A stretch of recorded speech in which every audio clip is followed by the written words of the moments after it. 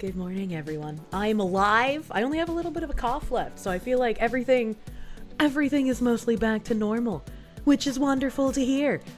It's kind of nice to be able to actually do different vocalizations again.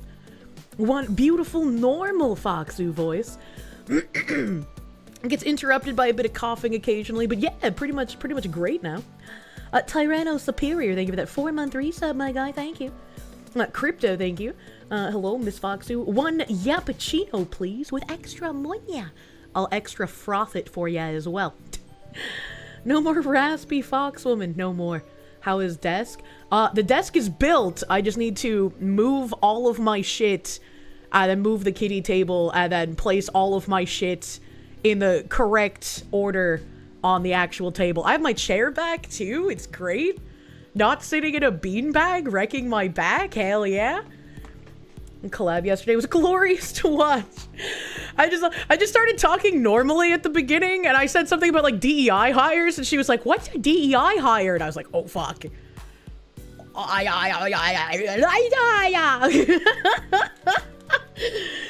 I was like, let's not get into that on someone else's stream. Whoops, you know, it's a little whoopsie daisy. You know, it's like when you accidentally say "fucking" in front of a kid at Thanksgiving. It's like, oh. I mispronounced it, don't worry. Had to pivot real quick, yeah. That was fucking mad. Lady Kirsche, you feel rotund from all the free food you got from Veterans Day, especially the barbecue. Oh, is today Veterans Day? Veterans Day is on 11/11. You guys get the quads, man? That's exciting. That's exciting, if true. You loved it when she asked about Moon Man. I was like, does Philly know? Does she know who, why did you, well, huh? The quad nods, true. Today's Veterans Day, also the day your big assignment is due. Hell, I can't help you with that one, unfortunately. Trump introducing a 50-year mortgage. Are we all indentured servants? I really hope he doesn't do that. I really hope this is one of those things where he says something absolutely ridiculous, realizes it's ridiculous, and then it's like, nah, we're not gonna do that. Because, like, that would be pretty fucking awful. A 50-year mortgage at that point is basically just paying your rent. Like, your interest is gonna be fucking wild at that point. Like, people who take on 30-year mortgages, they don't plan on carrying that mortgage for the full 30 years. And obviously that would be the same idea with a 50-year mortgage. But when you say that, you think about intelligent people who have the ability to think ahead taking under those mortgages. The vast majority of people are not intelligent enough to think ahead. So they're going to be locked into that 50-year mortgage, basically paying the banks and lenders. Like, the 50-year mortgage does not actually help any individual person. It helps the banks and lenders. So I really hope that doesn't happen. You went with a 15? My dad's advice to me was get a 30-year mortgage and then treat it like a 15. Ideally, I wouldn't even have it for 15, but I have no idea, like, what my income will be, because I have, you know, a volatile job. You know, the tube of you sucks. It's Josh from Brooklyn. Hello, Josh from Brooklyn.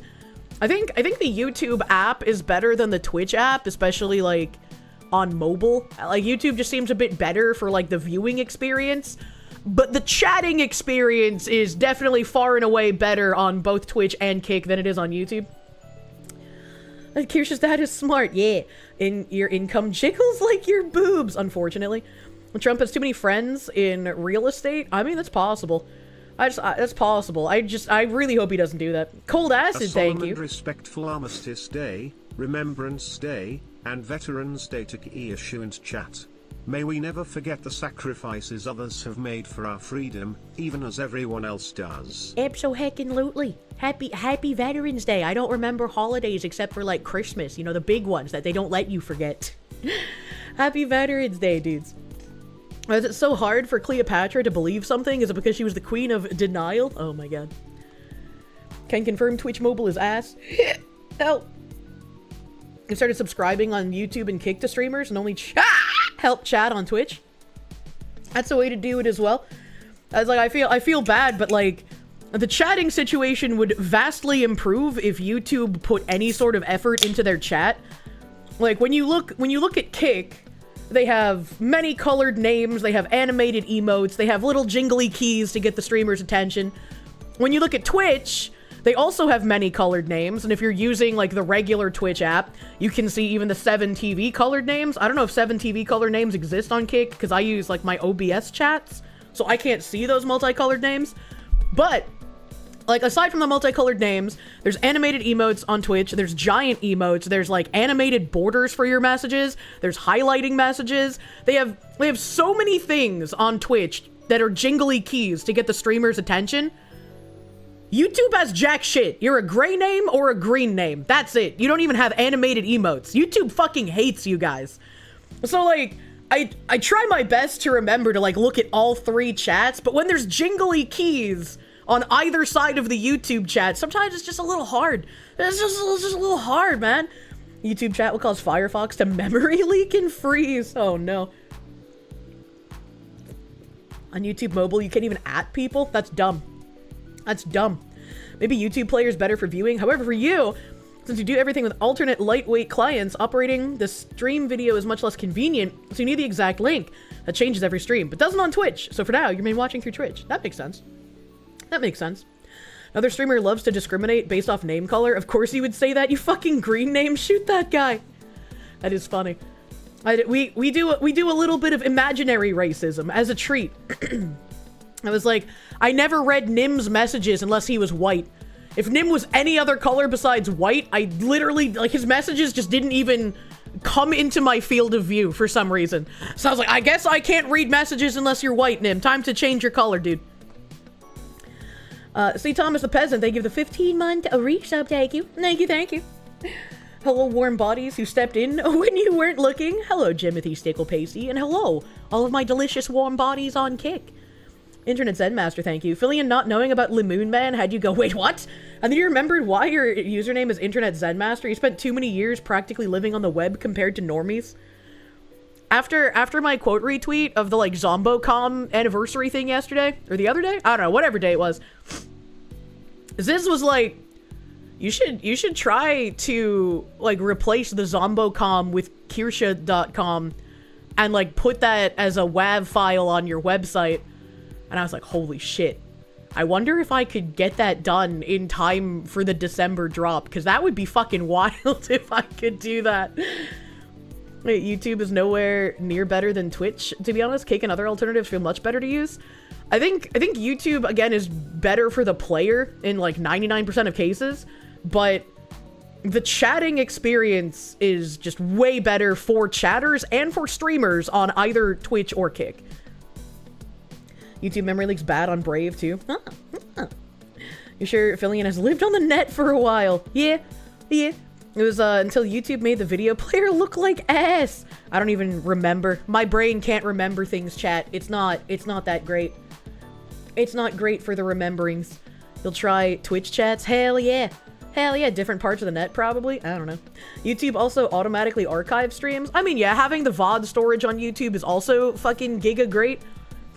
But, I mean, if I wanted to watch a stream, I would probably choose YouTube. If I wanted to chat in a stream, I would choose either Twitch or Kick, depending on what was available, right? Because, like, Twitch and Kick are pretty similar. Twitch has a bit more jingly keys to get the streamer's attention than Kick does at the moment. But Kick also counts you as a warm body. So if you're in a Kick chat and the streamer you're watching is partnered, they're just getting, like, passive American penny dollars for your existence. So that's a pretty good way to support someone. So it's like, you know, back in the day, before Twitch got super crazy with their advertising, whenever I would watch a streamer that I really liked or I was friends with, I would turn off my ad block, because if you have ad block on, Twitch still gets the revenue for the ads that you're not seeing. The streamer's the only one that gets cucked. So I was like, well, I still want them to get, like, their 3 cents off of me, you know? So I would turn off my ad block, but then Twitch went literally fucking insane with the amount of ads, and I was like, I can't do that anymore, man. Like, I can't do it.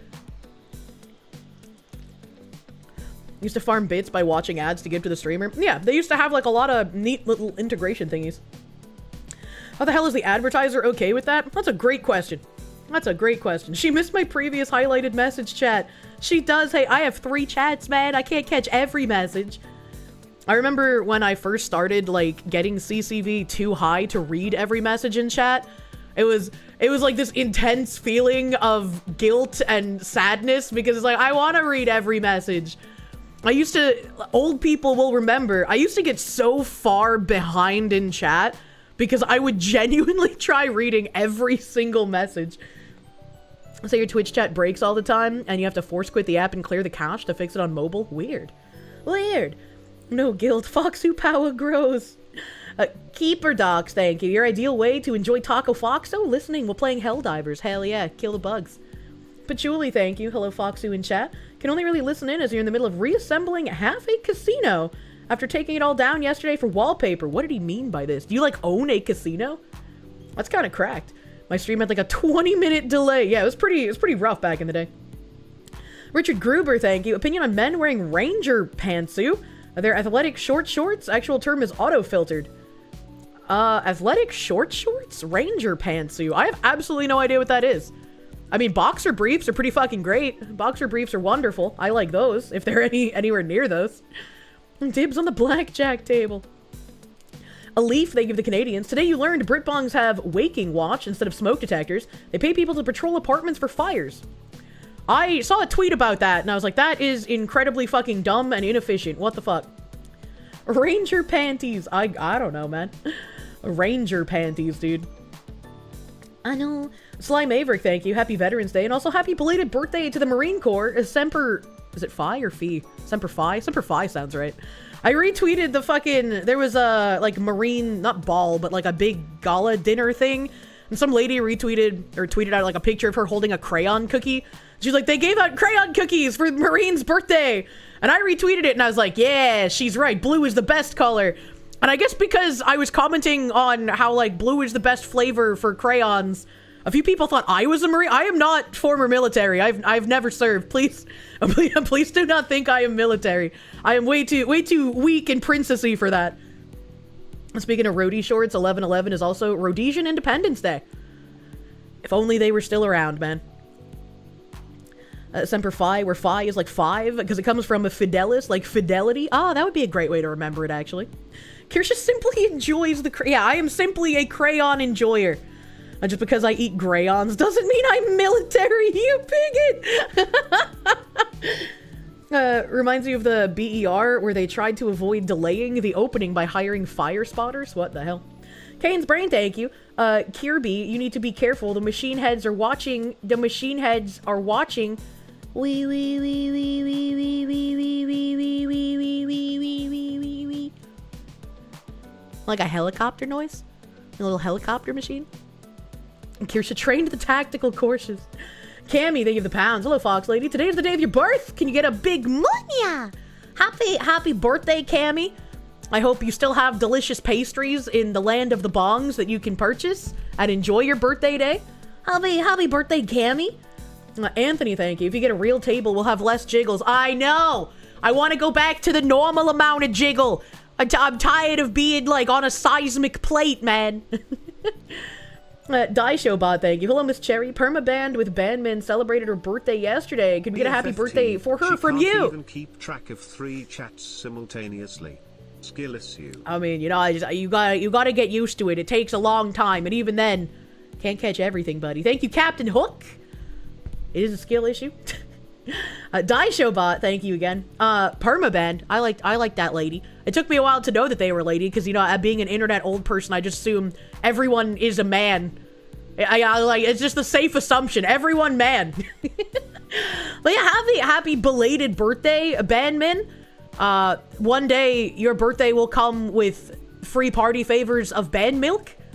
I feel like I made a band milk joke on one of their birthday posts in years past, so I gotta keep it going. Happy belated birthday, dude.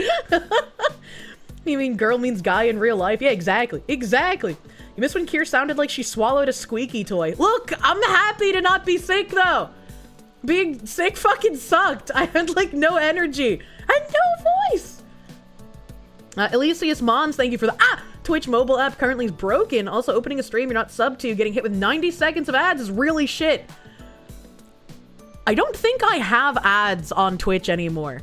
I haven't gotten ad revenue since June. I'm assuming because of the way I have my stream tagged. So I don't think people are supposed to be getting pre-roll ads anymore. I've told Ziz to stop running the ads at the beginning of stream, because we used to run 3 minutes of ads while I was on my waiting screen, because that would disable pre-roll ads for a full hour. And the majority of people who end up coming to stream, they come early on and they just, you know, put me up in a tab in the background and whatever. So we would at least try to get rid of the ads for pre-rolls for people who weren't subbed or coming in at the beginning of stream for an hour. You're not missing anything when it's just a waiting screen, right? But I had him stop playing ads because a lot of people were saying they hadn't even seen ads on my channel in ages. And I was like, well, it's a good thing if they're not playing ads on my channel, because I'm not getting any money from it. So let's just stop playing those ads at the beginning and see if no ads keep happening. You've not been subbed for a while and you got exactly 0 ads ever. Good. Good. Can we get Kirsche merch ads? Those would have to be embedded, like Caleb Hammer's ads, though. Twitch has been playing turbo ads on Asmon's stream without paying him for it lately. See, that's fucked up. If you're going to play ads on a streamer's stream, they should be getting a revenue split from it. You don't see ads here, but the ads on Twitch Mobile are god-awful. I can only imagine. Ads have always been weird for you on Twitch, but then you got a gift sub for a bunch of months. Hell yeah. Chaika Trabant, thank you for... Wait, no, Ikaron Hate, thank you for that gift sub to Chaika Trabant 3 months ago. Twitch, you bait me! Hope you're doing well. You had a really weird dream. You met Obama at a hotel resort in the moon, and you were talking about random stuff. He told you about how he's making loads in sports betting. What the heck? Admin doesn't care because I cost them millions of dollars in hosting costs anyway. Yeah, I don't have Asmongold's like 40,000 concurrent viewers. So I don't cost Twitch all that much. If I did, I'd probably care a little less, but I'd still be like, I don't want you playing ads for my audience if I'm not getting anything out of it, you know? Bro, I left some cans of iced tea unopened on my desk, and I opened one before stream, and it is as cold as if I had left it in like a cooler with ice cubes. That's kind of cracked, man. We found out that a Christian apologist he used to listen to a lot raped his wife. Okay. Before they were married, punched her in the face in front of his crying daughter. It's not a tirade about wanting to piss on people's mothers and help jihadis rape them. What the fuck are you talking about? Why do you all watch on mobile? Are you masochists? I'm assuming they're at work. I'm assuming a lot of the mobile viewers are because they're at work.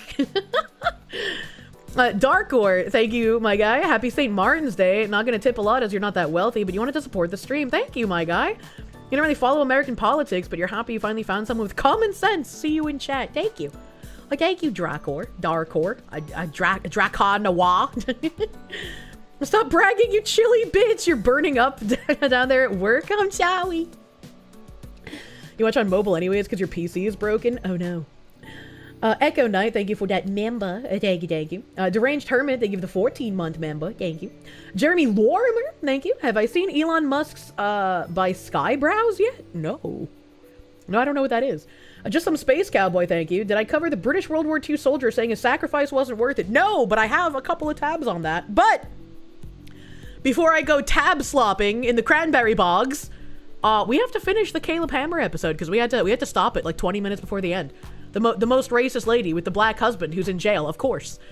Battleizer, thank you. Happy Tuesday. Monya, thank you.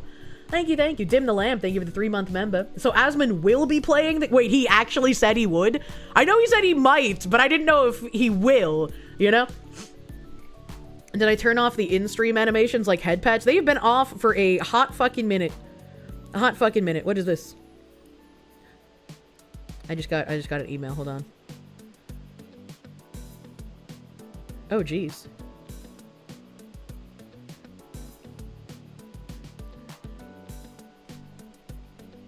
Jeez.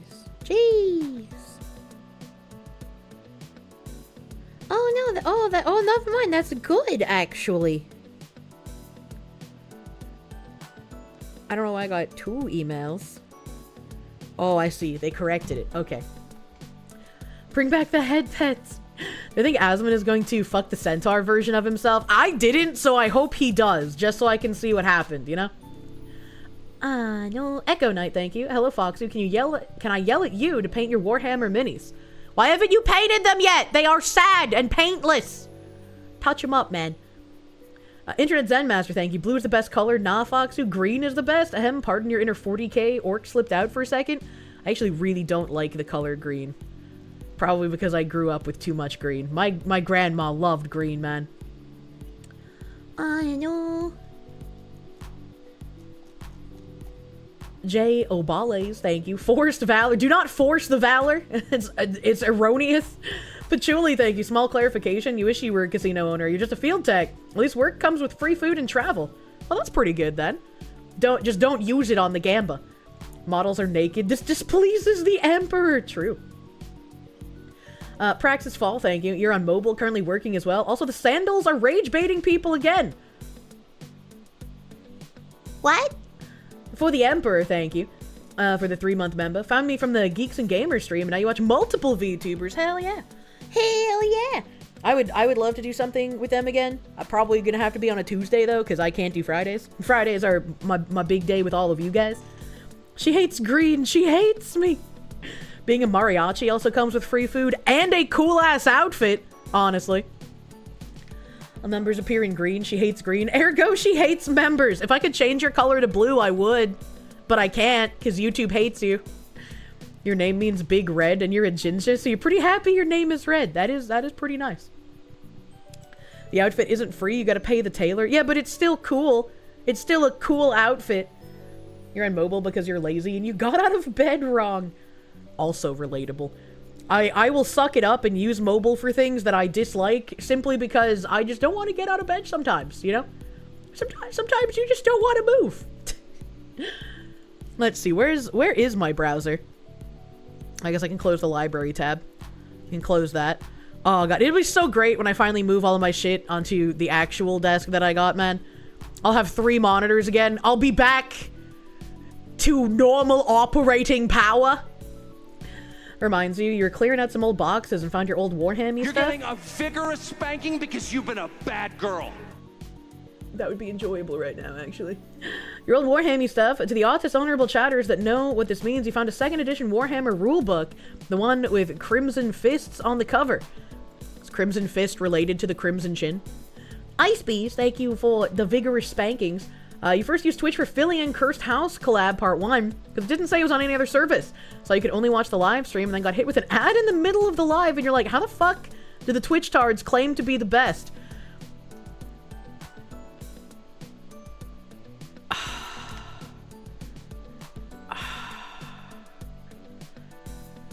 I'm gonna read one article before we watch Caleb Hammer.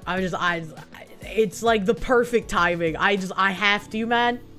Praxis Fall, thank you. Sandies, not sandals, coconut. Wait, what are Sandies and why are they rage baiting people again? What does that mean? What is that? The Emerald fucker, thank you. Then what do I think of your name? I mean, emeralds are okay. They're not like my go-to gemstone. You know, I prefer Tanzanite. Tanzanite is my favorite gemstone. Seth Sewell, thank you. Hey, Kirsche, you finally got a job booked for the military. You're going to basic training in December. I didn't know they started basic training that late in the year. That's interesting. Good luck. I hope you do well. I hope you do well. Emerald fucker sounds like a Steven Universe fan. I just assumed they were someone that either really liked Minecraft or probably made soy jacks. I don't know. And Kirsche is a gem. Right, noted for the engagement ring. Pokemon Emerald was peak. I'm gonna have to stop you right there. That's cool and all, but like Gen 2 Pokemon was the superior Pokemon. You like rubies? Also diamonds are pretty cool. You prefer a nice forest green. Yamoinia. Oh, Alstrix Helsing, thank you for the 1,000 fucking biddies, thank you. YouTube wouldn't let you pay for a super chat on my anniversary, and Sundays are D&D day with the boys, but you wanted to let me know how much my streams have helped your mental health, just knowing you're not the only one seeing all the political BS. Really hope this works. It's the first time using Twitch. Hell yeah, thank you. Thank you, my guy.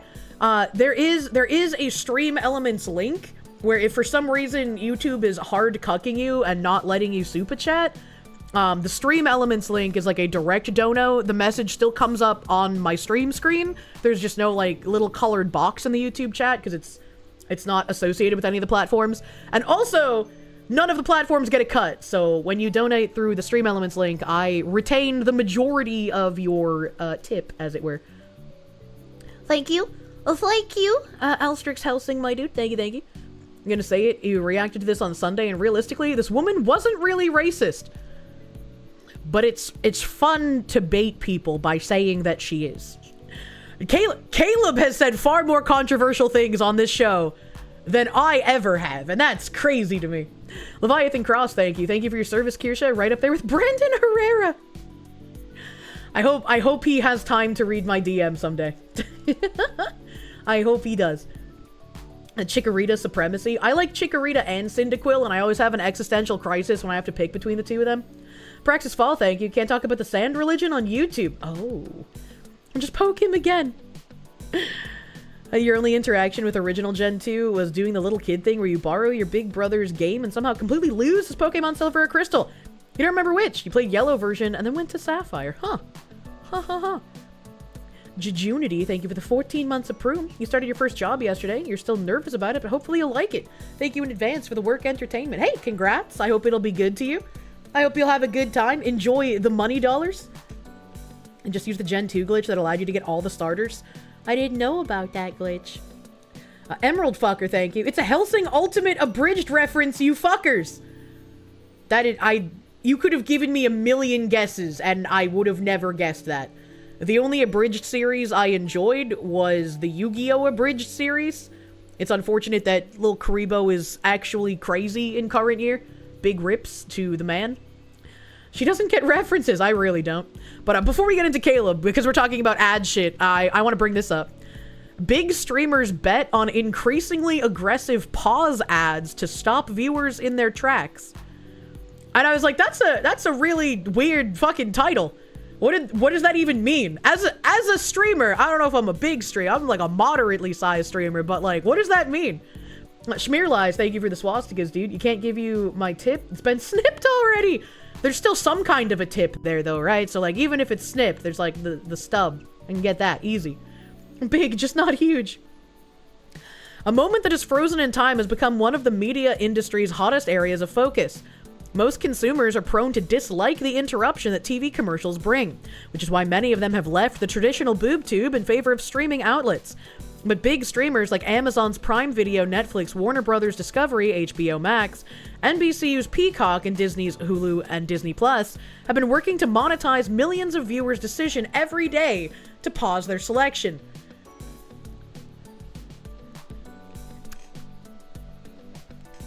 How dare they orient the title this way and talk about big streamers bet on aggressive pause ads, and then they're just like, well, actually, we're talking about streaming services. How dare they bait me? But, yeah, we'll finish the article. Already paying for the damn service. The fact that eventually they started charging, like, differently for, like, ad and ad-free was a little weird in the beginning. And now the price differential is a little crazy. Max headroom is getting closer to reality every day. You await someone exploding from a blip vert? I don't know what that means. Speaking of ads, YouTube has been giving you 3 ads now. Some are unskippable. I don't have ads set to play on my live streams, and I know Ziz has to go in and edit the ads for the VoDs, because YouTube puts like literal hundreds of ads on my VoDs, despite me being like mostly ad restricted. So calling them streamers is something you've only seen in the last couple of years. Yeah, it's a little weird, a little strange. Let's see. With ads of various sizes and shapes popping on screen just a few seconds after the action stops. A pause, after all, isn't forced on the audience like a traditional commercial break. And media companies hope consumers will be more willing to consider ads that surface on screen only when they choose to make their video halt.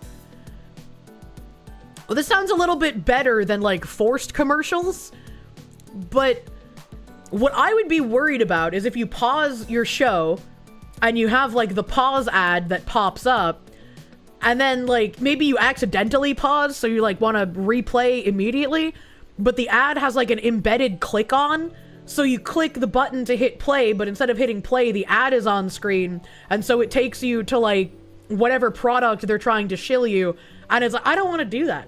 I don't want to do that. Pre-roll and display ads are automatically inserted when monetization is turned on. I have monetization on for streams, obviously to allow supas and members. Display ads make sense. I didn't know they had pre-rolls for streams, man. Because whenever I go to my YouTube dashboard, I get, like, assaulted constantly by, like, the little ad button. And they're like, hey, now's a good time to insert ads. Do you want to insert ads? Do you want us to insert ads for you? We can do it automatically. Play some ads, please. So, like, I don't even, like, look. Yeah, I have, like, a flag here, too, that's like, you should set up automated ads to help you earn more while optimizing the experience for channel members. No, turning on automated ads is not optimizing the experience for people. It's like the exact opposite, YouTube, you freaks. Kane's brain, thank you. Why are we talking about pausing? Shh. How did I not know that? Because I don't get ads on YouTube. I don't get actual ads. I only get like the embedded ads, like Caleb's little thingies that he shills. That's because their other option on that page is for mid-roll ads, which I have set to manual, meaning we never trigger it, so it's basically off. Yeah, I didn't know that there were pre-rolls. Interesting. They really are just like cable now. Annoying. Annoying like cable now. Why? This is kind of obnoxious that I can't read this because a still image of New Girl stars Hannah Simone and Lamone Morris is in the way. Disney was the first to try pause ads on Hulu in 2018 and worked to ensure they didn't take up too much of the screen and didn't block the programming that a subscriber had stopped. Many of the streamers have moved past this phase of cautious experimentation and are now running or testing ads that take up a full screen and come with many interactive bells and whistles. See, I don't like that. I don't want interactive bells and whistles on my ad. I want to be able to just ignore its existence. Zlyzon Doppelganger, thank you. Picked up some Spice Bomb. Well, as a 48-year-old lifelong incel, you have no women to try it on. It does smell nice. I guarantee you will start getting compliments out in public. There's just no way around it. Even some of my friends who have picked up Spice Bomb, when I've been like out just like hanging with them, there have been people who have come up and been like, hey dude, what's your cologne? Or like a lady will be like, oh, you smell really nice. Like it just works, man. If you build it, they will. If you wear the Spice Bomb, they will come. You make entirely too many life choices based on avoiding ads. Same. Praxis Fall, thank you. Can you get ads for fembot waifus, please? I do not wish for fembot waifus to play ads in the middle of coitus. White Wall Tires, thank you for those 10 gift blankets on Kick, dude. Thank you. Thank you, thank you. You got Spice Bomb the other week and your wife loves it. You're welcome, Squoots' wife. Feared Goblin, thank you for the 26-month resub. Thank you. Remember the console patent that pops an ad and has you stand up and scream McDonald's so the ad goes away? I remember. Zlyzon Doppelganger, thank you. Public weeps and works at home with no social life. You must ask, why do I call them blankets? It's a gift box icon. I call them blankets because the people on Kick are warm bodies who get me paid passive American penny dollars. And so blankets keep them warmer. So when they get gift subs, it's like a gift blanket to make them even warmer for more American penny dollars. That doesn't actually work that way. I just like the analogy. Fellas, find a good cologne and use it if you're around women, smell good for them and yourself. Washing your ass is a prerequisite, though. So do that. I even get, like, nervous women. I think my favorite compliment on my perfume was, there was, like, a lady who was, I guess, following me around in a grocery store, trying to figure out what my perfume was by smelling it. And she was too nervous to come up to me. And so when I was in the checkout line, her boyfriend came up to us with like her kind of hiding behind him. And he was like, hey, my girlfriend really likes your perfume and wants to know what it is so she can buy it. I was like, that's so cute. I love that. I've been wearing Armani C, like just the default C, for many years, probably since like, when did I work at fucking Macy's, man? I was like, still a legal teenager, but still a teenager. So I've been wearing it for a very long time. I have a bunch of different perfumes that I like. Like I have, I think it's Mugler is the one that makes Alien Goddess. I have that one. That one smells really good. It's like a musky vanilla. I think it's Yev Saint Laurent makes a Black Opium. Black Opium's okay, but it's a little too old for me, I guess. Like, I would only really wear black opium at my age in very specific settings, but I feel like once I get into my 50s and 60s, I'd more regularly wear black opium. Like, it just makes me think of, like, older women, you know? And then what else do I have?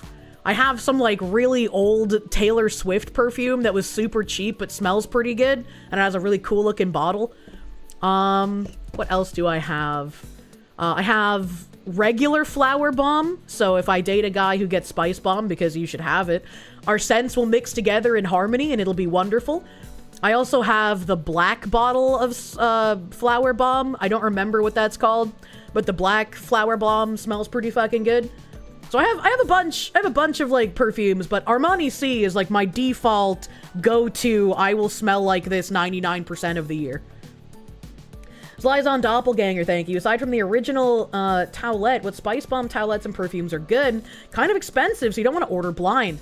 I don't know when they started making like 70,000 different spice bombs, but I've only really smelled the original, so I can't really have an opinion on the other ones. I would have to go to a department store and start sniffing them. Our scents will fuck like we will and make a beautiful scent baby, true. Fragrantica is a great place to look up colognes and perfumes. Yep. Matt Larson, thank you. You picked up Spice Bomb on your recommendation. Maybe they should just sponsor me one day, you know? I do so much shilling for them because I just love it. Your wife has some Jessica Simpson body spray from 2005. I'll have to take a picture of it once I have, like, my apartment back, right? But I have so many sprays from Bath & Body Works dating back to, like, when I was in middle school. Like, watching the shapes of their bottles change, the sizes of their bottles change, and the price go fucking crazy is really wild. Because I have some bottles that are so old from Bath & Body Works, that the price on them, I think, was, like, under $5. And now you can only get them under $5 when they do, like, their semi-annual sales, and they're just like, oh, everything's, like, $4.95 now. What's the etiquette for sniffing in the department store, like, say, Macy's? The perfume and cologne counter people will be ecstatic to help you smell things. And you know you're at a good perfume counter when they have coffee beans. Because what you're supposed to do is, like, they spray a perfume or cologne on, like, a little scent stick or a paper thingy. You smell that, and then to clear your nostrils, they'll have jars of coffee beans that you smell in between smelling the different perfumes and colognes. Used to date a girl who swam in that stuff. Now you get a splash of it for 20 bucks. Oh my god. Your leather jacket is a Tibor jacket from the 80s. You don't think that brand is around anymore. Unlucky. Unlucky. It's like pickled ginger for sushi.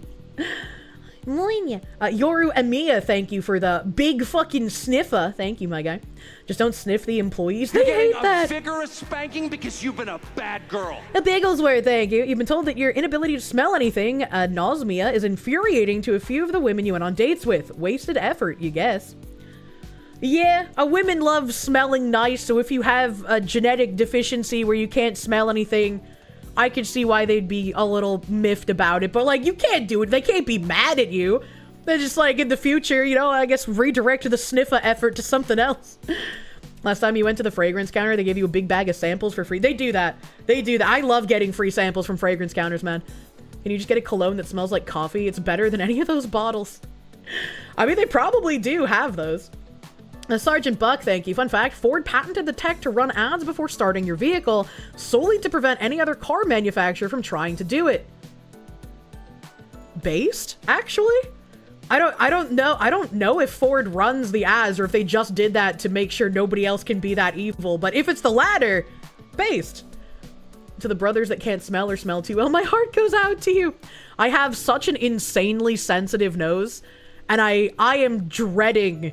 I do not want to be like my meme, because my meme, she can't have anything scented in the house because it, like, bothers her sniffer.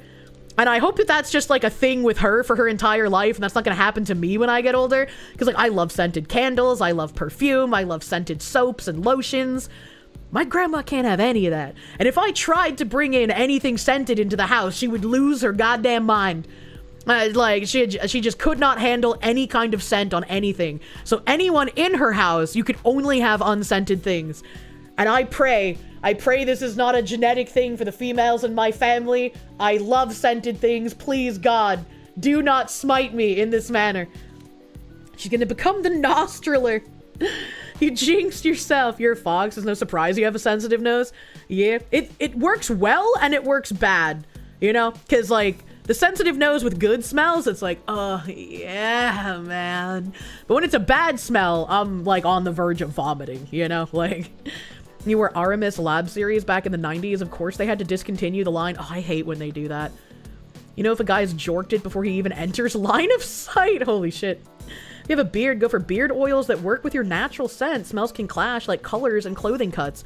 This is why it's always a good idea to, like, try how stuff smells on you. Because sometimes, if something that smells, like, really good on, like, the little perfume or cologne trial papers, or smells really good on a lot of people, sometimes it just won't mix well with your natural body scents and pheromones and whatever the fuck comes out of your sweat, right? And so sometimes a scent that's usually really good just doesn't work for you. And it's really sad when that happens. That's right, experimentation isn't just for college girls and scientists. Oh my god. Hi, Kirsche. Hello. DRT is king. Thank you. Help. You cannot smell a perfume. It all smells like chemicals. The more expensive it is, the worse it smells in your experience. You detect chemicals like a bloodhound, but smells that are good or bad, nothing. It's really weird. I'm sorry that you have that disability. Charminator, thank you for the 10-month member. You like very light perfumes on your wife because your sense of smell is really strong. Also 10 months. Millennia. I think I talked about it like a week ago, but I've been using this body wash that smells like a mocha coffee. It smells so good. And because I've been using the mocha coffee body wash, and it has a very strong scent that, like, lasts through the entire day, it's crazy. I love it. Instead of wearing Armani C like I usually do, because that's a bit, like, sweeter, lighter scent that I don't think would mix with coffee too well, I've been wearing the Alien Goddess a bit more. And the Alien Goddess, like, vanilla mixing with the mocha coffee, it is to fucking die for. I just want to eat myself all day, every day. And I have gotten quite a lot of compliments on how I smell when I'm outside doing errands. There's a lady near you that makes oils and deodorants, and she sells at farmers markets. Her black pepper allspice deodorant works really well on you. It was unexpected. That's cool. That's cool. You've learned that you smell like a bourbon-scented golden retriever, so woodsy scents are the best. That's interesting. Hey, your brother's allergic to pretty much all scented shit? Oh, that fucking sucks, dude. You wear an Alien Goddess. Hope the aliens are okay with that. I'm pretty sure that's what it's called. It has a really cool fucking bottle. It has a really cool fucking bottle. Let me see if I'm making it. Alien Goddess. And I think it's Mugler that makes it. Yeah, okay. I am correct. I'm not going crazy. And there are just like Spice Bomb and Flower Bomb and Armani C. There are a bunch of different alien perfumes now. It also looks like there are multiple Alien Goddess perfumes now. I wish they would just get new names instead of doing this weird shit. Oh, I meant to open this image, not the tab. Hello, give me the full image, you whore slut. No, don't open a website. Image. Now I'm gonna have to go back and find this tab again.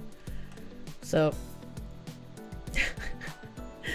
this is the perfume. And I just have the regular Alien Goddess. I just have this one. It says floral ambery woody, but I promise you this smells like vanilla. Like 1000%, I promise this is vanilla. I don't know why it says floral ambery woody. It is a vanilla scent.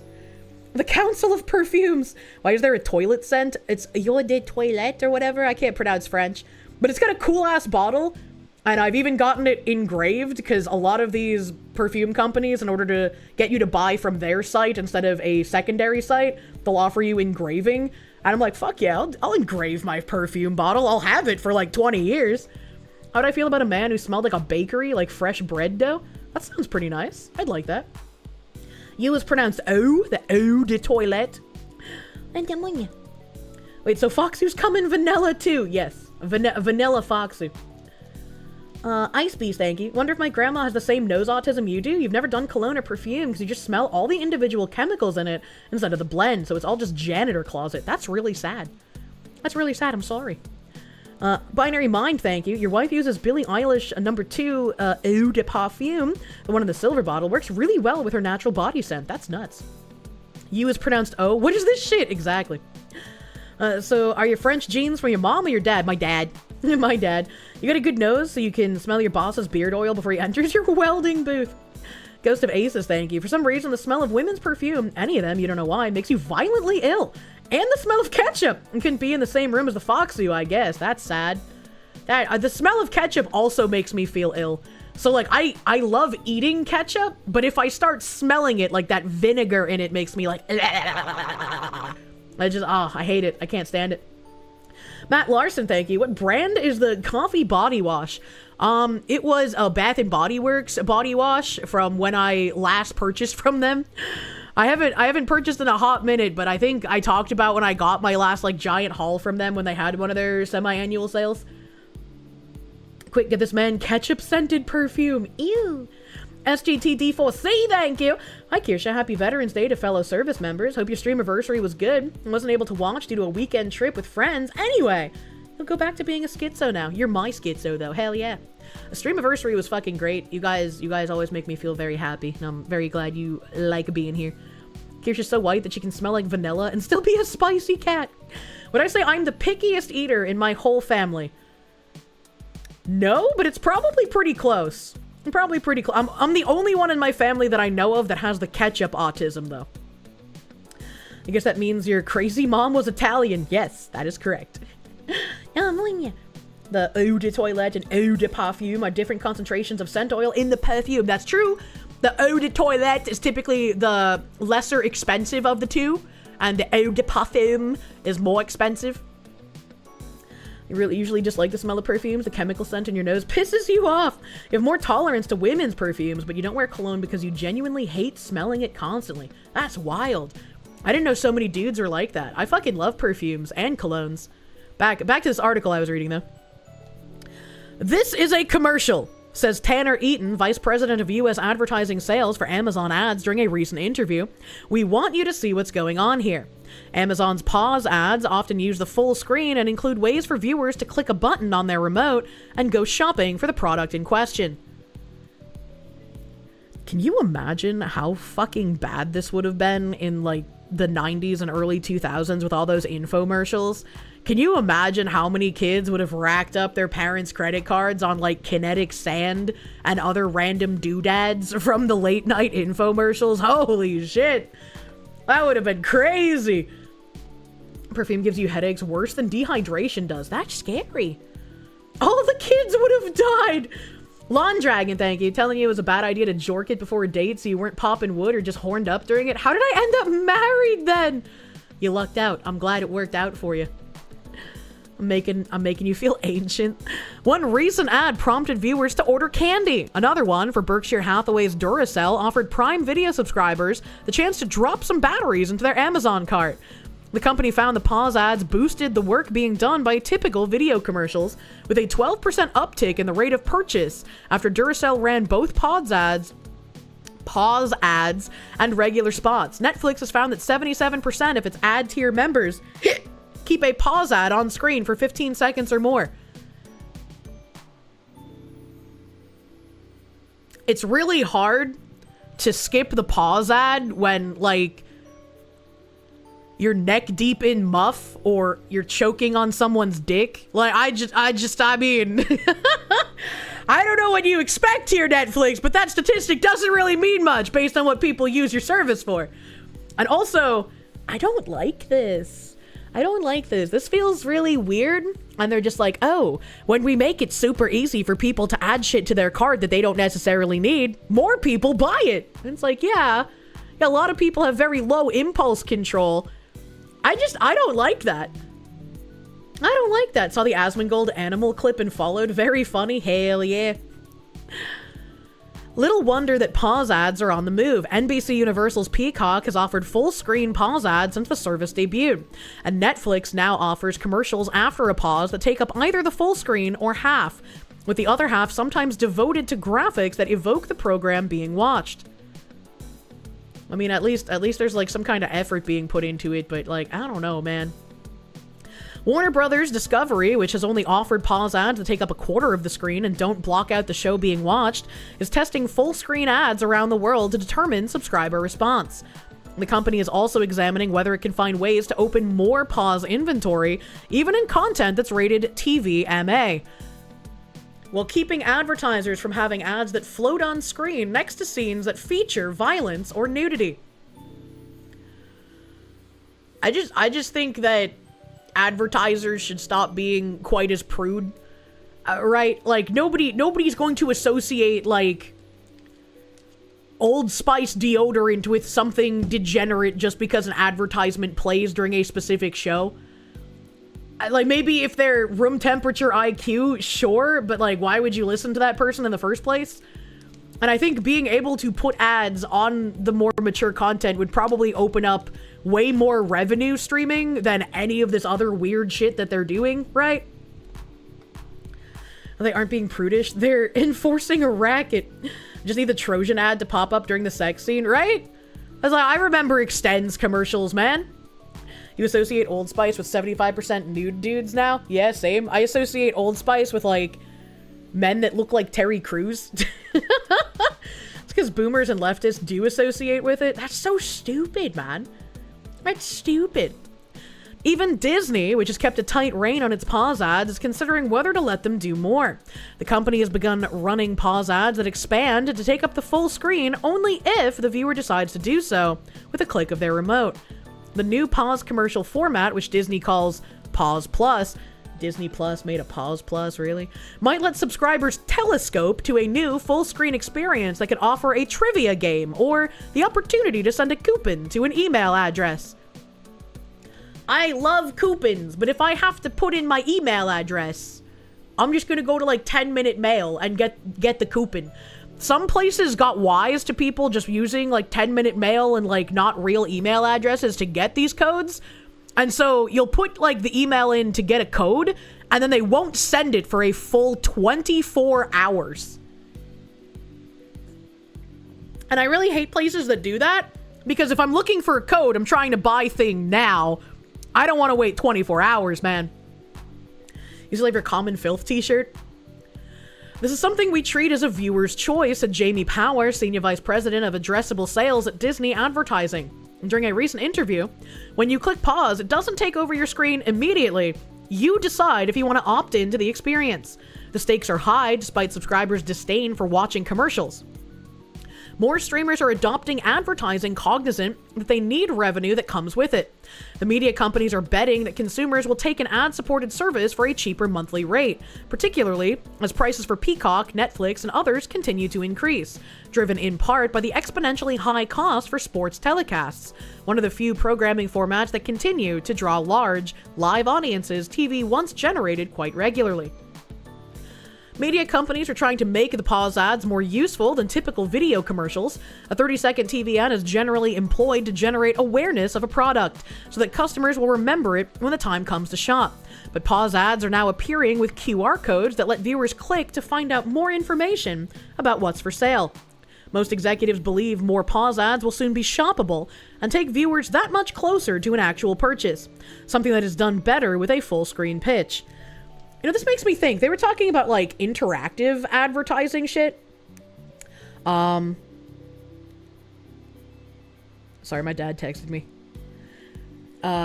This made me think, like, they're interactive advertising shit. When you play some of the free games on your phone, like, when I played Pokemon Go regularly, there was an app that you could download that was, like, an IV checker. I don't remember what it was called. But there was an IV checker app that when you downloaded it, you could use it normally or you could pay for premium. If you didn't pay for premium, every time you opened the app, you had to watch an ad for another game on the Play Store. And a lot of these ads for the games on the Play Store had you like interact with the ad itself. So you could play like 5 to 10 minutes of the gameplay, and then it would kick you to the App Store and ask you if you wanted to download. I hated these because they oftentimes when you would like decide to look up the game just to be like, I wonder how accurate this is, what you would end up playing in the preview ad was almost never what you would end up playing as the actual game. And so these companies even figured out a way to like bait people into giving them more downloads by putting a game loop that doesn't actually exist in the real game in the advertisement. And it's just like, I really hate things like that. And how is it legal? I hate ads. I hate advertisers. I hate the Antichrist. True and real. And futuristic space place shooters. Chibi Netsuke, thank you. You have a silent allergy. I have a scent allergy. If you use soap or laundry detergent with scents, you'll sound like Foxy from last week. So you've never tried cologne. Not as bad as your mom. She's like my grandma. I'm sorry to hear about that for you guys. I feel like if I lost the ability for scents, life would just like, the quality of my life would go down significantly. I just love scented things, man. Absolutely. I love being able to smell when things are cooking. I love candles. I love smelling like when you put up a real Christmas tree or you bring flowers in the house. And the last time I got a bouquet of flowers, they were like these beautiful like blue and white roses. And they smelled so good. And I would feel so sad if I couldn't smell these things, you know? The Ghost of Aces, thank you. Disney Plus made a Pause Plus. Disney's are just degenerate furries confirmed. True. The smells are like flavors that don't make you fat. Exactly. I don't need your sense of smell to actually taste the food, though. I mean, you do. You do. Scent is a big part of, like, what food tastes like. That's why if you hold your nose, you're gonna be able to eat a lot more of something that you don't like. And when I have to eat, like, medication that's cherry flavored, I don't like the medicinal cherry flavor. So I will hold my nose and I will drink the medicinal cherry and then I will drink like water or something to kind of get the flavor out of my mouth. And then I'll release my nose and everything will be fine. Natural scents like a bunch of flowers are fine, but strong perfumes or colognes kill you. Yeah. It's why food tastes bland when you're congested. True and real. You like pine smell, you stock up on Febreze and other seasonal items while they're out, so you have it all year. Scent to 60%, if not more, of your sense of taste. I don't know the percentages, man. I just know that it matters. Nasal Kirsche is a younger Fran Drescher. Why do I sound the same when I know I don't sound, I can hear that I sound different. What do you mean? I know when you...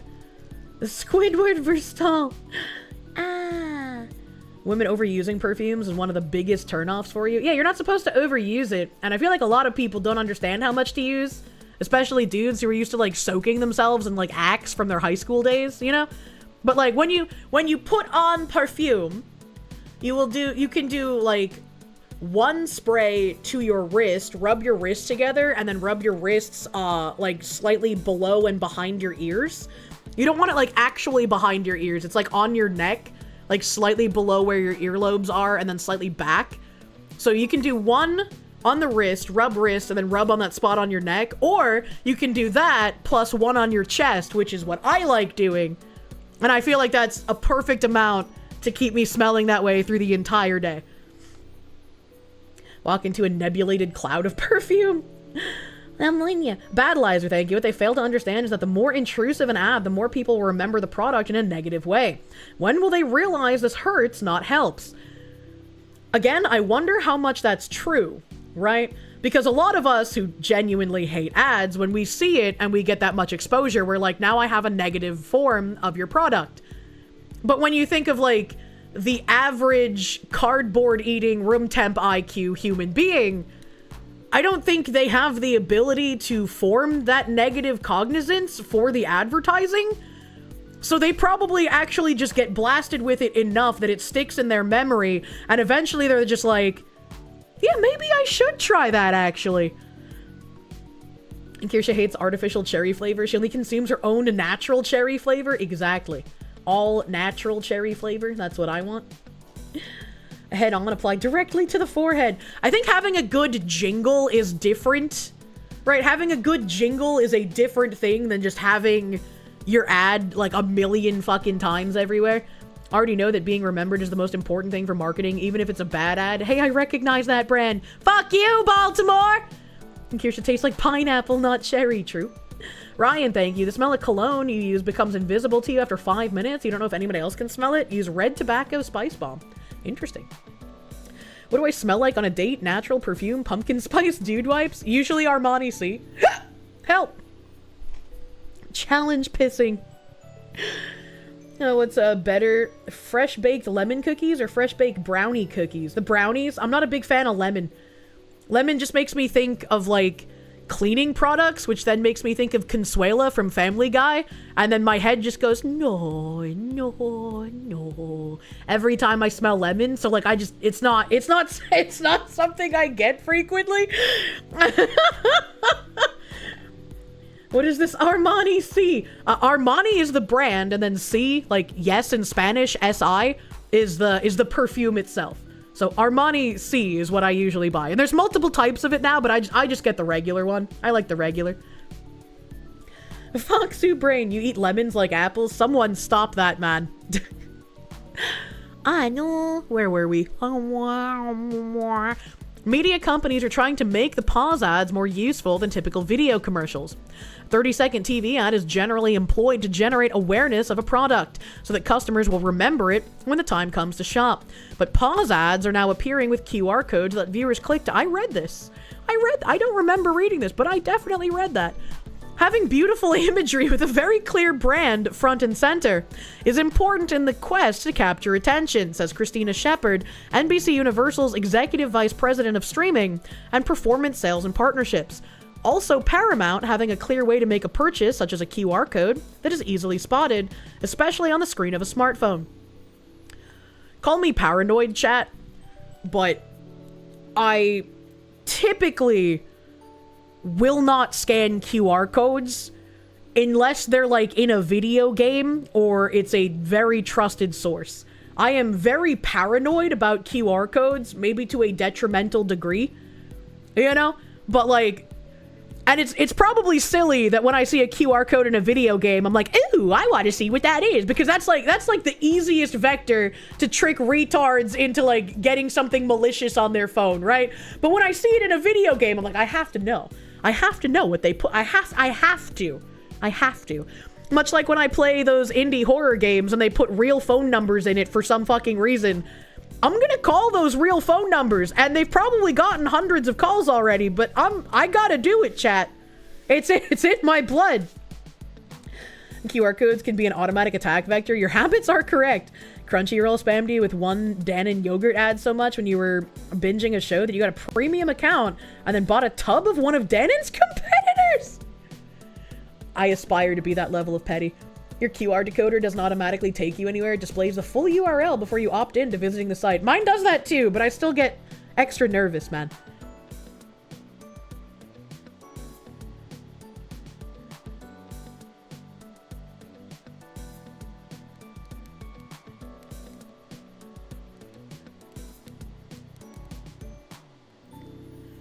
Sorry, my dad was asking me questions. You exclusively use QR codes to rickroll. You memorize several in your head. When aliens scan your mind, they will suffer. Oh no. When it comes to pause ads, many companies see a need to jump, and quickly. The companies are gearing up for an influx of live viewing, particularly as more sports move to streaming venues like ESPN's new direct-to-consumer service, or Fox One. Many are testing other live formats, such as a stream of the most recent Rock and Roll Hall of Fame induction ceremony that was on Disney Plus this weekend, on Disney Plus this weekend, or celebrating a special Saturday Night Live concert at its 50th anniversary streamed on Peacock earlier this year. If the companies can make pause ads more appealing, says Power, they can really prove that good ads aren't interrupting the viewer's attention or taking people away from storytelling. The best pause ads, she says, will be more thoughtful, more relevant, and will give streaming audience the choice of whether to watch them or not. Meanwhile, other experiments are already bubbling. Amazon has begun to offer the format to local and regional advertisers, says Jen Donahue, director of local ad sales at Amazon Ads. Commercials from regional banks or community grocery stores can often be extremely meaningful to viewers, she said, and there's nothing more important than making it very relevant to the experience that I'm having as a viewer. Streaming services give advertisers the opportunity to understand the locations of where viewers are when they watch, and we can do that on the state level or down to the zip codes. See, I'm torn here.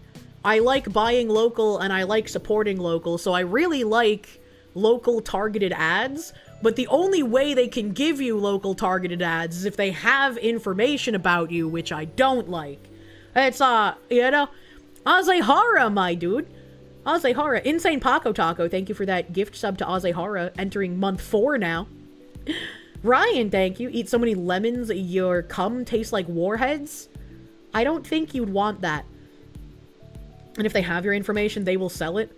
Unfortunately, even the government does that. It seems like you can't escape people fucking with your information no matter where you go, man. How many times has an ad made you want to purchase the products in them? I mean, like, occasionally I'll see browser ads in places that my ad blocker doesn't block them. And I'll be like, oh, that's interesting. I might like to buy bed sheets from this company, but I'll have to see if they're Chinesium first. Or, that's interesting. I might like to buy something from this small independent company, but I'll have to see if they're Chinesium first. Like, whenever I see a small, what looks like an independent company, my first thought is I need to see if they're from China. Because, you know, like, Facebook had all those ads for, like, the Chinesium clothing companies for ages. And my mom got suckered into buying a lot of those.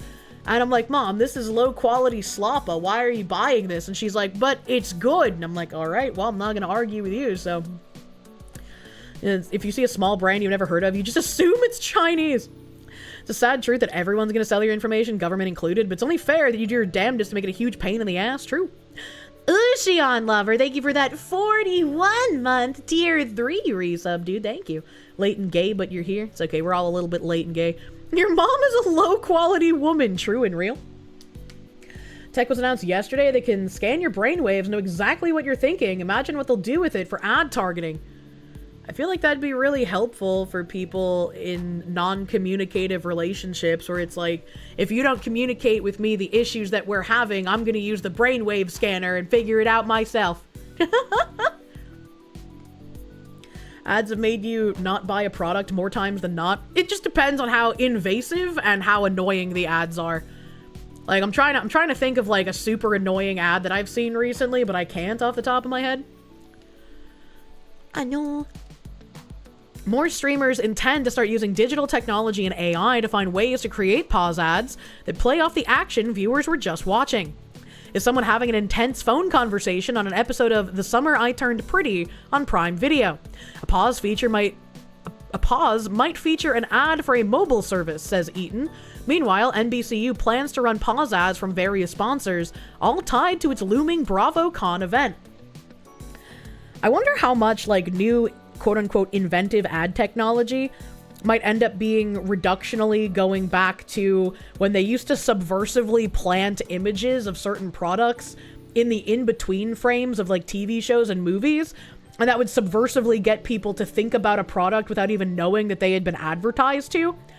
I'm wondering, like, exactly when we're going to get to that point. And I mean, sometimes it feels like TV shows or even streamers do that by, like, just the subtle product placement in their backgrounds, right? It was a really stupid ad for Slim Jims that made you permanently switch to Jack Links. What do you mean by used to? When did they stop? Wasn't there, like, a law that made it illegal to put, like, the subversive advertising in there? But considering current advertising is way different than it used to be in, like, the mid-1900s, they could probably find a way to get around that. Predict a lot of brain cancer in the future. Use code Kirsche for 10% off your gamer subs order. That's my commercial. Remember the Mike Bloomberg ads from the 2016 election? Every time YouTube went to ads, it was a Bloomberg ad, and you're pretty sure you're not alone, and that it further galvanized you against him. I don't even know who Mike Bloomberg is. Yay! 84, thank you for the 20-month member, thank you. Is the bunker bug free at the moment? I am just not near the bug zapper. Battleizer, thank you. If they can brain scan, next step is implant ideas, man-made horrors and all that. Yeah, I don't want the man-made horrors in my brain, dude. I already have too much of that. pause ads may also spread beyond a stop in the action. NBCU intends to put ads calling for a pause in actual commercial breaks on Peacock, says Shepard. These spots, which the company calls mindful moments, will use the same pause ad experience and ask viewers if they choose to take a beat. I think they mean break, maybe? I absolutely hate that. I think this is the worst thing that any streaming service has ever implemented, ever.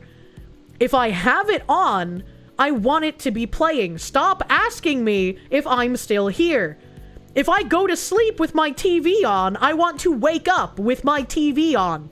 Stop pausing my content to ask me if I'm still here. Mindful moment. I'm gonna fucking vomit.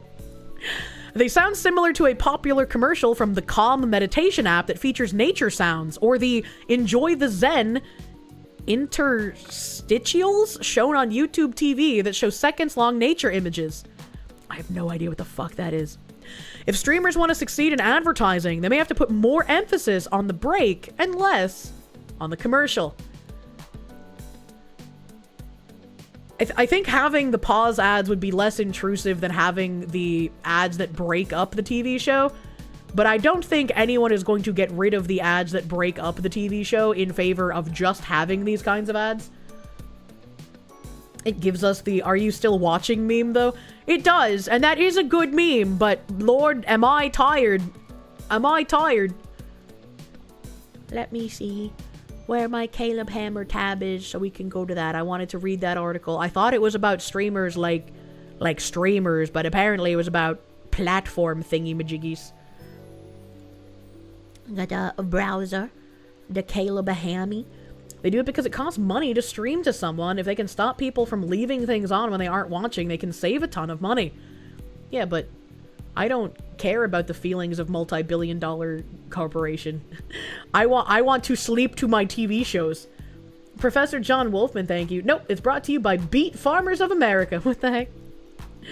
Ryan, thank you. Akira-style flash for adult diapers when we're 80! Not like this. I know when you... Probably more to not spend bandwidth on someone who's not watching. I mean, yeah, it's gonna save the money, but like, I don't care, man. I don't care, man. I know when you...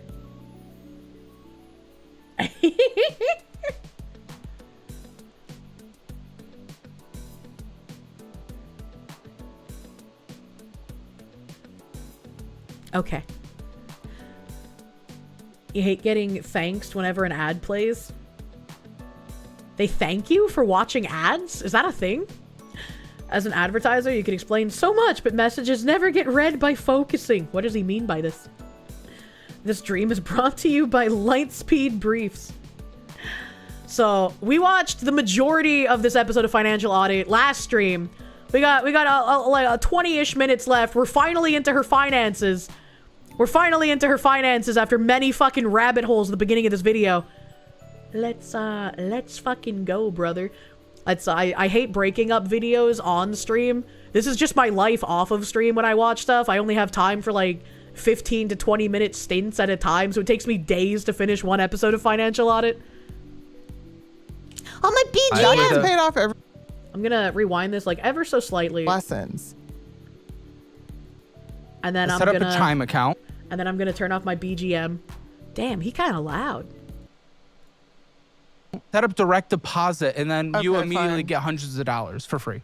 Oh, okay. Yeah, Great. so there you go. So instead of paying for the certification, do that with Chime, okay? That's a special link in the below. But set up that will provide at least through November, December, January. Okay. Like I'm confident that I will have things there. Like I have another cleaning position at the pool. I mean, that's cool and all, but if it only goes out to January, what are you gonna do after January? You need to have more stuff set up. Well, I mean, cleaning at the pool. Okay. Yes, I will. You're doing toilets. what you do. I will do what I have to do. And just saying, I can do swim lessons. Like I have probably 3 special needs clients that would take twice a week. I have probably 2 or 3 littles that would take a few times a week, and I have 2 adults, and I have one person who wants adaptive swimming. He has a spinal cord injury, and so I have that. So I have people that I can do the lessons. And like, I will, but I'm like, dude, I'm so burnt out on this. Yeah, I mean, I'm being told you've been asking clients at Slim Lessons if you could clean their house. Yeah. I appreciate. And I remember saying that is a good hustle. That is a good hustle. I think this is like the last thing we heard before I had to end stream. Darkest Day, thank you. You just opened a box containing your Donkey Mocker's keychain and mouse pad. Thank you kindly. Had to be resent due to the fact that your neighbor is a filthy heathen. And pardon your outburst. You'd tip more, but you can't at the moment. No problem, my guy. No problem, my guy. Did your neighbor literally steal your fucking Donkey Mocker's? That's crazy. I kind of want to know what his reaction would have been when he opened the box. What the fuck? Liaison Doppelganger, thank you. She sounds like a man mimicking a woman's voice. This is just like stereotypical teacher archetype, man. This is just what teachers looked like in the 90s. Derek Leininger, thank you. And behind a bit on stream, can women actually tell after you've jorked one, or is that a meme? Depends on how stanky you are, I guess.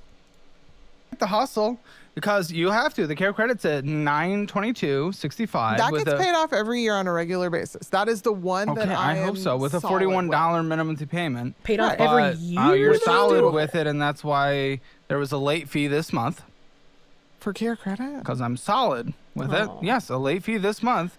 And not only that, but approximately a late fee, I'm going to say 6 months this year.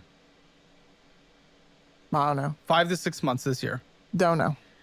She mentioned little. Was she talking about the kink? I didn't even hear her say it. I guess I fucking eyes glazed over, question mark? I don't know. Didn't hear her say it. But if she did, that's very weird. That's very weird. I don't know what this new phenomenon of like referring to kids as littles is, but it makes me very uncomfortable, and I don't like that it is happening more often. I have never in my life before the like past maybe 2 years heard kids called littles. Never in my life. So the fact that it's like becoming more and more common, it's very weird, and I don't like it. So confident in. Because every year I pay it down to 0. With swim lesson money, the first thing that gets every paid year. off. Listen, Yes, here's the every thing. year. Every year can quickly turn into we can't this year. That's just what I'm because it's saying. happened doesn't mean it's going to happen. I know, but I'm like, it's like, okay, I'm fully confident that by next summer we could be completely out of debt and like clear, possibly have a little bit of an emergency fund started. But from there, where is it going to go? Because it's like, oh, you need to get retirement. You need to. It seems completely overwhelming to me, especially like even attempting to buy a house. It's like at this. But she already has a house that she's living in. What does she mean by this? What does she mean by this? You've heard little ones, but never littles? Yeah, little ones I've heard, but littles was always like the fetish term. Fox who hates change. No, I just hate fetish terms being used for actual children. That's fucking weird. I think she's just speaking metaphorically. Just refilled the cup for your cup with GamerSup's pineapple flavor. Use code Kirsche for 10% off your order. Hell yeah. Hell yeah. That's what she is, even though she works seasonally and claims to want to do more. From the same people that invented the word maps. I have no idea who started doing it or why it's picked up steam, but I genuinely dislike it. Thank you, Walla Walla Bing Bang, my guy. Thank you. Probably comes from kink getting over-normalized. Then normies hear the term and think it genuinely means children. Maybe. Maybe, man. Rages the Lost Shark, thank you. You just offered to give your mother's woke co-workers deer meat. You're pretty sure one of them gave you the same look you gave the Jehovah's Witness the other day. What's wrong with deer meat? Why would he be upset about that? I don't understand. This point in time, why's that even a question? Well, because in the next 5 years, you know, my daughter will be 13. Mm-hmm. And you have a house. 2-bedroom. She can't share a room with her brother. And so fair. it's like, do I build onto the house that I have? But you can still rent there. Even this lady's being better than my mom. My mom was like, oh, you're a preteen girl? You don't need any privacy. Who needs privacy, man? You're going to sleep on the couch. Or definitely don't build onto the house. I don't know, but then if I'm renting, it's going to be at least $2,000 to get a 3-bedroom like apartment or duplex or whatever. $2,000 for a 3-bedroom? That's I just cheap. rather have a mortgage payment? Depends where everything is. I'm used to like 3,000 from looking at stuff in New England. It's like 2,500, 3,000 for like studio or 1-bedroom depending on where you're looking. So, as crazy as an insulated, removable, dividing wall. In the meantime, yeah, it's possible. At this point, it's still renting makes more sense usually. At this point, I feel like I'm going to be 60 and that's what I feel. Yes, you are on schedule for that. So that's what we need to fix. the deferred interest will hit, and some in a couple months, and a couple months more for the other ones. So that's pretty If bad. I can get to February without putting anything on credit cards, then the tax return will We've hit. already seen you do that on these statements. But Okay, this we have is a like Gap Dire card. Straight. Oh, Gap. Including $634 of purchases on this Gap card. That's correct. That is for clothing for Well, the winter. I know what it is. I know what Gap is, but that is still going against what you said you need to not do.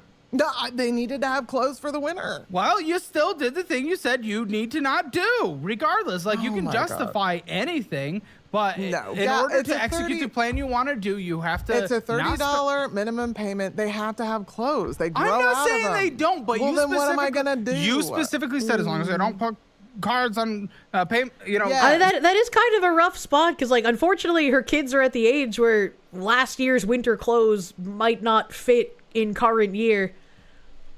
I don't know. They could try like a Salvation Army kind of thing, I guess. That's like the first thing that comes to mind. Where it's like, if I was in a position where I needed winter clothes and I couldn't afford them, Salvation Army comes to mind. Goodwill also. Thrift stores exist. She doesn't need clothes from the Gap though, but yeah, you get where both sides are. Yeah, she doesn't need them from the Gap. I agree there. You're correct. And then you You're immediately do. correct. So on multiple You're cards we've correct. looked at so far, this takes 2 years to pay off. By the way, No, $30 that'll be paid off by next. Okay, it will, and then it doesn't, and then we are where we No, are today. Come on, Care look what Credit and Gap- you have Care done Credit until and this Gap time, are always paid off. and then they're always brought back up. So that means nothing. But what's the problem with that?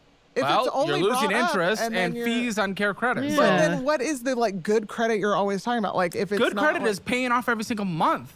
I do pay the minimum payment every month. But you have late fees. this month. I've had, off! dude, I've had it for like 10 years. Doesn't matter. You're not a credit card person. You've had 2 late fees this year so far on this one, 2 on another card, 6 on the last one. I paid hundreds off, of dollars I of paid it to interest. zero this year. buddy, I It's don't- She been could drive to California and just shoplift $499 worth of clothes. I think you can do that in New York now too. So there's like states you can go to on both the East and West Coast if you just don't want to pay for shit, right? Darkest Day, thank you. You're more than likely stolen heathen. And Kirsche plushie, however, will remain in bottle jail, no matter how much she calls you a candy ass. When last freed, your walls were filled with cocaine. You have to listen to ads more closely. Do not the Kirsche. Only listen to the Gamer Subs ads where you use code Kirsche for 10% off your Gamer Subs orders. But having your walls filled with cocaine is a good thing. That's insulation and money when you sell it. What's the problem? Makes you feel better with your little saving. Why do these people argue with Caleb? I don't know. Just, I think the innate feeling people have to, like, try and defend their actions even if they know they're bad, right? paid to That zero. doesn't matter if it goes back up then, and then has late fees and interest accruing. It doesn't matter. Then what's the fucking point of it? What are you talking about? To pay it off every month, and if you can't, don't have it. It is not a tool to your But advantage. no one can pay off like $600 a month. I do. They do. He does. He does. He Then does. let me He work does. for y'all. You need some. A lot of people can do that if they have a job that actually gives them hours. If you're working a part-time job just teaching like autism and Down syndrome people how to swim, and that's an off-season thing where you aren't teaching people how to swim, you need a different job to make up for the hours you're losing in the off-season. Like, what did she mean by this? She's local to San Antonio. Caleb could totally give her a job. Oh my god, please? It'd be so... Absolutely not. Absolutely not. There have been multiple people who come on the show and ask, like, if he will hire them, and he's very kind about it, but it would be really dumb of him to hire anyone that comes on this show. Organizing done out there, by the way. No. I could No. have this place looking like 10 times We've given better. up on this place because we want to move somewhere. And I'll be your mover. Okay, yeah, well, Well, I need a I'm mover. serious. I'm great at moving. I've moved like 13 times in a few years. okay. Okay. I need to Maybe. get my I don't cats, know. man. Well, I need either a way. cat mover. I miss them. I'm just saying the problem is Then yes, not, it's multiple gap purchases. I need solid work that's because when This is also the spending problem. when So. when Fox and I got married, it was supposed to be that, you know, he was going to be the breadwinner and I was going to be the stay-at-home mom. And we did Okay. that for a while until it's like, You wanted to be full trad. we did want to be full tread. And that would make sense, but unfortunately now he's in jail for smuggling illegal immigrants. So that kind of puts a pretty big wrench in your fucking plan, you know? But who actually moved her furniture? Probably the guy. Probably the guy. Besney Lala, thank you. You have to wean yourself from the net a little. Love you. Good luck on your weaning, my guy. Okay. And then I Thought would he just couldn't even go outside. And then I would, well, he forced himself to. He's quite socialized. It's just like this weird little mask he puts on, I think. I don't know. What does that He's really mean? fun. Is that the 50% black? Like, is that what you're saying? I don't. No, he's just fun to. What kind of a mask is he putting? You Is would it think more of he's a a hood? really social, great person, but he like actually has social anxiety and just stuff. But anyways, so yeah, we were supposed to be full trad, and then it was like I started working part-time, and I always kept the summer job because it was just so much income. And then slowly but surely now it's You know, like I will praise her for their full trad thing wasn't working out, regardless of whether it was before or after he went to jail for smuggling illegal immigrants. She didn't just abandon him. She didn't just say, I'm taking the kids, you can't provide for us. She was like, well, I'm going to try to get more hours, I'm going to work more jobs, and I'm going to make up the difference in pay that we don't have anymore. That's what you want in a partner. Someone who's not going to just abandon you at, like, the first sign of something going wrong, you know? At least she's trying? Yeah, at least she's trying. And I feel like, regardless of how you think about their situation, it's very good that she wants to be supportive of her man, and that she's like, okay, we're in this bad situation. I'm going to do everything I can to provide for our family until you can, you know, kind of get things together again. She's ride or die. Yeah, absolutely. It's completely ridiculous. It is a very ridiculous situation, but she's ride or die, and I have to give her props for that. Hello, Kirsche in chat. You come bearing ancient wisdom. Do not crack a finger. Instead, finger a crack. What the hell? okay, now it's like we have to have that money. And so I'd rather like kind of slowly back down those hours and get something that can be year round for me that is just sustainable. I mean, I can appreciate that, but there's also just lots of issues in here that are not an income thing. Because here's the thing. The lows, I'm not going to put it down as a debt because it only has $16 on it. Really, No, you should that's be able to pay paid that off. That's there you go. that's But, zero. but this is indicative of the problem because you had almost $700 That was owed from on him it. on his Then you tools. paid it off. Yes. But yet fee and interest still accrued, meaning you did not manage it correctly. You're not a credit card person. It was a late fee. You've had about 4 late fees this year so far on this card and hundreds in interest. You do not pay this off. It is I will never understand how so many people on the show get that many late fees. Like that, it just blows my mind. Like I've had a couple throughout my life because my brain just, you forget. But if I forget, I'm like, well, that's a sign to turn on fucking auto pay, ain't it? And when I couldn't turn on auto pay, I tried my absolute best to keep a schedule for everything so I knew exactly when shit needed to be paid by. Because I was like, I can't afford to just like lose money, man.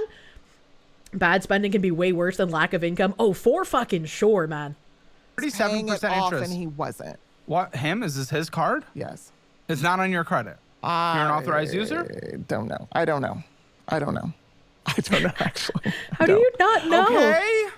We're transparent. I mean, We're transparent. me and him together, yes. It's not like he bought anything in secret.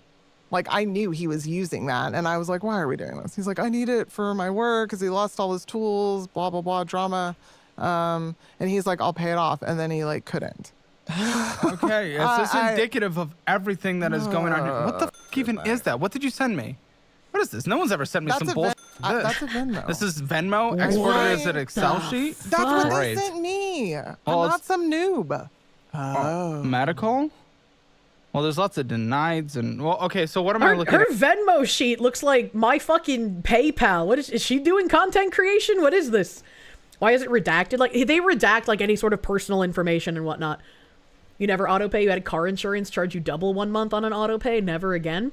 I mean, I've had some like weird instances like that, but I just call and it gets taken care of. It's annoying to have to do that, but like, and there are times where like you can't go on autopay because you're in this trying to clear debt or not enough money to be able to just live normally.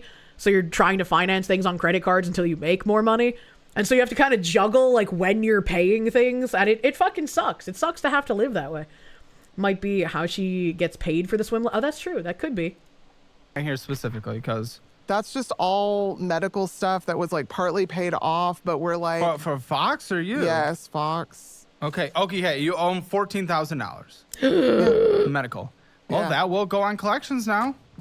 I mean, I can't. What am I gonna do about that? I can't even get groceries. You can get on a minimum monthly payment, and they can make it income based, and That's yours is very low. crazy. So it would be super small, but at least so they don't send it to collections of credit. Especially if you're talking about having to get another apartment, get another house, you don't want credit. And we already know Fox is Right. gonna have credit because the Fox card is gonna be gone. It'll be paid off. It'll be fine. How? You can't tell me if I have access to it. I'll figure it out. So what's cost so much money? Yeah, right? He got severely sick and he couldn't work for like 3 months, and they Jeez. ran all this tests in the emergency room, and it was really fucked up. So because we didn't have insurance at the time. Now we do have insurance. So yeah, and then that was also from recently when he was in the jail and then got staff. Okay, but she didn't say what it was. What did he get diagnosed with? That is, medical debt is fucking crushing, man. That is crazy. turned into MRSA, and then he had to have the emergency surgery. It was from that too. Okay. So from the MRSA. On here, Ally, I see a payment due, but I don't see the balance. I'm assuming this is a car. Here it is. Is the car that? Oh, a Kia, 2016 Kia. Yeah, it's like what? Okay, is this your 5,800? primary driver? Yes. Yep, $5,824.25. What is the interest on this? A lot. What? Oh, What is no. it? I don't know. Is it? Minimum payment's pretty small at $177.02. I assume the interest is like at 25%. When'd you get this and why? Oh, this is the story. Okay, so Fox had a truck that my parents actually bought him. Oh, good. That's And sweet. then I had a car that my parents actually bought me. That's sweet. Well, damn, And her parents are then, loaded. He crashed his truck, Oh. and then I got in an accident with my car, and my car was fixable, but I have this theory, and I don't like this theory, but it keeps being proven true every single time, that when someone is given something and they're not responsible for any like financial input into it, they tend to not care about it as much. Not necessarily being completely careless, but because they didn't spend any money, they didn't have to put any effort into getting it, they don't treat it as well as they would something that they actually had a financial investment in. And that's why, like, when Tim fucked up the front of my car, I was like, well, I think you should pay for fixing it because you're the one that fucked it up. That's what makes sense. And, you know, he got upset because he's like, well, you could afford it, you can cover it. And it's like, well, I can, but I don't want you to be careless with my vehicle. And I don't think that is a crazy thing for me to say. So, like, it just seems like when people are given these things, they just don't care for them as much as if it were something that they paid for. And I think that's a bit sad. Like, when I use other people's things, I want to take care of it as if it was mine, because I don't want to be disrespectful, and I don't want to, like, look a gift horse in the mouth, right? Like, if somebody gives me a gift, I want to take good care of it. I don't want to just, like, let it depreciate or dilapidate or, you know, like, treat it poorly so it falls apart, right? You know? When you pay for something, you feel like you can be more careless, but if it's given to you or just not yours, you feel like you have to be more careful? Yeah. Not everyone is wired that way, unfortunately. I feel like that should be the default wiring, you know? It's just weird to me that it's not, and I have a tab for this later, because there's a video on, like, Section 8 housing rentals, and a lot of people that I know who have rented to Section 8 housing people had a very similar experience to the video that I will show if we can get there. his wasn't. And then my stepdad was like, no, this car isn't safe. You just need to take my other extra car. So then I was driving his extra car. And then we just had the one car that we were sharing for like 9 months because we couldn't afford another car. Can I just say how weird it is that they got 2 free cars from her parents? How much money do they make? And now she's talking about an extra car, and she's on a show about how she can't manage debt. Like, they were given a house from her parents. They were given 2 cars. They've been given all of these massive things that are typically what hold people back because they are enormous expenses. And somehow they're still floundering. I don't understand. Why'd Caleb? And then finally we were like, dude, we have to get another car. So we're going to buy a car. This is the first car we ever bought, either of us. Oh, I think Fox had bought one other car. We went there and we thought it was fine. And I read the contract and I was like, yeah, this will be fine. And we got it. It turned out to be a lemon. We had tried to get it fixed through them, through the warranty, and it went into a lawsuit. How much do you think it's worth? Nothing. Okay, like it's worth $6,000. $5,000. Oh, okay. No, you're about break even. Okay. No, we're not even close to breaking even. We're in the hole How'd with you that. pay for all that? We paid for that out of pocket. We paid the down payment. Oh, wait a minute. I think I paid half the down payment and my mom paid half of it. And then Literally being subsidized by your parents and still in massive... I could not imagine being gifted so many things, a house, multiple cars, having your parent pay for part of your down payment, and then just floundering fucking all of it. How did this happen? How do you be this irresponsible? How is this woman 41 years old? What is happening? I'm losing my mind. And, There's no personal responsibility obviously, here. dude, it's embarrassing. Our parents And is 45 adopting. in student loans yours? Yeah. I'm on a repayment plan with that, which is like pay as you earn. I've been on it since 2013. And because my income is so They low, might get my revised payment- next year. Payment as earned, I don't know, but everything's I don't gotten a know. lot more simplified. I remember earlier in the show when we watched this on Sunday, her saying that like she had gone to college. I don't remember if she said what she went to college for, but like, holy shit, that debt, man. Why aren't you, what?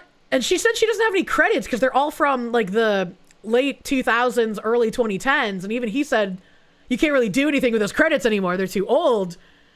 But like, why did she go? I just not finish anything. Why amass all this debt and do nothing with it? Student loans for the aquatic tard wrangling. You're sure? You're a rough 44. Ain't no way she's 41. She said she's 41. And she has the very stereotypical, like, 90s homeroom teacher physiognomy, you know? Like, 45K for literally nothing. This is like the lie where it's like you have to go to college and you'll just magically be successful. And then all these people go and rack up a fuck ton of debt and don't know what to do with themselves. Like, it's ridiculous. She went to college in 2002 to 2008 or something. Yeah, it was way back then. 90s homeroom teacher, 100%. Yeah, that's what she looks like.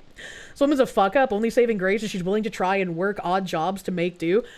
And it's like, she is in a mess of her own making. And I'm sure if she was like the majority of guests that Caleb has on the show, she would be blaming like America and American society for things being so difficult for her. So I'm at least glad that unlike the majority of guests, she's like, yeah, this is completely my fault. I fucked up. I'm trying to fix things, but like I don't know how to get out of this hole I dug myself into. So it's at least she's more self-aware than most of the other guests. It's lies on doppelganger, thank you. 41, my giant ass. She looks 65 plus. Well, that's just how teachers look, man. Okay, you're 33 and you had teachers that look like see. Your niece is going back to school for her tard wrangling degree. Good luck. Battleizer, thank you. It sounds a lot like boomers inheriting an amazing economy and effing it all up. Yeah. I feel like someone that's self-aware has the best chance for Caleb's show to actually help. Yeah, I mean, I hope it does help her, right? Like, she seems like she wants to do something about it, right? And she, again, is ride or die for her husband, man, which is always a good quality to have. And she wants to take care of her kids. She's not like trying to go on like crazy weird vacations like a lot of the people who come on here. Have I seen the follow-up videos? It's nice seeing people actually recover from debt. Yes, some of the follow-up videos are really nice to see. Fine with whatever they decide. I'm not going to complain. Well, you'll be income based on the repayment assistance program if that program that you're on right now is no longer valid. I don't know. I've paid 0 for 10 years. Well, now it'll probably be like a couple percentage points of your income. Which is fine. I mean, that starts next summer. That's another thing that I'm going to be different. It's like most people are like, oh, student loans. It's like, well, I signed the paper. I can't believe I haven't even dropped out, went back like 1,000 times. Yes. See? At least she knows she fucked up. Paper to show for it. Well, you shouldn't need to at 40. At this point, you should have the work experience that speaks for itself without the degree. That's what I'm saying. And I don't know if I would have stayed in. I don't know. I need a solid direction to be like pointed in because I obviously have like skills that are usable. She probably smoked. She already said she wasted a lot of time in her college years going out and partying and getting high all the time, and she advocated for not doing that. If you're young and you're going to go to college, don't just party and get high all the time. So she has like decent hindsight at the very least. Working with like special needs kids for like so long, I obviously have like patience, determination, different qualities that would be great for any employer. I'm not too particular about what it would be. No, she doesn't use weed recreationally. She said she's been sober for 2 years now. She doesn't use it all. Love to be. I want to like look at your secretary. resume in the post show.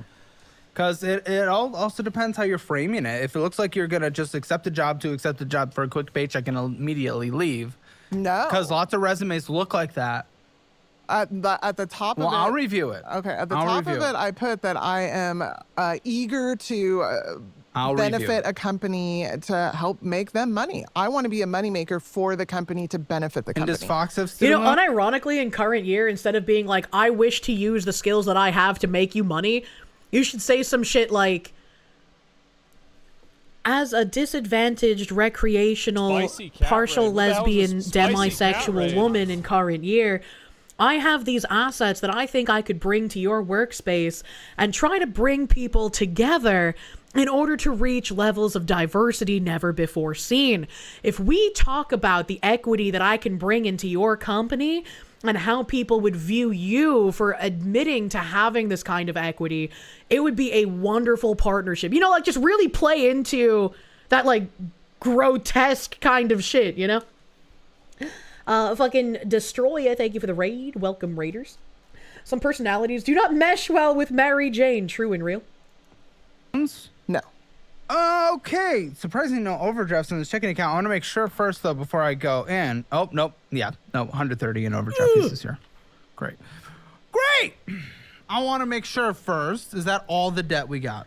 I think I only ever overdrafted once when I first got a bank account.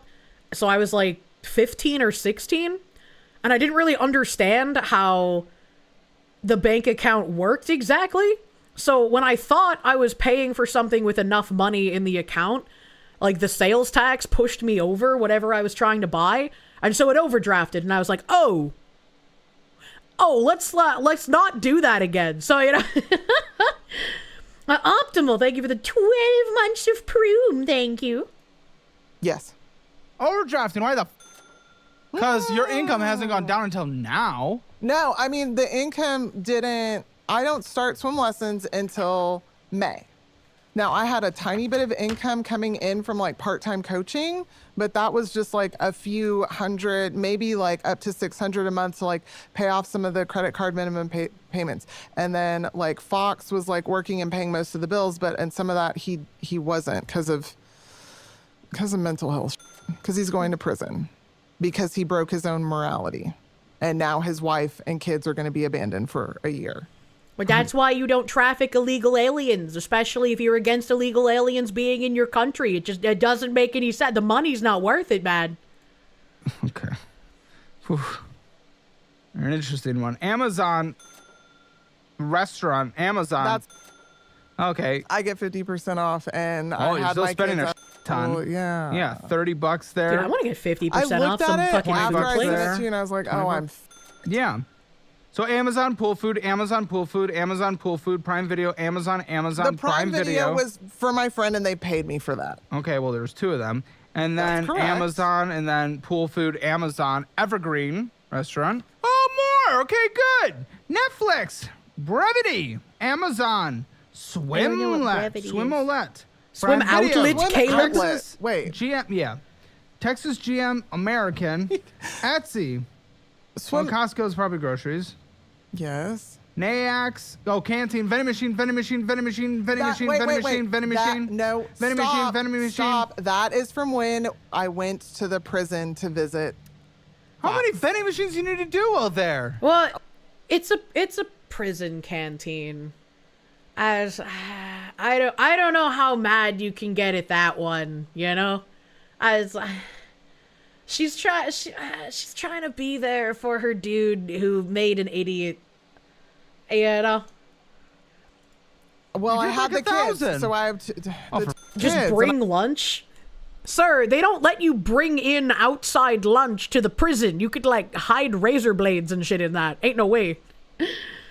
Prison canteen's gonna bend you over a barrel. It sucks, but you can't bring food in? Yeah, exactly. I'm like, we're there for 4 hours and they have nothing, and you're How not often are you allowed. going to prison with You're the not kids? allowed to bring. What do the kids think of this? They know that if you break the law, you go to jail. Yeah, what do they think about it? They are sad, but they know that. Do people with their kids know daddy's in jail? I've told them, I'm like, you can tell who you want, but you need to know that you need to know that if you make the choice to tell people, you might get made fun of, because this Yeah. is something weird that like most families don't have to go through. So they Yeah. kind of keep it to themselves. Yeah, very smart. Amazon, something department. But maybe you're that's not the allowed prison. to bring food and drinks in Scholastic there. Education and Amazon.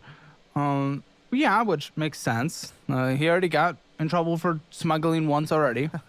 No more Correct needed. parenting, yeah. Like, she seems like Apparently, they get okay. And some of the who's inmates. they? Because I am some of the concerned when you say inmates- they. Some of the inmates get quote unquote packages from drones. That's cool. Well, yes, prisons have a massive smuggling problem. Of course, they get But it some I never way. knew it was like from drones. That's crazy. I want Makes drone sense. delivery. Modern day technology. Anyways, That makes sense. no, he's not involved in any of that. What I don't see was any savings or retirement. You're assuming Kirsche's using her experience with her mom and having sympathy for the prison food visit rushes? No. No. It's just like, if you're visiting someone that you're married to in prison, the canteen just makes sense. Right? Like, looking at it from the perspective of, if I was a wife to someone in prison, yes, of course, I would want to try and make them more comfortable. Hopefully I will never be a wife to someone in prison, but you know, eat before you. It's not for her and the kids necessarily. It's for him at the canteen. He doesn't make money in prison. AI is taking jobs, drones. They used to smuggle things inside someone's anus. Another job that technology steals from the working man. You want to help people out? Yeah, I'm not saying like if she was using like tax dollars for it, I'd be like, no, fuck him. But that's like her husband. You can't really knock someone who's trying to take care of someone that's their husband in prison. You know? Never say never. We need another prisoner dating stream. It's for him. You didn't know that was an option? Yeah. What if you end up as the wife in prison? I hope not. If your future husband ends up in prison, it should be because of a fucked up DA wanting to bag a body. Holy shit. How many kids do they have? 2. They have 2. Kirsche's mom was in prison. My mom was sent to prison for illegally selling firearms.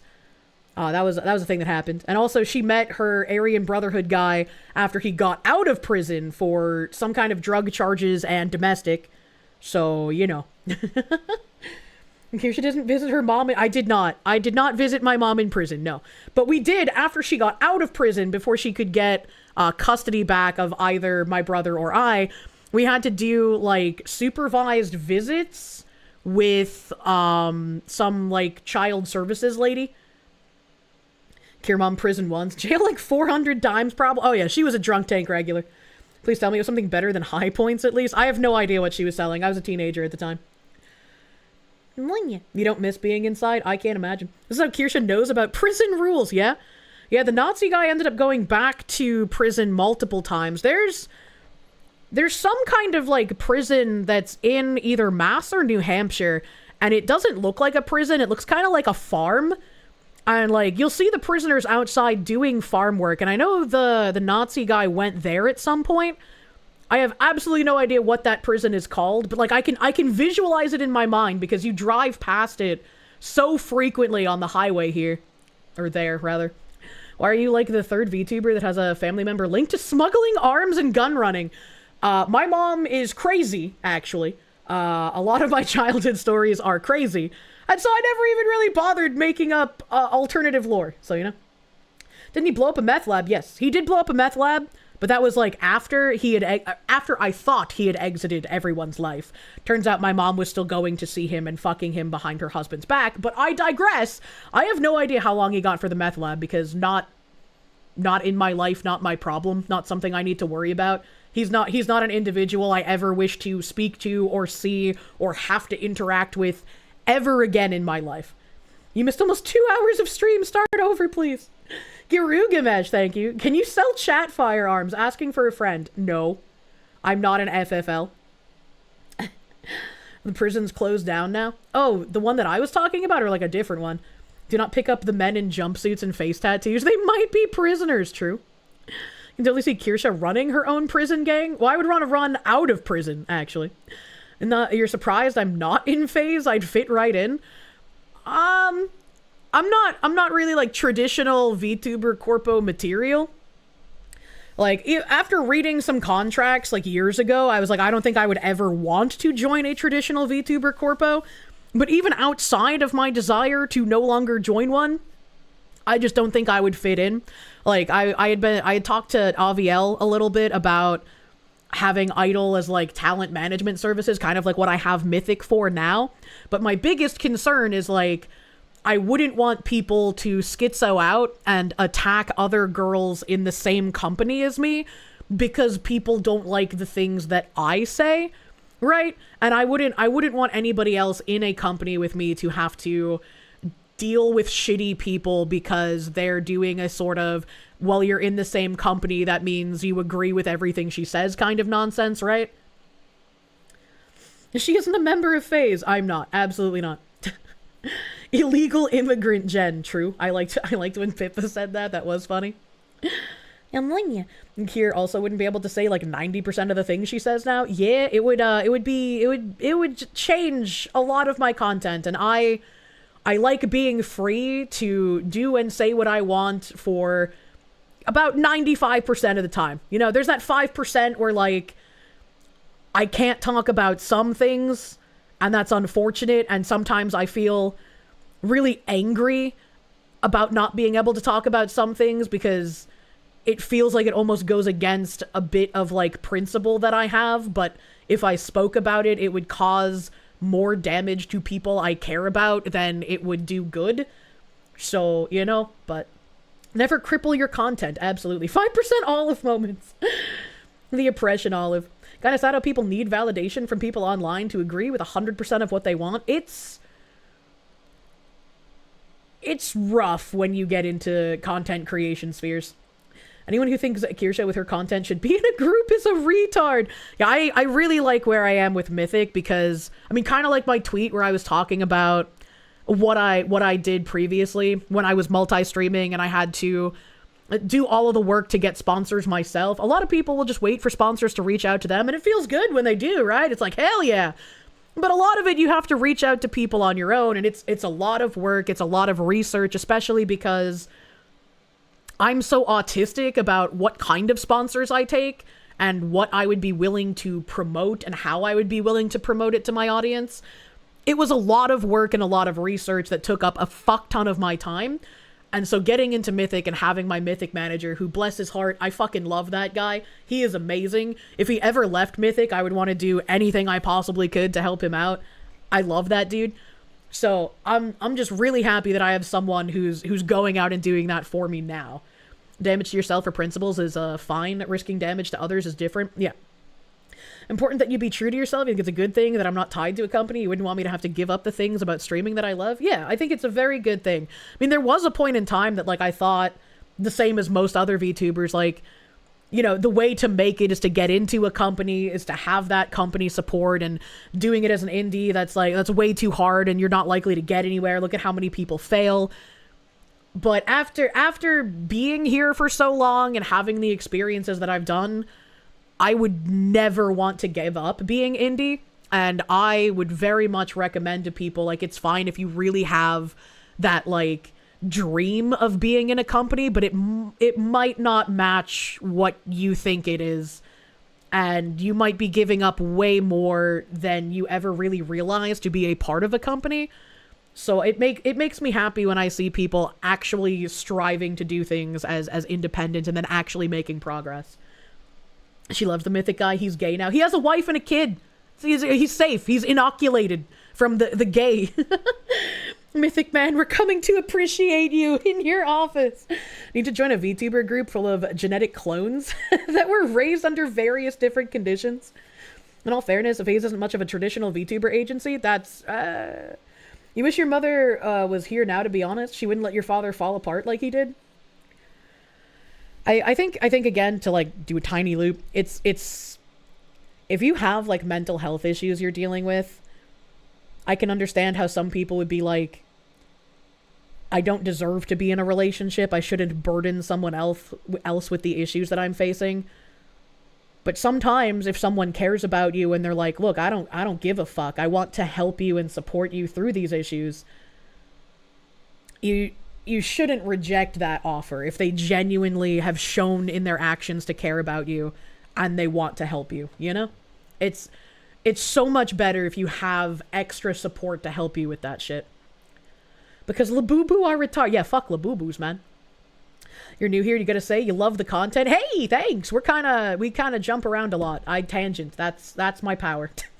Ryan, thank you. January 6th here can confirm prison sucks. Oh, brother, I'm sorry. You wish someone had taken that advice a ways ago. Yeah, it's sad, and so I hope to keep beating that into people. Don't give up something good just because you're in the middle of like a self-loathing or mental health kind of crisis. A Carnicle Blackburn, thank you. He's married, he's safe. Kirsche, have you heard of the gaycation? It's kind of like going to the aquarium. Shut up. Shut up. He's not going on a gaycation. Deserve to be in a relationship, Kirsche. You'll find someone eventually. You know, I gotta actually get back in the saddle once I can find a place and move, you know? Hello again, Kirsche. You returned from the gym to continue listening to me. Hello, welcome back from the gym. Let's go back to our correspondent, Caleb Hammer. Yeah, Is zero. that correct? None. Well, I not surprised, am but- lined up to probably inherit the group swimming lesson program. What? My boss doesn't have any children or really any family. Why you?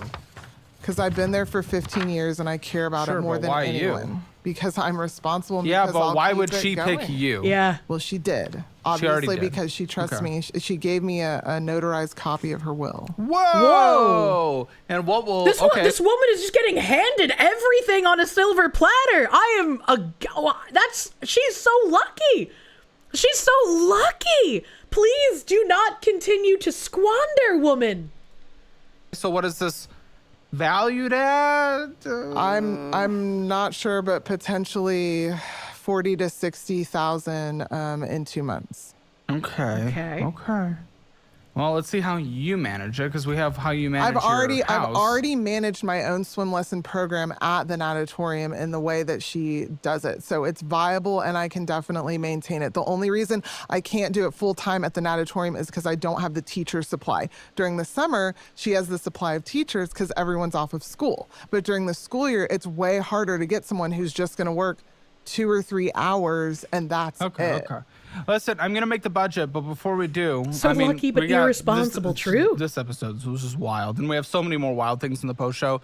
More of her backstory, you can only imagine that got her into this. Looking at her resume, and just even her mom's just endlessly bailing out, and we're gonna talk about that even more. Yeah, but let's not talk too.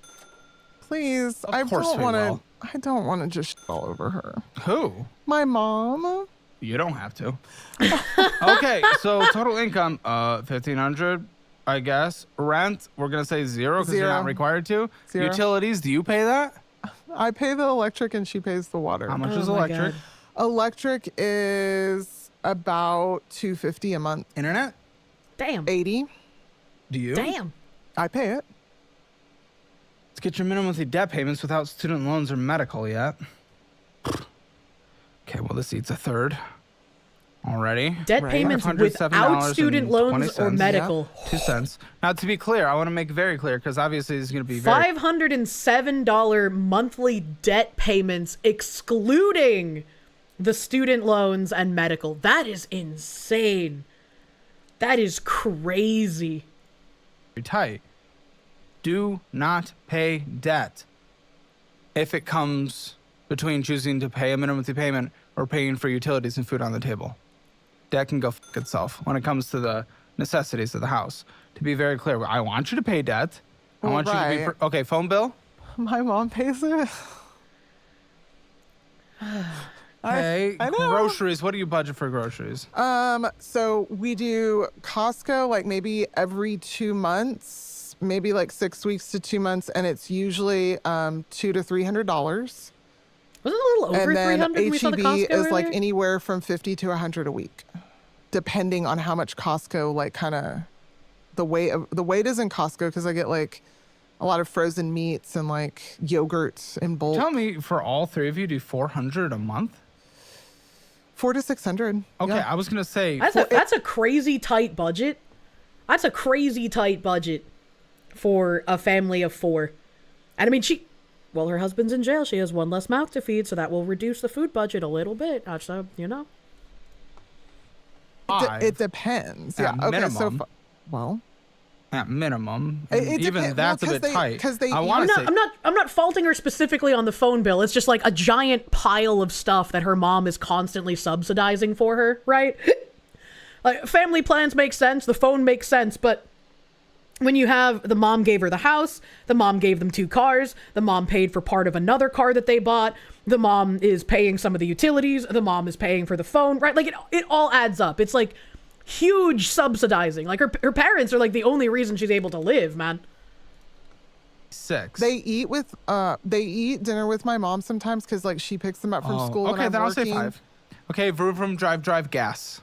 $40 a week. Okay, That's so expensive. 160. Yep. Car insurance. 165, and that's also renter's insurance. Okay. But I've already paid that out through I think February, so I don't have those. I'll put an asterisk by it then. Okay, and TP fund. Anything else for you and the kids? I'm gonna say 150. We're keeping it really tight. All right. Sports activities, whatever. Tampons, all the good stuff. Okay, medical health care. Are there co-pays on a monthly basis I need to put in? No, I mean, we have the insurance. No, It's horrible to say, but I can't put any pet insurance. But how much for pet food? About 60 a month. Okay, subscriptions I'm not even gonna try. I have Netflix and Amazon Prime. You would and cancel Spotify. those. Let me see if I can put in 20 and you figure out where it goes. 25. Is there a gym? No, Okay. absolutely not. Okay. Bro, I can't even pay to like get groceries. I'm not going to the gym. Well, You we're can do doing push-ups. every subscription. You can do push-ups at your house for free. Yeah, I mean, sure, that's fine. I mean, because, yeah, you're already over budget by hundreds. And I didn't even do pet insurance, which you pretty much have to do. That's insane. At $50 a pop. You're already at $1,900. This just doesn't make sense. I know, but Which is why, in my mind, debt will go up. And then you focus on paying it off again in the summer, and then it goes. It's just gonna be a rebound. I need forever. a solid career. I agree. I need to be the breadwinner. I need to be the breadwinner, and here's then what I'll do. when Fox gets out, he can figure out what he's gonna do. Which and if I we have agree 2 with that. full-time incomes, would be great. I agree with that. Listen, I'll get you as many course career certifications as you want. Usually we just do 1, Right. but you need to figure this out. For this, I'm Yes. doing this for the kids. I'm not even doing it for Thank you. honestly. Thank you, That's because for the that's kids, what because you I'm- need to go get a fucking career now. So you're gonna gather as much as you can, and you're gonna start working. But it's gonna be harder to start a career at 41. It really is. Not I that you can't. know. Not that it can't be done, but Well. brought from scratch without the experience. Yes. If you have 0 experience, this is something she could do. When I got hired for insurance, I was a claims grunt. So I was like, bottom of the barrel, like initial intake, I don't know anything employee. And I was setting up claims.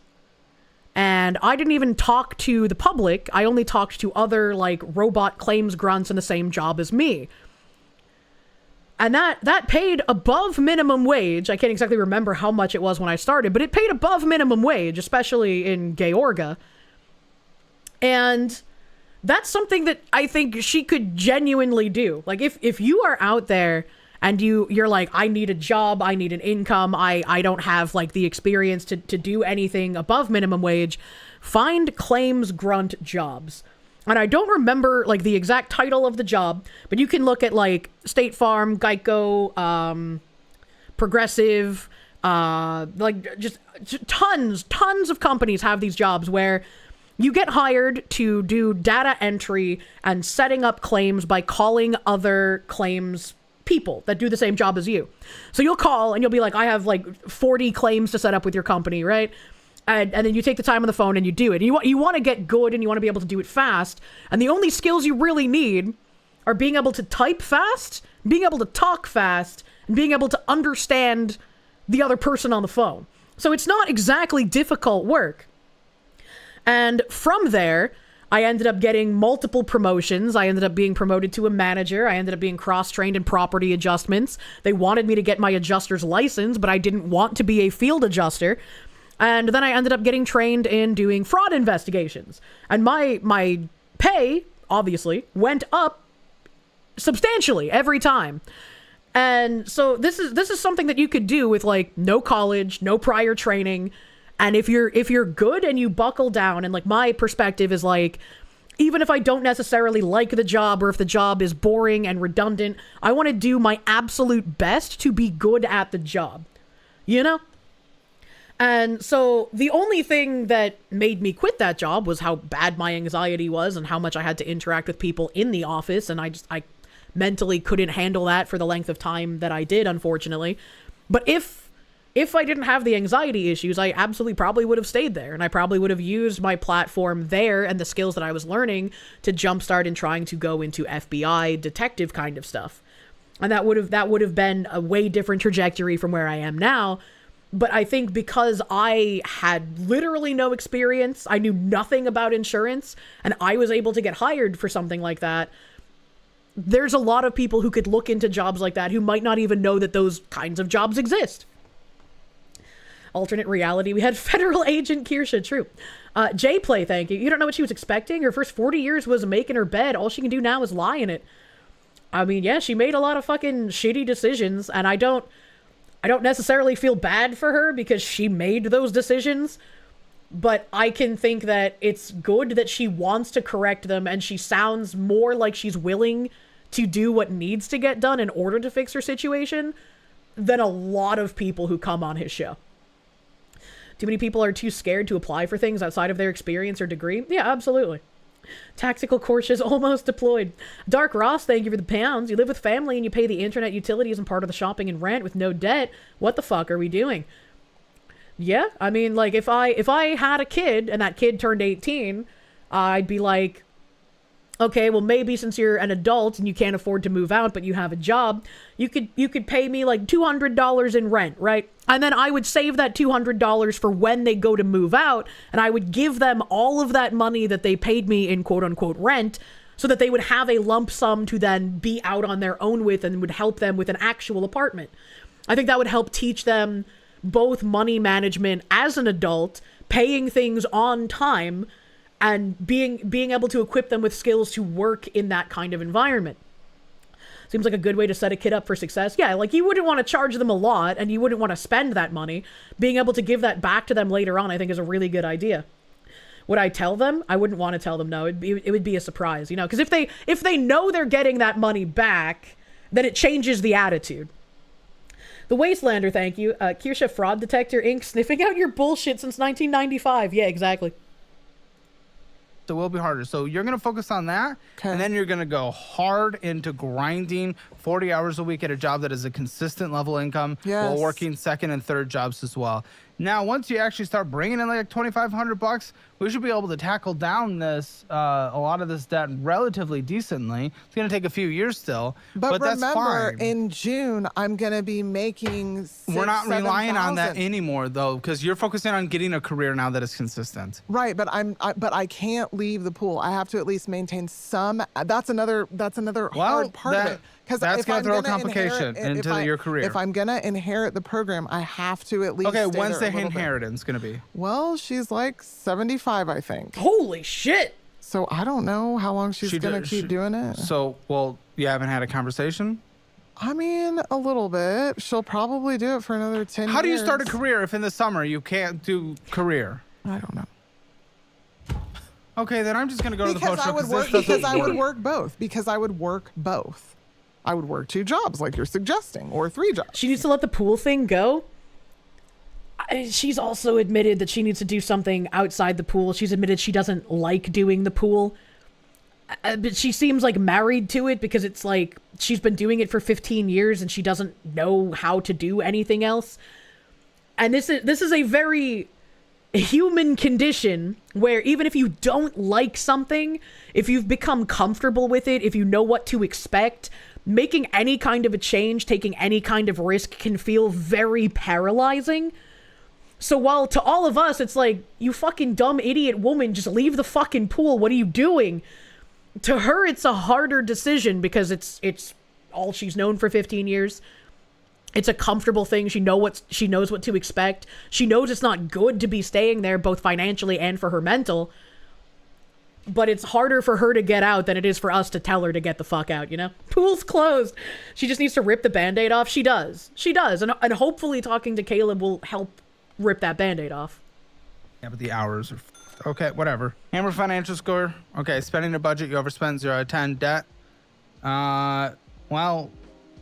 Medical's basically in collections, but it's not technically yet. 1 out of 10 for your income level for sure. Emergency funds 0 out of 10. Retirement 0 out of 10. Real estate 0 out of 10. You don't own the house yet. You're not on the deed yet. No. Round it up 0.5 out of 10. Click that join button for an extra insane 20 minutes of this episode and every other episode by joining Hammer Elite, including 3 premium shows posted every single day, Monday through Friday. Show me the preview for the post show, man. Show it to me. See you there. I just want to be able to make money for my kids. Oh. It's okay. I get it. It's not okay. That's the point. It's well, like no, feelings okay. Life. And I brought my kids into it. Ice has really big sign-on bonuses right now. That's true. Is the best. That's true. Instead of smuggling the illegal immigrants, your husband, when he gets out of jail, he can repent by signing up for ICE, getting that huge sign-on bonus, and then legally taking them back over the border. It's so fucking easy. It's so fucking based. Be a professional racist for... It's not racist. They just have to go home. More whiplash than a Kirsche stream. If you weren't stuck doing dialysis so much per week, you would sign up for ICE? Oh, dude, I'm sorry you have to do that. I've known a couple of people with, like, I think Crohn's that had to do dialysis. That does not sound fun. He already has experience he has experience smuggling them already. He'll know how to sniff them out. He's got the experience, man. It's free real estate. He could bust the smugglers that got him in jail. I mean, maybe he already did, and that's why he got such a lenient sentence. Who knows? Who knows? Torger, thank you. A life has many doors, fed Foxu. True. True and real. Business plan, get paid to bring in illegals, join ICE, and get paid to deport them. Let me see if I can do some, like, flash tabs here. That was a really fun fucking episode. I actually genuinely enjoyed that. I do not think Caleb should ever put the N-word on his thumbnails, though. That is wild. Caleb is wilding. I don't know how he got away with putting it on there, because it's like the first 4 letters of the N-word. I don't know, man. Can't hate her. N-words generate clicks. If we were in a place where you wouldn't get canceled for doing that, I would be like, hell yeah, Caleb, you fucking get that bag. But as we are now, it's kind of like, that's a really fucking risky thing to do. You can't hate her. You hate most of Caleb's guests, true. Couldn't have a thumbnail where a very, very tiny chat was shown where one guy said fuck. Yeah, right? It's like an incredibly unfair system as well. Reddit Zace, they give the 17-month Mamba. Moved recently and it helped you. If moving will help, she should know change isn't scary. I mean, it is scary, and I don't want to discount people who do have that fear, But if you don't just take that plunge, if you don't take the risk to try and improve your situation, you're going to become a self-fulfilling prophecy, and it's going to be bad forever. And I don't like seeing that, man. You get in trouble for 1 letter, and he gets away with 4. This is bullshit. I know. I know. It's bullshit. Let me see. Where are all of my tabs? Because I have quite a lot. I have quite a lot today. Oh, this article was really fucking weird. Let me bring this one up. Dan Tran, thank you for the 32-month resub. Thank you. 32 months of Jiggly Foxu. She seems to get jiggly more so year by year. No, I'll be fine. I'll be back to regular Parkinson's levels by next stream. Don't worry about it. You can't say it. You can't type it. You can't sing it. You can think it. Only because people can't read minds. They'll never take that away from me. Bullshit. Shiloh Hendricks gets 2 million and I get nothing. Binary Mind, Mr. Moderator Man, thank you for that 29-month member on the YouTubes. Thank you.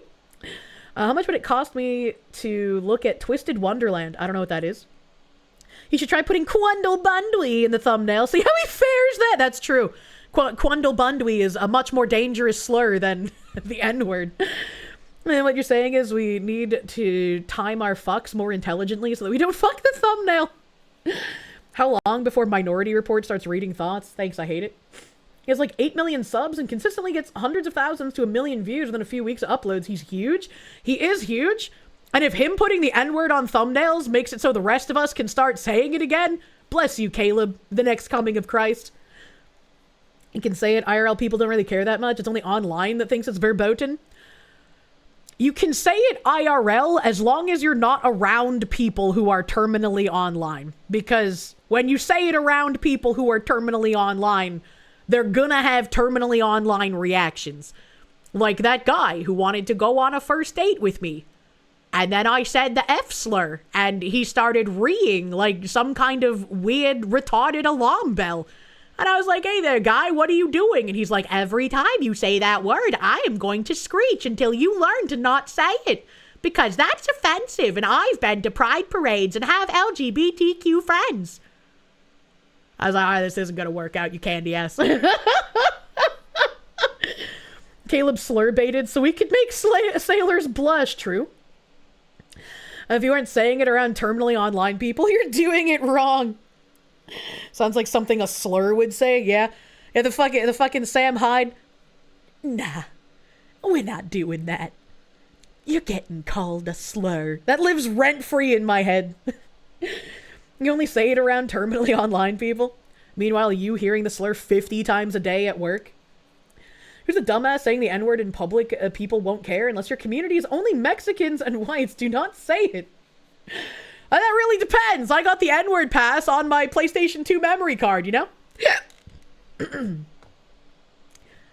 Mexicans don't care, true and real. So we have this weird-ass article. Drivers will be forced to install speed-limiting devices. A $1,700 yearly cost sparks outrage across one state. What is this? How is this? What the fuck? Why is it formatted this way? Why is there so much junk? Either way, weird. Consider driving along in your vehicle and pressing down on the gas pedal, only to find that your car will not go faster than the maximum speed limit. That's precisely what Wisconsin lawmakers are now proposing. A means of reducing poor driving, in the form of a speed-limiting device that costs $1,700 a year and does not allow speeds to exceed the posted limit. Supporters call it smart safety, critics call it control. If you were going to implement something like this, why the fuck would Wisconsin be the first place to fucking do it? Now, that don't make no goddamn sense. Like, if it was New York City, I'd be like, I don't like this, but I understand, you know? What if you had to go faster to avoid an accident? Fuck that. Yeah, exactly. Meanwhile, you had to translate for job site American slurs and all. Oh no. Speed devices are dangerous. You had the progressive one that beeps when you decelerate too much. It would always beep at yellow lights and conditioned you to speed through yellows all the time. Straight up instilling dangerous habits, yeah? Yeah, and it counts it against you. Like, if somebody in front of you, like, stops short to avoid something, and then you have to, like, hit your brake harder to avoid them, that it counts against you, because it can't see what's going on. It can't take context into account. It's really shitty. Battleizer, thank you. Gun control for cars. Finally! We have no nonsense smart car control. We need to ban assault vehicles. The proposal is based on a simple principle, where a driver cannot respect the public safety by refraining from breaking the law, particularly speeding 20 miles per hour more over the legal limit. Technology should intervene where self-restraint fails. I disagree. I disagree, because I can see, like, even if you start this with good intentions, it's not going to end up there. Wisconsin's proposed law on a speed limiting device is directed specifically at reckless, negligent, and extreme drivers who speed and seek to make unsafe speeding not just unsafe, but also physically impossible. According to the legislation, if a driver has 2 or more reckless driving violations in 5 years, they could be ordered to have one of those speed limiting devices put on their vehicle for a minimum of a year. How about we just don't let someone have a license for, like, 5 years if they have more than 2 reckless driving violations? Why does everyone else have to suffer? Why does Big Daddy government have to come in and be like, well, we're going to start with the prisoners? You know it's not going to end with the prisoners. You know it's not going to end with somebody who has multiple reckless driving violations. It's going to end up as something installed as a safety feature on every fucking car. First for them, then for all. Yeah, a piece of paper doesn't stop you from operating a car. To be fair, it doesn't stop you.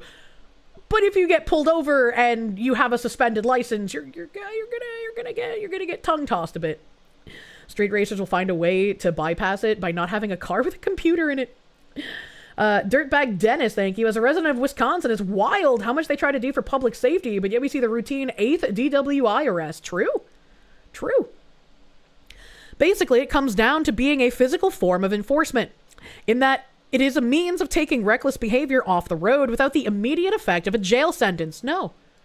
I would rather just put the person in jail if it's that serious, man. What the fuck do you mean? The hope, they say, when forcing drivers to slow down is to reduce crashes, injuries, and fatalities. The primary challenge is related to the costs involved. The annual expense of installing and maintaining speed limiting mechanisms is about $1,700. I really doubt that it costs that much. I bet it's actually more like a couple $100 for the mechanism, but then like $1,400 for all the bureaucracy and paper pushers with the useless jobs involved. Opponents suggest this creates a safety issue motivated by money. Supporters say the new law requiring a speed limiting device to be installed for reckless drivers could change the culture of high-speed driving in Wisconsin. The law places particular emphasis on those who derive excitement from operating their vehicle above the posted speed limit. So they're specifically targeting like drag racers and not like people who drive under the influence. That's also like an extra level of interesting. The state intends to eliminate those behaviors that would lead to decreasing the number of crashes, injuries, and fatalities to increase safety for all road users. Just this unexpected highway shoulder crackdown. What? For many people, the impact transcends mere cost and relates to principles and values. Advocates say the system is justified because it is a fair punishment for putting others in danger. Opponents believe the penalty unfairly affects lower-income drivers and comes perilously close to creating a surveillance state where the speed-limiting device technology tracks everything they do behind the wheel and ultimately every mile they travel. I think that's really interesting that they're talking about drag racers a couple paragraphs ago, and then opponents are saying the penalty unfairly affects low-income drivers. Is this just like summer heat or youths or gentle giant language here? Is this what did they mean by this? There's a car insurance company near you that requires you to have an app active every time you drive to monitor your driving habits. If you have good habits, whatever their standards are, they'll charge you less. But what they don't say in the advertisement is present in the legal text that they'll charge you more if you have bad driving habits. But once again, it's by whatever their standards are. Crazy, actually. You see, lower income people have to speed at all times because they can't afford lower speeds. It's just, once again, like, something like this would not unfairly affect lower income drivers. First of all, if you're trying to paint this as a drag racing issue, as people who derive excitement from operating their vehicle above the posted speed limit, Drag racers aren't exactly known for being poor. You need money to do all of that shit to your vehicle. Second of all, even if we remove any of the drag racing shit, how would it affect someone at a lower income bracket more than someone at a higher income bracket? You can have reckless driving regardless of what your income is. In fact, many politicians have gotten citations for fucking reckless driving. So again, this feels like very coded language to specifically say this is affecting a certain group of people that we're not allowed to identify outside of using coded language. Why not just fine the offenders, remove their ability to drive? That would be great. Grumpy Ian, thank you. How about just make them drive the Fred Flintstone car? True. Didn't have that issue when the drag tracks were open. Wisconsin adds a new thing to limit speed. RuPaul's Drag Race most affected. If passed... Oh, wait. I already read that. Okay. If passed, Wisconsin would become one of the first U.S. states to enforce mechanical speed limits on private vehicles. Proponents argue the law could cut high-speed crashes by physically preventing repeat offenders from exceeding posted limits, potentially saving lives on the state's roads. And once again, you could also prevent that by just saying, hey, you have multiple reckless driving violations. You just don't get a license for 5 years. And if they violate that, if they drive without a license, you fucking throw them in jail. It's so simple. It's so easy. I think the poor part is the idea that it makes every car $2,000 more pricey. They're talking about the people who steal cars for illegal street takeovers. The BGM is off. Oh yeah, I forgot I had that off. Thank you. I forgot it. Numerous practical challenges and unanswered questions that could define the law. There will also be practical challenges such as who will oversee the installation process, another useless job that doesn't need to exist. If a driver sells or lends his or her vehicle, what happens then? How will officials monitor whether the speed limiting device stays operational for the duration of the penalty? The answers to these questions may determine whether the law is implemented smoothly or descends into logistical confusion. This law shouldn't be... Oh my god. This law shouldn't be implemented. I had to take a drink, but like I breathed and it made like a little yappy dog squeak noise in my throat. I don't think you guys could hear that because it was very, very low, but I heard it because it was in my own throat. That was weird. I didn't like that. Can prevent that by another way, but you're not allowed to say it, so you'll just glow instead. True. Zanzis, thank you for the mirror. Could have avoided all this hubbub if they didn't phase out trains as public transport and as backbone of logistic transport. How's that California high-speed rail build going? You don't think governors can be set dynamically? What? Rules here, there and everywhere. Control, control, control. You know there is a story where every crime was death. 3 guys were late for work. And they would be killed. The punishment for rebellion was also death. Since they were late, they decided to rebel. Very interesting. Thank you, Battleizer. Thank you, Battleizer, for the rebellion. Elite, thank you for the Canadians. Trains are for communists! I think a lot of people, especially when you're talking about Wisconsin, like Wisconsin's not comparable to somewhere like New York or Boston.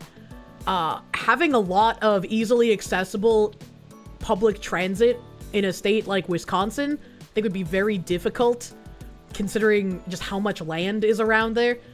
I mean, you could build it, but it would cost a lot of fucking money.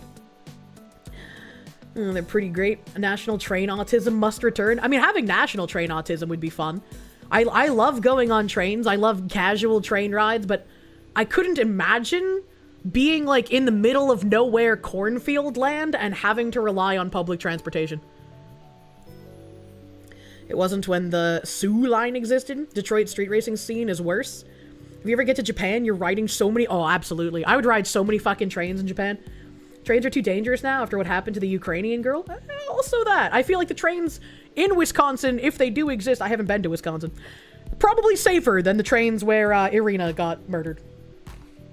I'm afraid to say it, but with air problems and a lack of ATCs, I'm going to be a heavy strain on the rail this Thanksgiving. Probably, actually. Public transit systems are only workable in countries that are smaller than some of our states. I used to take the train from like Boston to Rochester, New York pretty frequently. That was a fun time. I can't remember how long it was, but like it was a pretty good train ride, pretty reliable. Trains worked well in Africa under colonial rule. You're sure it could be made to work in the USA? I mean, it depends on how far you're trying to make the trains go. Having like a coast-to-coast bullet train would be really fun, but the cost involved in that with how large America is would be astronomical. Napalm Boner Fart, thank you. Starts in Wisconsin as a test. New York comes later. Anthony, thank you. Can almost see this working as a punishment, like when you have to breathe in a tube to start your car almost. I don't think this would end there, though, unfortunately. Adam Wofford, thank you for the 8-month member. Just buy older cars and trucks and put driver ed back in school. That would cut down the bad drivers. Also, stop giving illegals driver's licenses. I think driver's ed is actually really bad. I think we need to actually teach people how to drive instead of just showing them, like, 40 hours of car crashes and how you can get mauled to death and die in viscerally terrible, gory ways. Because the way that driver's ed taught me made me absolutely paranoid, anxiety frantic. I cannot be behind the wheel of a car without having a panic attack. Also depends on private ownership. Keep in mind, Africa was owned by mostly the European nations. Driving is a privilege, not a human right. Hard agree. Hard agree. No. Okay, I'm caught up over there. In Georgia, they forced to have like 15 hours behind the wheel with an instructor along with the classroom stuff. 15 hours is fucking nothing, man. Fuck off. Thank you for the Canadians. As a perpetual speeder, you can tell me, snips, a screwdriver, and a mechanically inclined hacker would be used immediately if this happened to you. The most important thing driver's ed could possibly teach you is Pennsylvania v. Mims. It says, get the fuck out of your car. I don't know what that means. Blue Liar, thank you for the 1,000 yen. The train Arena was murdered on wasn't even a train, it was a light rail. Only goes from the inner city to the suburbs. Charlotte couldn't even secure that. I used to love riding the subway in Boston, too. That was a lot of fun. I don't know, it was just so nice back in the day. What driver's ed did I go to? Your driver's ed required a certain number of drives. Mine also required a certain, like, amount of hours of driving with an instructor. But the majority of it was just watching people die horribly in accidents. Your driver's ed in Texas had 35 hours of in-car driving experience with an instructor in Houston, Texas back in 2005. I think you need more of the driving hours and less of the harrowing videos. It was very much not how your driver's ed went. You had like 40 hours of driving. The first thing that made you realize the sheer depths of human stupidity because one of the kids didn't know how to use the gas pump. There's 3 steps and the pump tells them to you. Yeah? Yeah. Therian, thank you. What did I come to Rochester, New York for? College. Wisconsin is testing new ground in its discussion to implement speed-limiting devices, essentially stopping repeat offenders in their tracks. It becomes less theoretical and more real when an Iowa driver caught speeding multiple times pays $1,700 a year for the privilege of recklessness. Just like the Memphis strict speeding enforcement, depending on lawmaker response and the outcome of lawsuits, Wisconsin could either emerge as a national case study or a cautionary tale. I don't think we need more cautionary tales. I don't think this should be implemented. I think we already have things that we can do to reduce reckless driving. We just need non-corrupt judges and DAs and to actually enforce, like, hey, you don't get a license. If you get caught without your license, you get thrown in fucking jail. Just make it so you can't pay to get it back. I've had enough bodies, actually. Fuck off. You never took driver's ed? You just took tests and drove around with the cop instructor in an old Crown Vic to get your license? Oh, that's lucky. That's lucky, man. You sent the super regarding luxury train ride. I missed it. I miss quite a few in current year. But I remember talking about luxury trains previously. I think the UK has a handful of, like, luxury trains, and it'd be pretty fun. It'd be pretty fun to, like, go do that kind of stuff. I am going to do Daily Mail articles, so we can get those out of my tabs. Little Daily Mail grab bag, as it were. Let's start back with... Where is the first Daily Mail article here? Nyama. Grabbing mails daily. Yep.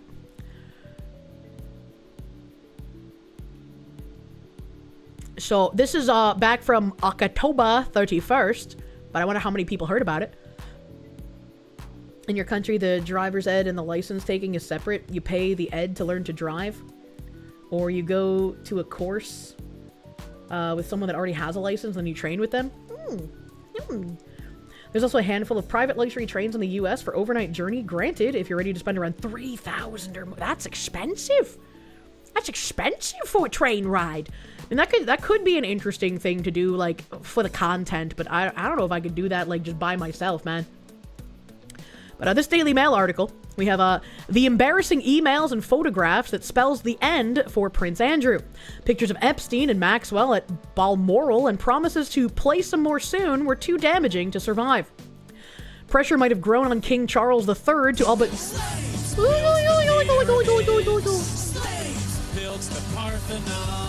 I highlight you. I highlight you, whore.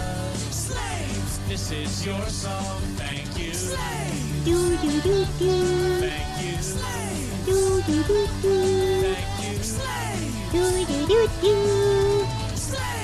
This is your song, Muy Thank you, Cucaracha. La Cucaracha. Thank you for the 100 slaves. Thanks for all you do. Separated from the service. Been a hard landing, but you and the community you've fostered have been an incredibly positive influence. Keep being awesome, y'all. Oh, thank you, Cucaracha, man. Thank you. I don't know what separated from the service means, but thank you. I'm sorry that there was a separation, dude. But I'm glad you've found some happiness in the community here. I'm glad you feel at home, and I hope you keep looking up. Wag you, brother. Thank you. Thank you for the fucking slaves. Thank you. One does not simply do along with the slaves. What do you mean? Means he got out of the armed force. Well, he said separated, so I don't know, like, if he left or if it was like a discharge kind of thing. I don't know. You know, I don't want to pry either. Maybe it's a sensitive topic, right? I'm not sure the deets, but according to liberal hive mind, Joe Rogan has renounced being a Bernie bro. Good. And then when you... Pressure might have grown on King Charles III to all but banish his younger brother from royal life in recent weeks, but the links between the one-time Duke, the pedophile Jeffrey Epstein, and the sex trafficker Ghislaine Maxwell stretch back more than a quarter of a century. That's 25 years, right? They make it sound like way bigger when they phrase it that way. Andrew has consistently denied all allegations of wrongdoing, and the king may have felt that removing all of his titles 2 weeks ago was enough. Further revelations were then published by the Mail on Sunday. Look at the fucking facial expression. 25 years is a long time. I'm not saying it's not a long time, especially if you're fucking interacting with a pedophile, right? I just pick up on the weird way that journalists word things sometimes, you know? Anamunya, what does wag you mean? I didn't know what wag me meant, and Pippa tweeted out wag me, and it made me think of wagyu, like the beef. So I said, wag me, no wag you.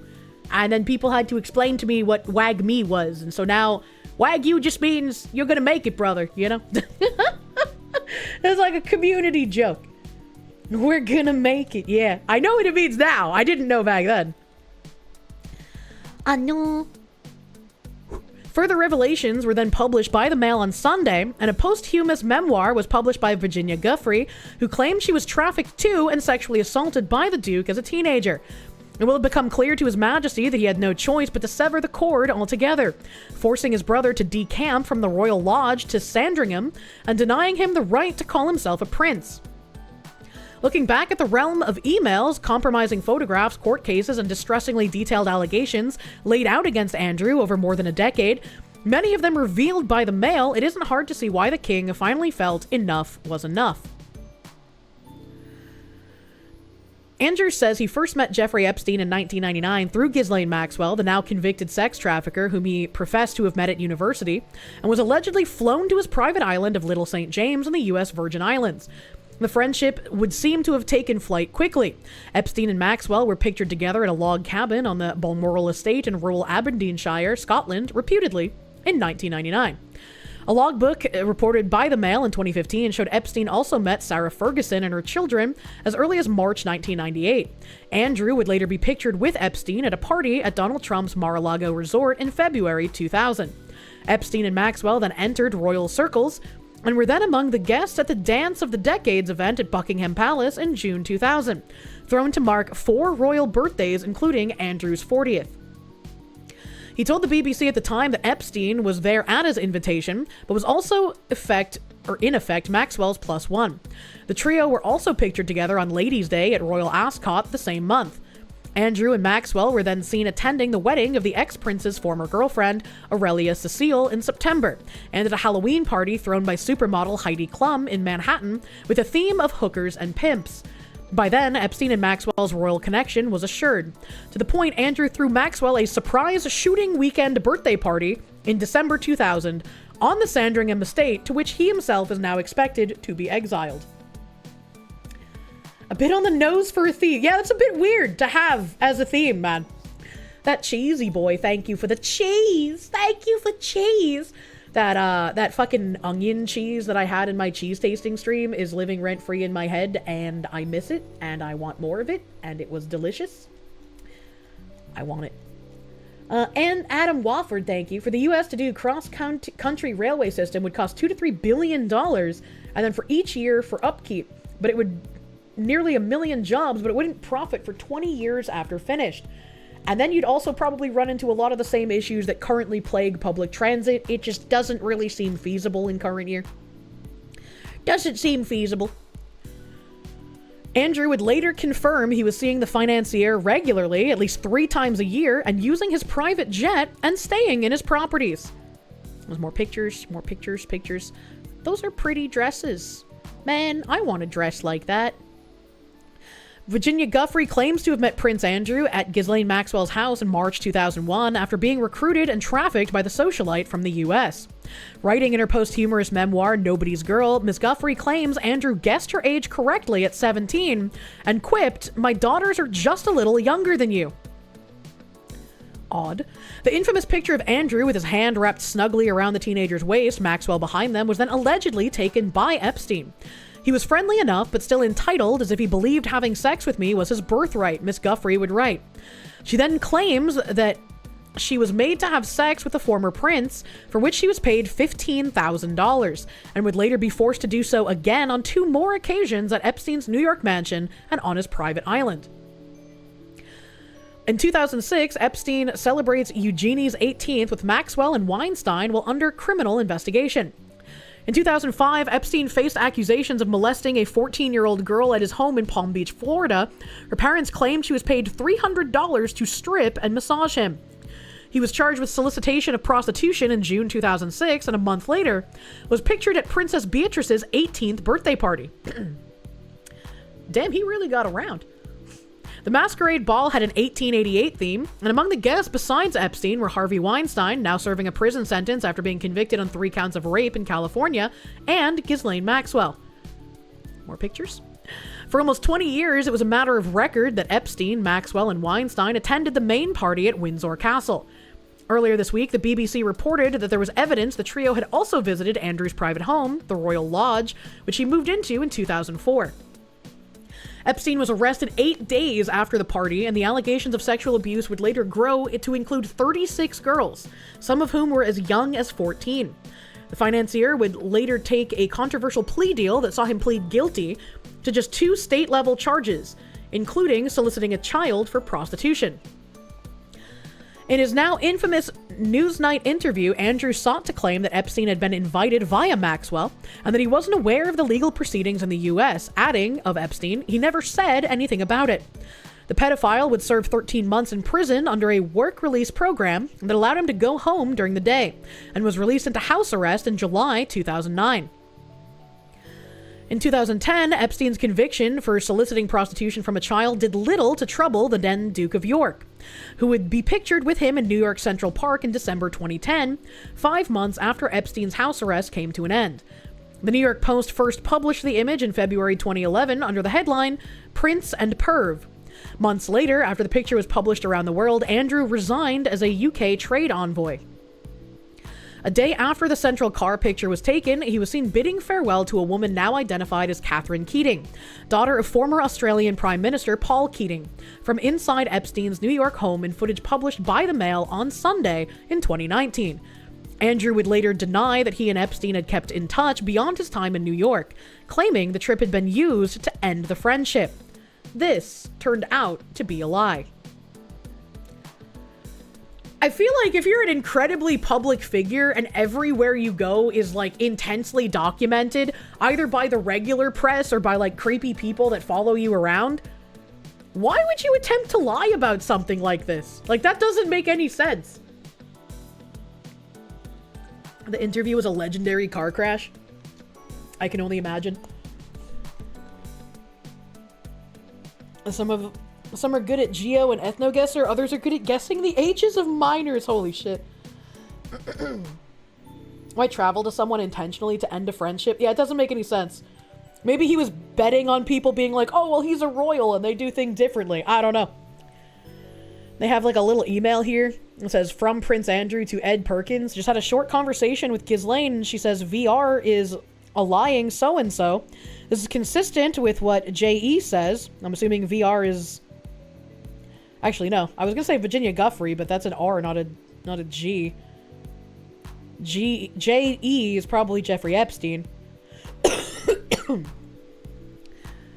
If this comes to the crunch, we must have a statement ready. Ed Perkins responded, indeed, sir, all received. Lawyers something, I can't read that. Prince Andrew responded, it would also seem she has a criminal record in the States. I've given her date of birth and social security number for investigation with redacted the on-duty PPO. How does he have her social security number? How does he have that? Patchouli, thank you, not mentioned. When informed of Epstein's legal troubles in 2007, Trump not only banned Epstein from all his properties, including Mar-a-Lago, but he actively helped with the investigation. I was going to bring that up because a lot of people still talk about how, like, Trump was involved with Epstein, but he literally banned Epstein from his properties after Epstein tried bringing a minor to Mar-a-Lago. So it's like... You could do a deep dive on this, like Daily Mail has laid out here for Prince Andrew, but you would come up against the brick wall after Trump banned him and then helped actively with investigations. Pretty good at guessing kids' ages. What school did you teach at? Oh, Virginia Guffrey's original last name was Roberts. Oh, that makes sense. Thank you. Thank you for the info. Epstein wrote to Prince Andrew, we can start by pointing out that Virginia fled the country after a warrant had been issued for her arrest for stealing $300 from the restaurant she was working at. Police report available. Don't know if you would be defending Trump on Epstein-related stuff with how he's been acting recently about them. I have a couple of tabs on that, and I think pretty much everyone is unhappy that Epstein files aren't being released. I think that when the FBI first denied giving out all of the files, they should have been absolutely like just completely, you're not handling this anymore, we're going in with our own agents and we're taking all of the files, whatever's left of them. Who knows what's left of them? But I have a couple of other tabs that apparently the DOJ keeps trying to get more of the files released and they keep getting blocked. So on February 26, 2011, Andrew asked his taxpayer-funded Royal Protection Officer to begin digging into Virginia Guffrey's past, believing she had a criminal record. In an extraordinary email reported by the Mail this month, the ex-prince boasted to Queen Elizabeth's deputy press secretary, Ed Perkins, I have given her date of birth and social security number for investigation. The Met says it is actively looking into the matter and has spoken to the former protection officer, who says he would testify to Congress if asked. Does no one remember what happened to JFK's head? We remember what happened to JFK's head.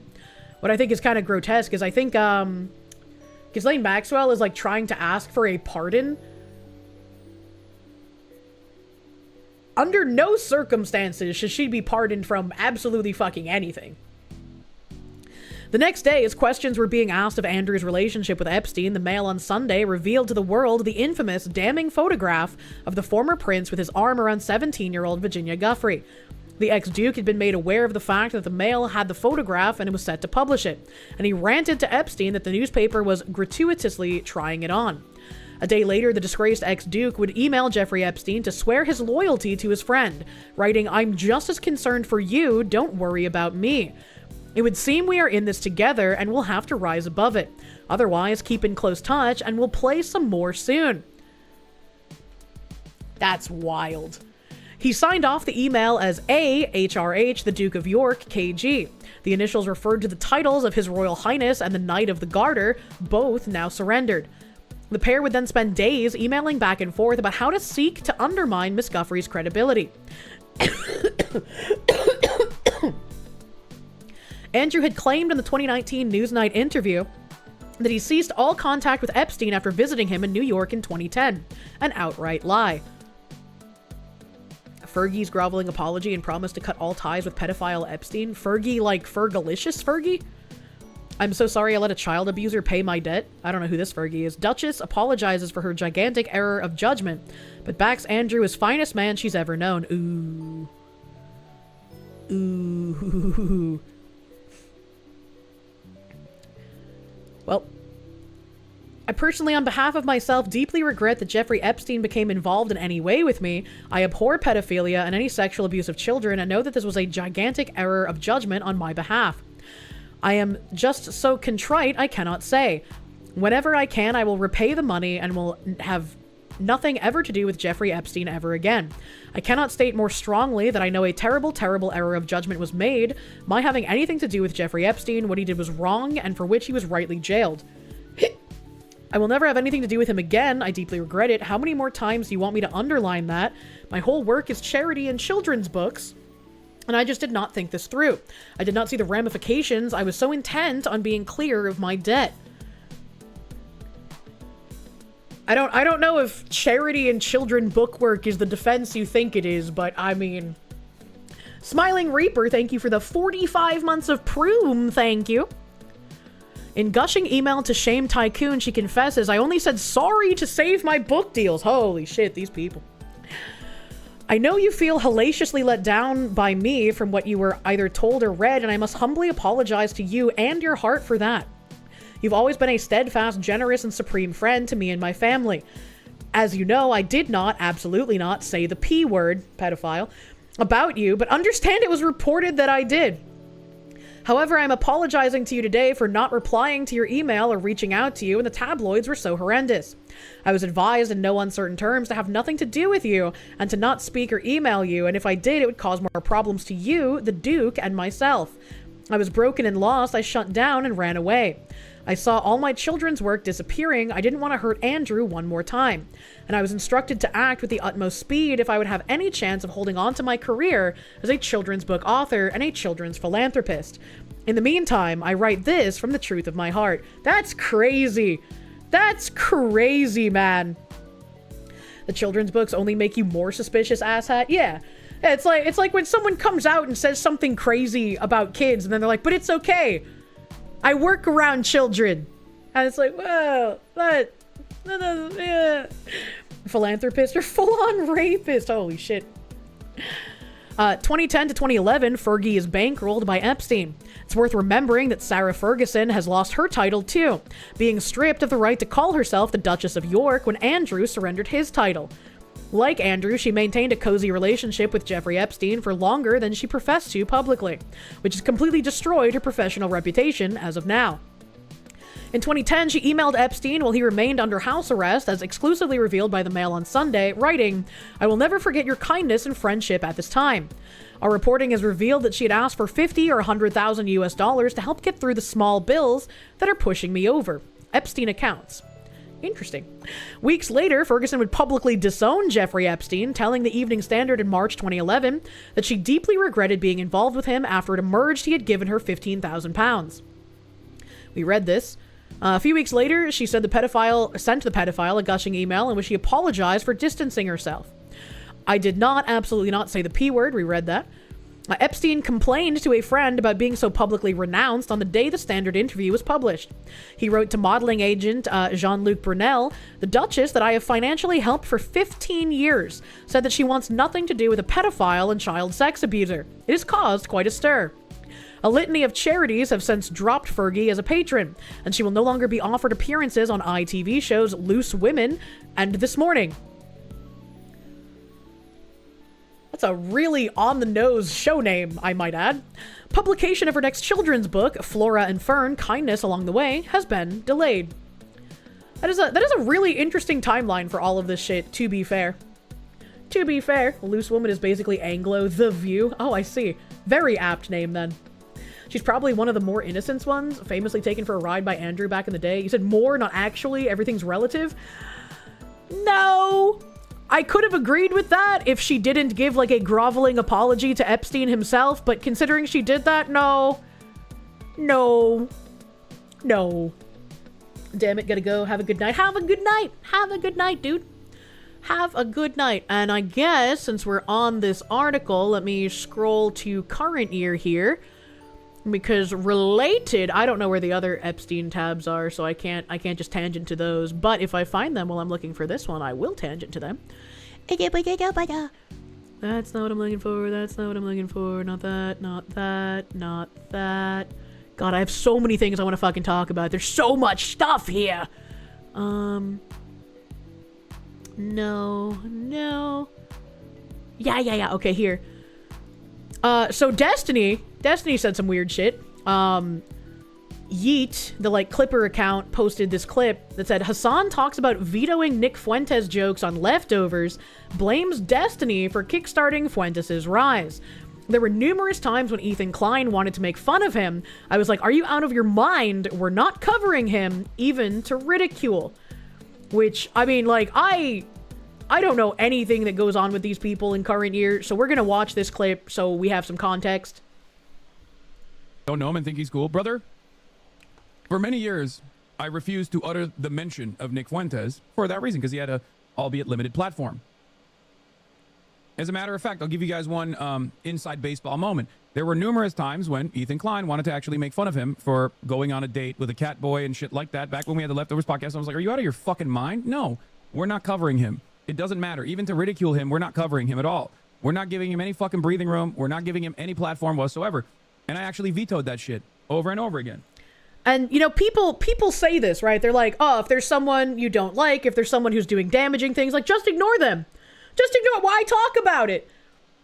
And now look how large, like, a platform someone like Fuentes has. Not saying that, like, Hassan could have necessarily damaged him, but it's just, like, a lot of people really get in their minds that ignoring thing will make thing go away.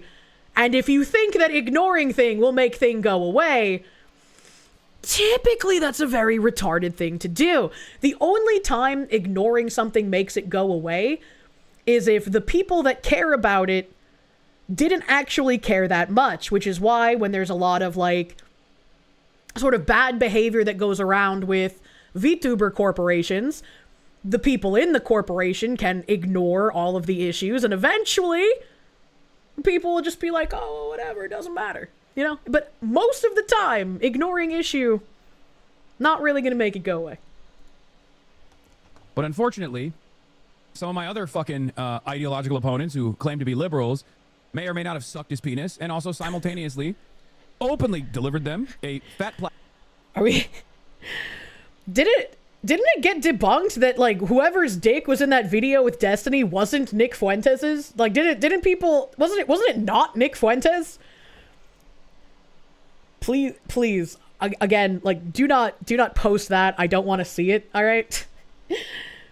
Dark Ace, thank you for the gift sub, my guy. Thank you. Your headcanon will never change. Yes, unfortunately, it was Turkey Tom. I don't know if it was actually fucking Quail Quinton, right? Like, I don't know much about Turkey Tom either. That makes it better, obviously. platform and also additional media connections, and even promoted Nick Fuentes and even talked about how Nick Fuentes owed them so much for their new career. Yes, I'm talking about Sex Pastry. Oh, we were debating. It's a little weird to me, I guess, that like Hassan and Destiny don't get along. I don't know. There's no reason to debate people like that have very limited platforms at the time. And then he was resilient enough to work his way through the ranks and claw back after tremendous amounts of deplatforming, claw his way back into relevance, found himself in Kanye West's orbit at a time when Kanye West was also going through a manic episode and screaming Heil Hitler. To be fair, having a beer with Kanye West would be fucking crazy shit, right? Like, just imagine the things he would say. Over the place. Had dinner with Donald Trump. And kept pushing and pushing and pushing, sending his little groypers, the ones that at least can go outside, the Turning Point USA are kind of events, gross, man. infiltrating every facet of the Republican Party, and basically creating a media environment where like any Republican under the age of 35 is basically aligned almost entirely with his politics. And it's you know, lo and behold, you got a real fucking crisis on the right now, and he's getting a shit ton of high-profile media coverage. Does he have a crying black child's face on his t-shirt? What is happening? Having dinner with Kanye is out of pocket, but Hassan openly stated he wanted to be in Diddy's entourage and go to his parties. Weird. Wolfsbane, thank you. Thank you for always being a bright spot in your day, Kirsche. Today's been a terrible day. Rest in peace, Eli. He was the best doggo you can ever ask for. Oh, bro. It is never easy to lose a pet. I am sorry for your loss. Hopefully you'll be alright, dude. Beardmaster, thank you for the Canadians. Apparently Hassan got arrested in China because the police saw a meme on his phone. I don't think he got arrested, but I do have that in a tab somewhere too. So it's too late to apologize. Oh, that's where it ended. So I guess that's what Hassan said.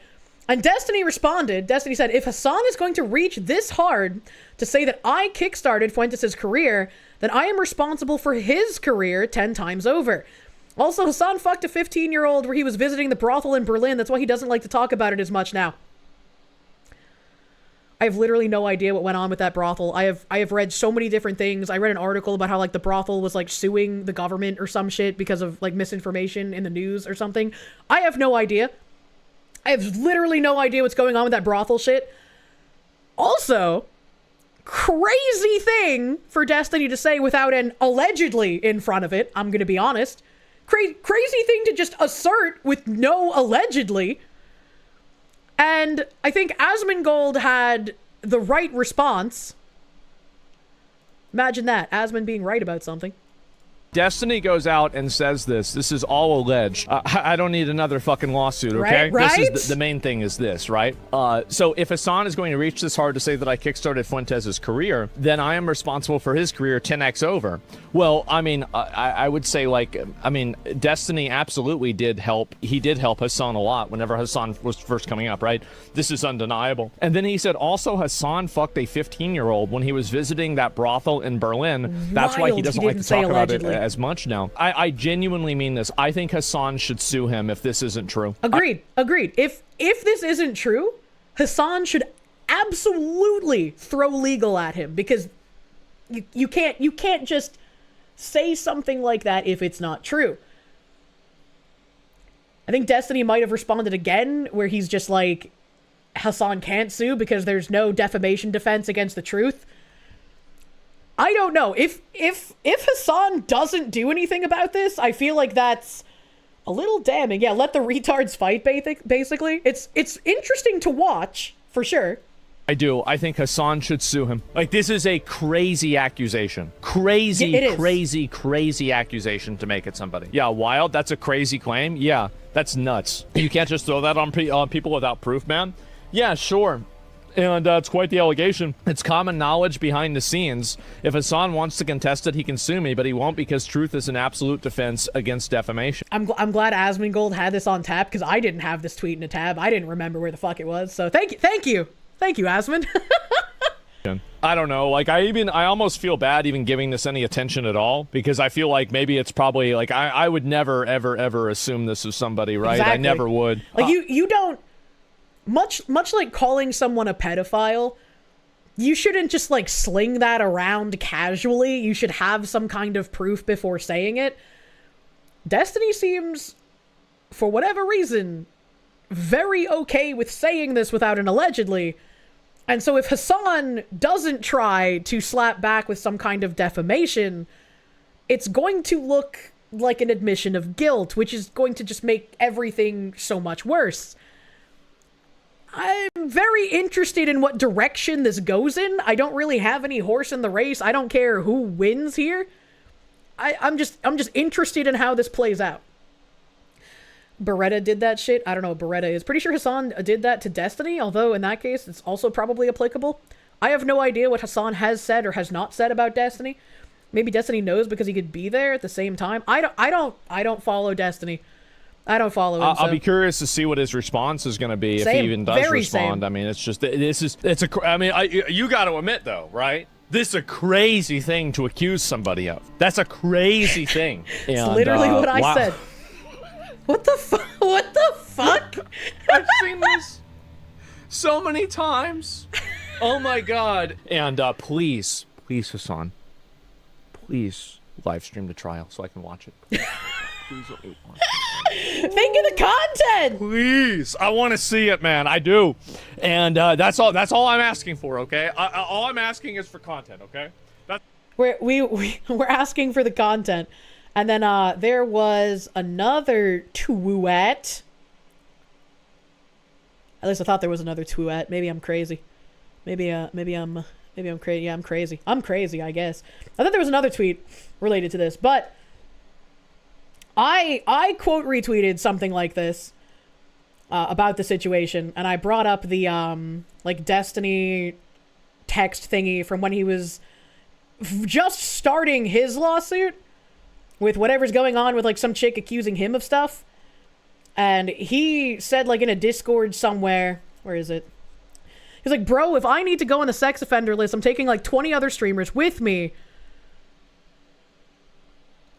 I think that's a bit weird. Like, just take them out now, man. Like, if you have this information, why not just be the agent of chaos and release it? And for some reason, I have a bunch of, like, Destiny community people in my replies, like, angry at me that I said this. But it's, I'm not even denigrating Destiny here. I'm just like, bro, release the information that you have. I was like, why are his fans angry? He said he has info. I'm asking him, release the info. Why is that bad? Chat, take your bets. Is that list in the digital digits or double digits? I think you mean, or single digits. Well, he said 20, so that's double digits. Just like how Mizkif has info, right? That's not Anne. I'm not a sex offender. That's almost an admission. I mean, I don't know what's going on with his lawsuit, so I can't speak on that either. Todd, thank you. Hello, Kirsche. What tacos am I getting today? I don't know. I don't know if anything's even open on Veterans Day. I'm gonna be real. John Burt, thank you. Destiny versus Hassan. Whoever wins, they're both dumb. Roadkill VT, thank you. Chibi Review's take on this is the best. I did not see his take. The Watchman, thank you. Foxwoman, you had to dip out from 4 to 6. What did you miss? Oh my god, it's already 6 p.m. What the fuck? How dare you demand honesty and morality of our streamer? Why is he said he had it? I want to see it. Fucking release it, man. Zuma Devant, or Zima Devant rather, thank you. Been a while since you watched live. You got my body pillow under the display name. Family member opened the package. Good thing you have no shame. Also, you just got the blanket in the blanket is so comfortable. I love the blanket, man. Thank you for your patronage, my guy. Thank you. Dark Ace, thank you for the gift sub to you. You are a weenie Lamau XD. Do not XD. Battleizer, thank you. Just make some popcorn and kick back and laugh at the events. Enjoy the show, as it were. Point and laugh at the stupidity. True and real. Mildly OCD, thank you. The funniest part is that Destiny doesn't look good either way. Either he lied about someone to get an own, or he hasn't gone to the police about this. This is probably a lot more common than I would like to even learn about, right?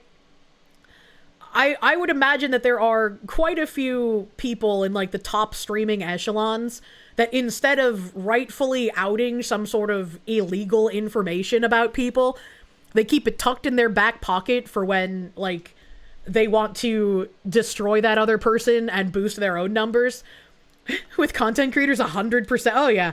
Like, I would be willing to bet that that is a real thing, which would be really depressing to think about.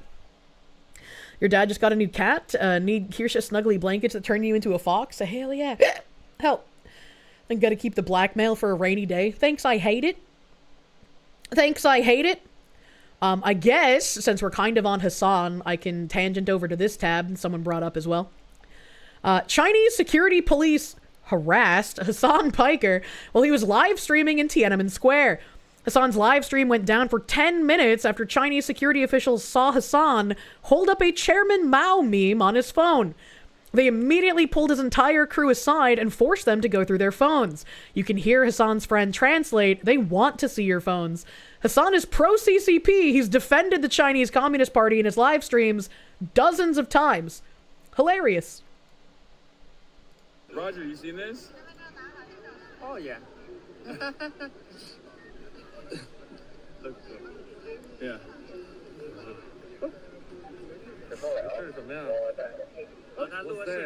They fucking got there quick too. That's crazy.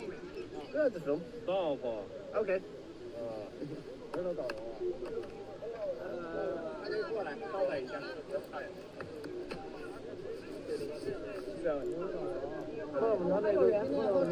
I can't see shit, brother. Oh,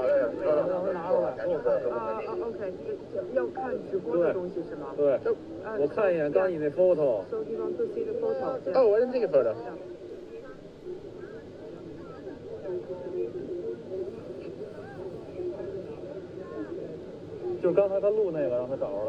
I can't understand Chinese.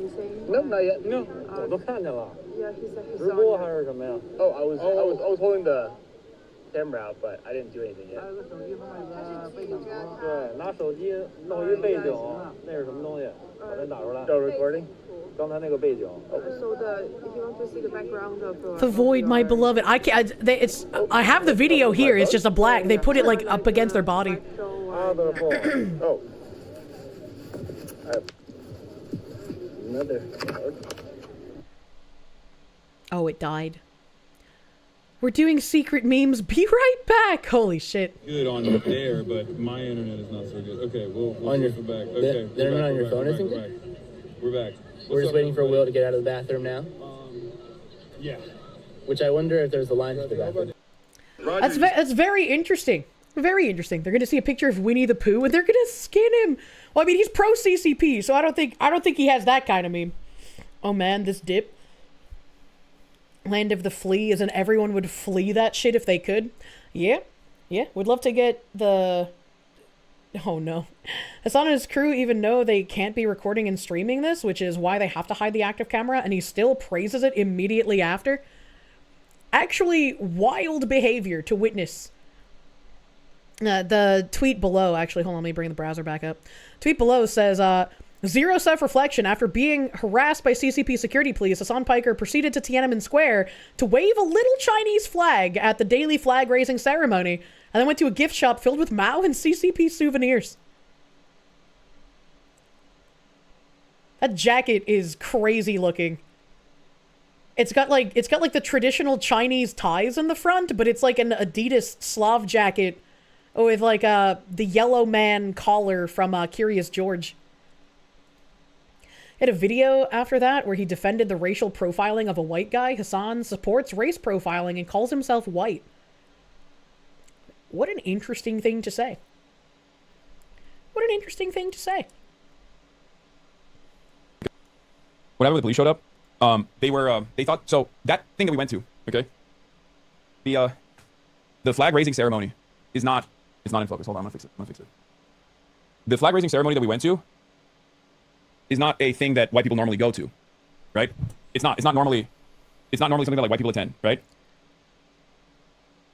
I wouldn't know. I mean, I assume since it's a ceremony in China, like mostly Chinese attend it, but I don't. And I assume that they are probably extra attentive and extra careful about people coming to do some fuck shit. Like, there's a reason why, for example, there were Chinese nationals on each other's backs, right? But I knew that like if we did it, we would get called out by cops. Because like by and large, especially like the government is aware of like how they are perceived, or how much like anti-Chinese propaganda exists out there. And I think the older people are also aware of it as well. But I think the younger populations in China are ironically enough less aware. Like the younger normies are less aware of the animosity that exists, which shouldn't exist at all, obviously, but unfortunately does. And it's almost entirely one-sided, entirely designed by America. But yeah, we're white. So as foreigners in China at this like national event rather than an international one, where as you guys noticed, like they didn't have any like foreigners there at all. He thought he saw something on the phone.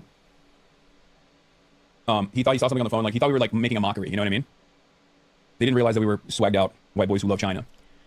They didn't realize we were swagged out white boys who love China. I feel like G Prime needs to make a meme out of that. I need to see that in his art style. Then move there. Are you being careful with your words? No, I'm just telling you like it is.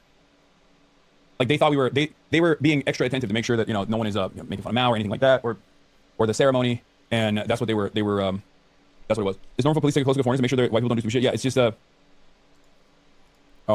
just it's a cultural difference, and also they just don't want anyone to pull a fucking Logan Paul or anything like that. How is it? But it's a cultural difference when they racially profile you, but when American police racially profile people based on statistics, that's bad. That's an interesting thing to take here. What do you mean? We just like talk to them. We just were like, no, that's not. We're not doing that at all. We're just here to experience the event.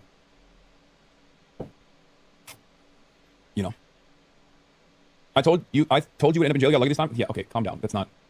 You're being ridiculous. this is actually one of the things that I want to show Americans in general, because like people have this like false notion that it's like they will arrest you for a meme or whatever. It's not like that at all. Okay, calm down. It's funny because like I've dealt with cops at this point all around the world, as you guys know.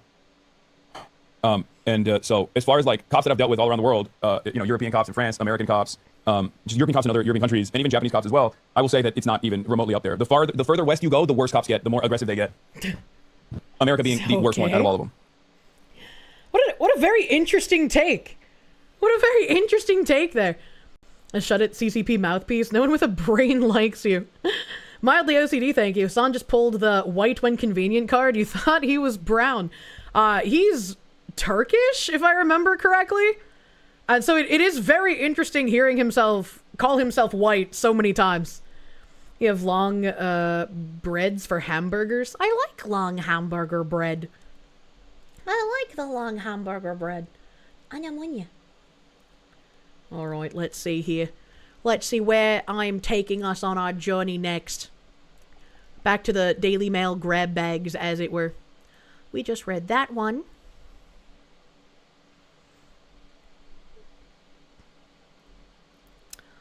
Oh yeah, I thought this one was interesting. This is also from Halloween. A Halloween article. Police raid enormous cannabis factory hidden inside former casino. Thousands of plants on all 3 floors are worth millions. That's kind of, I mean, if you're gonna hide a cannabis growing facility inside of a casino, is kind of smart, to be fair. Deadpool Kid, thank you. CCP police, you seem to be lost. We take you to Fun Time Camp now. You learned the glory of China. Like, no, you don't get it. We're swagged out white boys. We already love China. Cladex, thank you. No cop has asked to see your phone because of a meme. Must not live in the UK. Some years ago, he unironically was trying to make his diverse friend confirm that he, Hassan, was white. Was that during the cracker controversy? Police raided an enormous cannabis factory hidden inside a former casino and found thousands of plants worth millions across all 3 floors. Officers used chainsaws to smash their way into the disused Aspers Casino in Northampton Town Centre at around 9 a.m. on Thursday. Inside, they found hordes of plants in various stages of growth scattered all around the building on Commercial Street. Northamptonshire police said the find was one of the biggest cannabis factories in the country's history. They also discovered multiple doors bricked over and rooms reinforced with steel in a bid to keep police out. A 36-year-old man was arrested at the scene on suspicion of cultivating cannabis and remains in custody. Nick Davis-Lyons, neighborhood policing inspector on Northampton Central, said, We forced entry using specialist officers to gain access to the premises, and we've uncovered quite a large cannabis production operation. It was very big, it spans 3 floors. Obviously, we're really pleased to get this amount of drugs off the streets, but there's another side to it we need to focus on. Man, that looks cool as fuck, too. That looks really cool. They put a lot of effort into this. Like, I'm almost impressed. That's a really shitty looking casino, though. A production of this scale involves a lot of organization, and there will be an organized criminal group behind it. Quite often, they traffic and exploit people into operations like this, probably under threat of violence. And that's a side people don't often see. This isn't just about cannabis or seizing drugs, it's about identifying and targeting those who cause harm, exploit vulnerable people, and use them in operations like this. As we forced entry to the property, one male gave himself up to us, and he's now in custody, and the investigation into his involvement is ongoing. The setup here is very organized. Efforts have been made to keep the police out, with some doors being bricked over and rooms reinforced with steel. This morning was about making the scene safe so our specialists and scenes of crime officers could get in, recover evidence, and begin dismantling the setup. Everything now slows down so we can work methodically, carefully, and safely, maximizing what we can from the investigation while keeping our team safe. What do they even do with this amount of plants? Like, you can't burn it, because everyone would get crazy high. Like, what do you do with the plants? Gorkul, thank you for the 24-month resub, my guy. Thank you. Thank you. Leo's, thank you. Hassan has to consider himself that for fear of being mistaken. Oh, God. Dio Brando, thank you for the pounds. Mott and Bailey identity. other people do the same thing. There's always a tweet that says, I'm not white. True. True every time. Confiscate them and sell them legally. Does Britain have legal weed? I don't know if they do. I don't know Britain's laws on weed. They burn it all in a series of controlled burns. Controlled burn makes sense. That kind of makes sense. Patchouli, thank you. According to Dow versus US in 1915, Middle Easterners are white in order to be granted naturalization back when we did that racially in the US. Very interesting. The chatter misspelled Uyghur, the Muslims the Chinese governor is genociding. I can't pronounce that word, but I know what those are. A series of small, devastating fires. At this stage, I don't have an estimate of the street value because we haven't completed a full count of the plants, but I'd personally estimate there are thousands in there. It's a very big operation. This warrant was led by the neighborhood team who have made a huge effort over the past 6 months to be more visible and engaged in the town. When we receive intelligence, we develop it as quickly as possible. And in this case, once we had the information, we acted swiftly to get in. Northamptonshire police spokeswoman added, police officers executed a warrant at the old casino building on Commercial Street, Northampton, at about 9 a.m. this morning.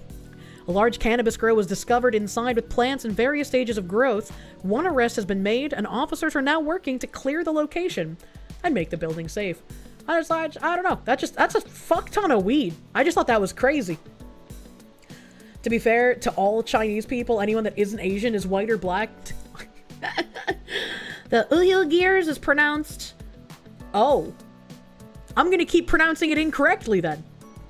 You're reminded of a country in South America that confiscated tons of weed and then burned it all at once and everyone attended, got hit hard. Yeah, that's why I was like, how would you, like, get rid of this if that's your goal, right? And we do have legal weed, but it has to come through a doctor. Ah, I see, okay. So you have, like, medical legal, not recreational legal. Another Daily Mail article here. Migrant camp in Spain. That's also from Halloween. Man, I had a lot of Daily Mail on Halloween. 4 illegal migrants, 3 of whom were supposed to have been deported, are arrested for gang raping a student in Spain. As you know, this is just part and parcel of living in a European city in current year. 4 illegal North African migrants have been arrested on suspicion of gang raping and robbing a Spanish student found abandoned, semi-conscious, on a park footpath. The Algerian men! That's been happening a lot recently. Like, it's been overwhelmingly Algerian the past couple of times we've covered this. We're living in tents in the northern Spanish city of Pamplona after dodging expulsion orders. At least 3 of them had been told they could no longer stay in the country, but the orders were never executed. Why? Why? An investigating judge remanded them in prison yesterday, 2 days after their arrest, despite them protesting their innocence, after deciding they were a flight risk and concluding there were inconsistencies in their statements. Imagine my shock that people here, or there, rather, illegally, would lie about something else. How shocking! Who could have seen this coming? Their alleged victim's phone and underwear is said to have been found at the illegal camp in the city, famous for its San Fermin festival featuring daily bull runs. The camp by the River Arga, which had been pictured in local press, has now been dismantled. Police launched a manhunt for the student's sex attackers after she was found by passers-by last Friday night. She is thought to have been heading home from a university party when she was intercepted. The judge who caged the men, aged between 25 and 33, described in a prison ruling how the young woman, whose age has not been made public, was found abandoned on a footpath on top of leaves, helpless, confused, and semi-conscious. Her bag contained her mobile and purse and was missing along with her underwear. Based on hospital records, or reports rather, the investigating judge has concluded she was the victim of non-consensual sex, pending the results of DNA tests set to confirm or rule out the implication of the 4 detainees. The suspects' phones have also been seized so police can analyze them to see if they made any compromising recordings. One of the men held reportedly has a criminal record, although not for sex crimes. The horrific crime has caused consternation in Pamplona, the scene of the infamous so-called Wolfpack gang rape case during July 2016 San Fermin celebrations, in which the victim was an 18-year-old girl. 5 Spanish men, including a civil guard officer and a soldier, were found guilty in the sex attack. Students in Pamplona gathered on Wednesday at their campus to condemn the latest incident and show their solidarity with the victim. Pamplona City Hall also organized a minute's silence yesterday.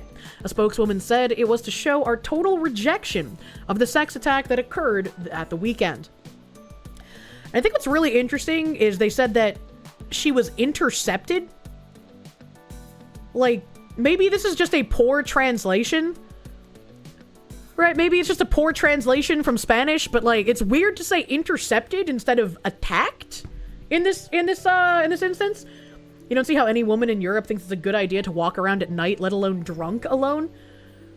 Literally zero self-preservation instincts somehow. Race dropped quickly. This is sus. What country is this from? Spain. This is from Spain. This is in Spain. Some women also need to stop voting to support this shit.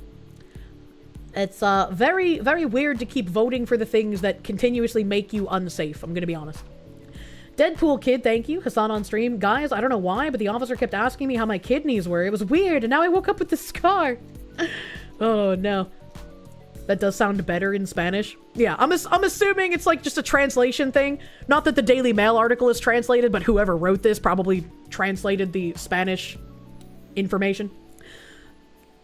Students, are they going to next protest in favor of illegal aliens? Are they going to scream, no right-wing extremists? It's really depressing that this keeps happening, and not only does there seem to be no punishment for the people committing these crimes, but nobody seems to really do anything to attempt to either stymie the amount of times this happens or actually give sentencing to the people who commit these crimes. It's kind of wild, and it's very exhausting. Very exhausting.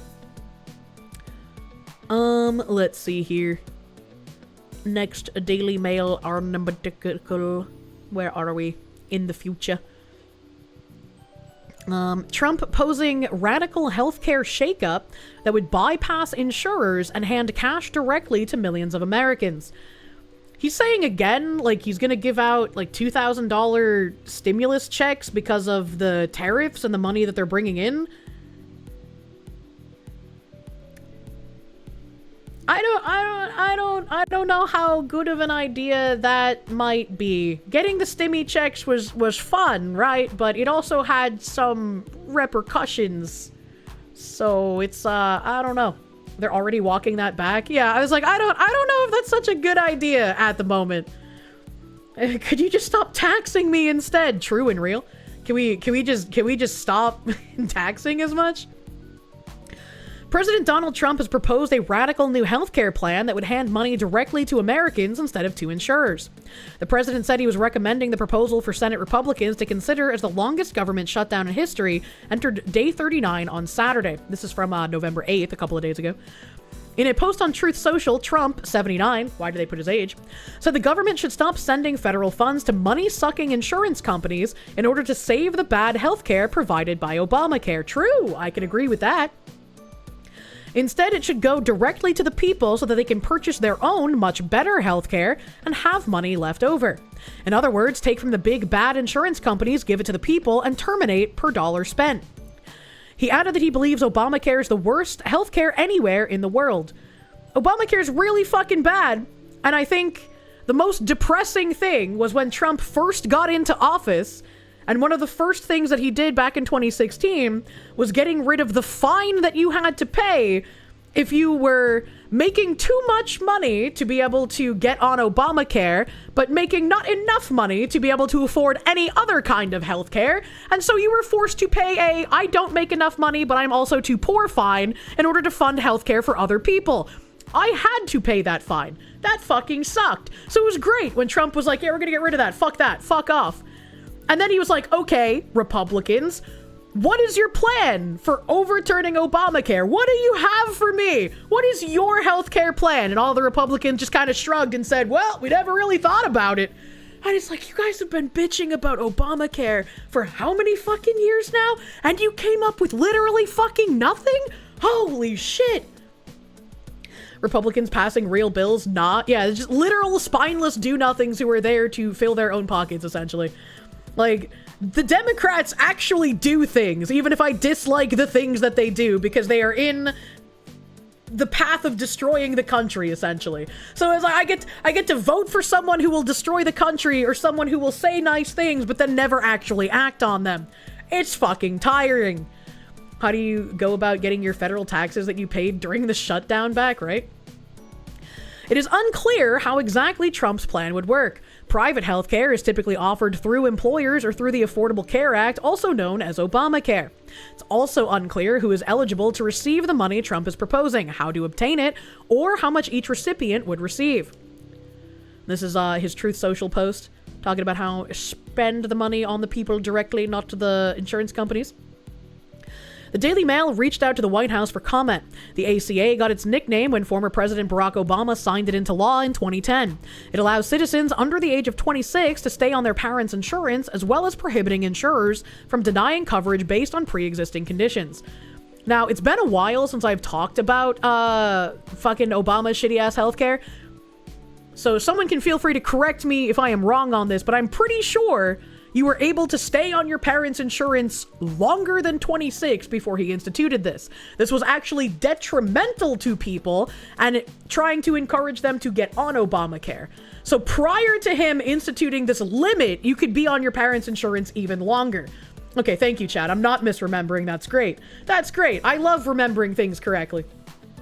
Patchouli, thank you. Fun fact, what made Obamacare constitutional was the fact that individual mandate was determined to be a tax. Now that the tax is gone, why is the law still there, Donnie? That's a good point. Good question. If you don't like your plan, you can keep your plan. Fuck you, Obama! Thanks, Obama. Obamacare has been used against the citizens this whole time. It really feels like it was a way to try and get people on board with like a more socialized system, but it just didn't fucking work. It's most well known for allowing people who do not have access to healthcare to purchase ACA-compliant plans, as well as expanding who is eligible for Medicaid to include low-income adults. The government has been shut down since October 1st, the longest in U.S. history. The second longest shutdown happened during Trump's first term, lasting 35 days. Democrats are asking Republicans for a one-year extension to the ACA subsidies package, as the GOP's plan could affect millions. Trump has refused to negotiate with Democrats over their demands to salvage expiring health insurance subsidies until they agree to reopen the government. But Democrats are skeptical over whether he will keep his word, particularly after the administration restricted SNAP food aid, despite court orders to ensure funds are available to prevent hunger. They wanted to take funds from WIC, which is less fraudulent, right? Like, you have less ability to defraud a WIC program. It's just more strict, I suppose. And that WIC is specifically for women with children, so it's for the children, and they wanted to take funds from WIC to fund SNAP, which is rife with fraud, and people erroneously getting thousands of dollars that they should not be getting. Democrats are just fucking crazy at this point. Obamacare only worked in Northern Virginia, where everyone made six figures living in Washington's posh playpen. Thanks, I hate it. On Tuesday, Election Day, Republicans saw many major losses in big races, including in the New York City mayoral race, which saw Democratic Socialist Zohran Mamdani take the win in the Big Apple. Mickey Sherrill also pulled a win in neighboring New Jersey, beating her Republican counterpart, Jack Ciattarelli. Virginia also elected a Democrat and its first female governor when Abigail Spanberger won. Abigail Spanberger being the lady who said that she stands behind Jay Jones, who wants to see Republicans shot and their children die in their arms. California's controversial Proposition 50 also won, allowing it to redistrict and making it easier to send 5 more Democrats to Congress. The major losses for the Republican Party had the conservative president reconsidering his party's strategies about the shutdown, which he considered played a big role in the letdown. What was a big role in the letdown is that everyone is looking at Republicans to fucking do something. Democrats are openly campaigning on platforms of killing conservatives, and they're getting elected. Instead of crying about group chats and tweeting about you don't know how bad things really are, you are elected officials. You can actually do fucking something. So fucking do it. That's why you're losing. Why would anyone be motivated to vote for a guy that is not going to do anything against these people? If you want to win, if you want to have a Republican in a seat, fucking do something for once in your worthless rhino life. Holy shit. Point sticks at Republicans, do something. That's literally all you need to do. Something. Like, I feel like I'm losing my mind. Do something. That's literally it. It's a Republican shutdown. How could the Democrats cave and end the shutdown? These people are so dumb it hurts. It's a Democrat shutdown because Republicans wouldn't give them subsidies for illegal immigrants on the healthcare. But everyone only sees Republicans are in the White House and they control part of the Congress, so therefore it must be their fault because they don't pay attention to politics, they just listen to the news. Already the most attractive woman control. I just get so angry. All they do is like wring their fucking wrists and cry about losses, but they won't do anything. It's maddening. It's like watching a friend of yours like hurt themselves over and over again, and you're like, hey buddy, maybe you should stop doing the thing that hurts yourself. And they're like, oh, but if I don't stop hurting myself, then what about my opponents? Shut the fuck up and do something. Holy shit. If not controlled opposition, then why controlled opposition shaped? You know the feeling, oh, my Democrat PR is strong, everything Republicans do is racist and fascist. They need to stop fucking caring about the optics. They already want you dead. Democrats are getting elected saying they want your constituents and you dead. You're past the part of fucking optics mattering. Do something. Furious Dan, thank you for the Canadians. Canadian healthcare MAID is twice as deadly to Canadians than guns are to Americans. 33 versus 14 deaths per 100K. Do not socialize healthcare. Yeah, I do not want MAID in the United States. Oh my god, let me scroll up because I think I missed something maybe. No, I didn't? Okay. They did do something. They slipped an anti-hemp BS into the budget. What the who fucking cares about hemp? Who fucking cares about hemp? Holy shit, I'm losing my mind. Let's vote on people wanting to kill us. We live in the part of the cycle where good times produce weak men. I cannot glow, chat. Release the olive oil, Foxu. Let it flow. Where was I in this fucking article, man? Where even was I? California's controversial Prop 50. Major losses for the Republican Party had the conservative president reconsidering his party strategies. I think if you read the pollsters, the shutdown was a big factor. Negative for the Republicans. Yes! Yes, because you don't fucking do anything! The ACA subsidies at the center of the shutdown are income-based and help partially cover premium costs for some enrollees. Subsidies are paid on a sliding scale between those who make 100% to 400% over the federal poverty line, which currently stands at $15,650 for an individual and $32,150 for a family. Most states allow those who make under 100% of the FPL to enroll in Medicaid. The American Rescue Plan and the Inflation Reduction Act increases the subsidies starting in 2021 and are set to expire at the end of this year.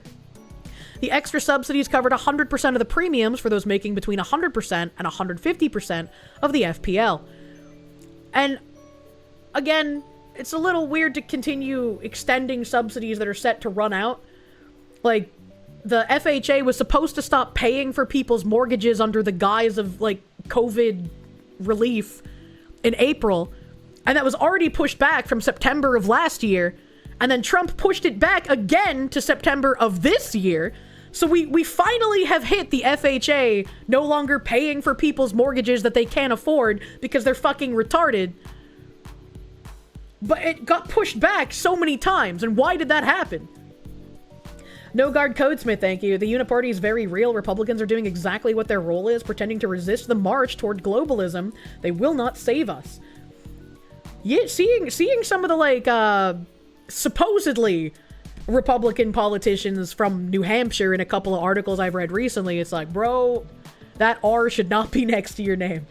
Battleizer, thank you. Weak men are here. We're in the making bad times portion of that idiocy. We're in the normalization portion of the communist subversion of our country. And if something doesn't happen, what the hell is this spicy cat raid?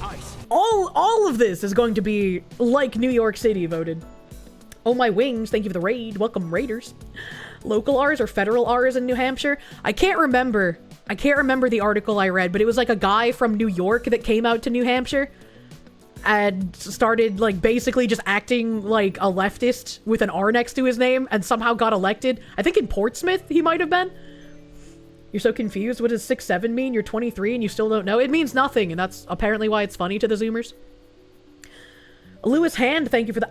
Hiya, Foxu. Have I seen the Breathing Elon's Musk video? Nux and Leaflet reacted to it and it's been getting shadow banned hard on YouTube. Music slaps and it's ultra funny. No, someone brought that up earlier and I had no idea what it was. I haven't seen it. All I have to do to see communism fully accepted by a population, just look at Canada. The subsidies are mainly paid directly to the insurers from the government, and taxpayers reconcile it through tax returns. It cost the government around $138 billion this year. The amount rises each year as healthcare becomes more expensive and the number of people who use ACA plans, I guess they meant to say increases. To extend the subsidies another 10 years, it would cost the government an estimated $350 billion. A 2-year extension would cost around $60 billion. Democrats are now proposing a 1-year extension of the subsidies, but it was promptly shut down by Republicans. Senate Minority Leader Chuck Schumer proposed the plan on Friday, which would have included establishing a bipartisan committee that would negotiate the subsidies further after reopening the government. Democrats are ready to clear the way to quickly pass a government funding bill that includes healthcare affordability.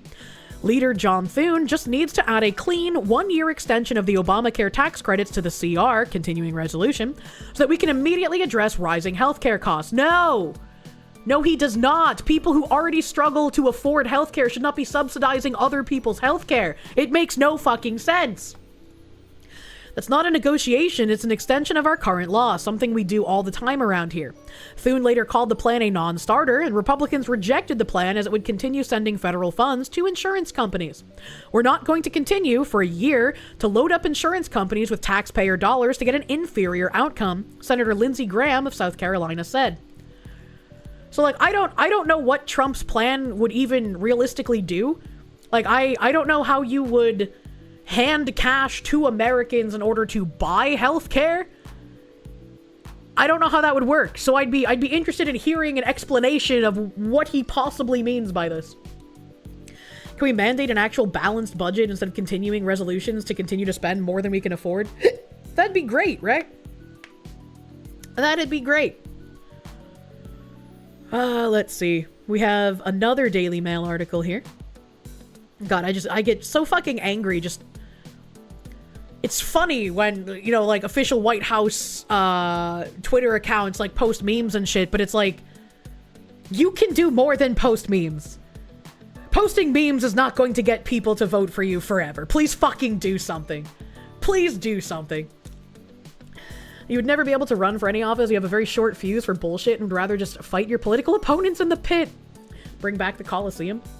Windstalker, thank you. They would give us an HSA account in the proposal. It'd be very interesting to see what he wants to do specifically with this. We have November 3rd here. Chinese woman. Let me close that other Daily Mail tab so I don't get confused. Chinese woman 72 who swam 8 hours to escape communism said she's disgusted her children are voting for Mamdani. An elderly Chinese immigrant who swam for 8 hours to flee the country's communist regime said she's appalled that her children are casting votes for Zohran Mamdani in the New York City mayoral election. Song Yin, 72, believes her 2 grown sons do not see the perils of the Democratic Socialist candidate's far-left policies, which she described as an alarmingly reminiscent of the circumstances she risked her life to escape nearly 50 years ago. I mean, I feel like when you have someone in your family who's gone through this shit, you should have enough stories to deter you from this shit for literally ever. But also, what if I was like a grandparent in this position? Couldn't I just like ship them to China for like a year? You know, be like, yeah, if you really want to vote for this stuff, just go live over there for like a year, you know, see how it works out, right? Fangs, thank you, my dude. The GOP are controlled opposition. If we want anything to change, must get outsiders to take over. The GOP must be subverted by actual right-wingers. The primaries are coming up in a few months. Need to make sure the winners are not GOP shills. I have no idea how that would happen, but I've always like advocated for getting involved in local politics, especially if you live in an area where like Democrats run uncontested. It's gonna be an uphill battle, but at least trying to figure out getting together with people in your area that are more conservative, that would be willing to vote for someone who's not a Democrat, Getting involved locally is the way that changes can start being made. We didn't socialism hard enough, guys. Patchouli, thank you. You would have snuck a bill into the CR that forces you to refer to Dem congressmen as the F slur in official proceedings. You know, if it's a couple hundred pages, they might not notice it, right? Kane's brain, thank you. They won't even get rid of the filibuster despite Trump screaming to get rid of it. It's just a whole bunch of people that do not have American interests at heart. And it's really depressing to see. Socialism has been a disaster, Song told the New York Times. Everything I've seen and experienced points to that. It breeds... Sorry, my throat's still kind of fucked. It breeds laziness and kills the motivation to strive. Song embarked on the risky journey from Shenzhen, a small fishing village in China, to Hong Kong in 1976 to evade the leadership of the Chinese Communist Party led by Chairman Mao Zedong. She was one of the millions of refugees from mainland China who made the grueling trip to Hong Kong, then a British colony, between the 1950s and 1970s in pursuit of a life free from hunger and oppression. And I mentioned her a couple of times too, but Lily Williams in New Hampshire is also someone who has escaped the CCP and runs on a conservative platform of we should never see this kind of shit happening here. Hillis Mallory, thank you. The difference between socialism and communism is timing. Socialism is the frog in the boiling water. Communism is the shot in the head. Yeah, there was somebody who said, like, the difference between socialism and communism is essentially, like, suicide or murder, you know? Everyone wants to get rid of the filibuster when they have power and defend it every time they're on the back foot. Every time. Fuzzy Taco, thank you, my guy. Your cat loved to watch me during the beanbag. Kitty table waffles, it was her favorite part of the stream. She gave you the sad eyes now. Can I give some wiggles to make your cat happy? Well, I'm still extra wiggly. I mean, I guess not being on a beanbag reduced the wiggles a little bit, but I'm gonna be giga wiggly until Friday. Until Friday. Socialism is soon. Communism is now. The one time I hate the soon, TM. No. Where was I? In 1978, Song and her husband came to America and settled in New York City's Chinatown. With less than $200 in their pockets, the couple worked tirelessly to create the life they had dreamed of.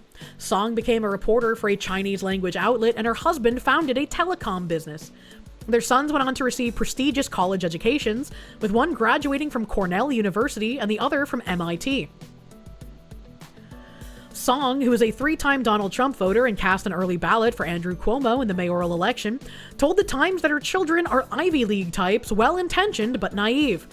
She said they are blinded by Mamdani's promises of free bus fares and affordable housing, and fail to see the unsettling similarities between his initiatives and communism. I mean, he calls himself a democratic socialist, man. Like, you don't even need to know any of the policies to know that is what that is.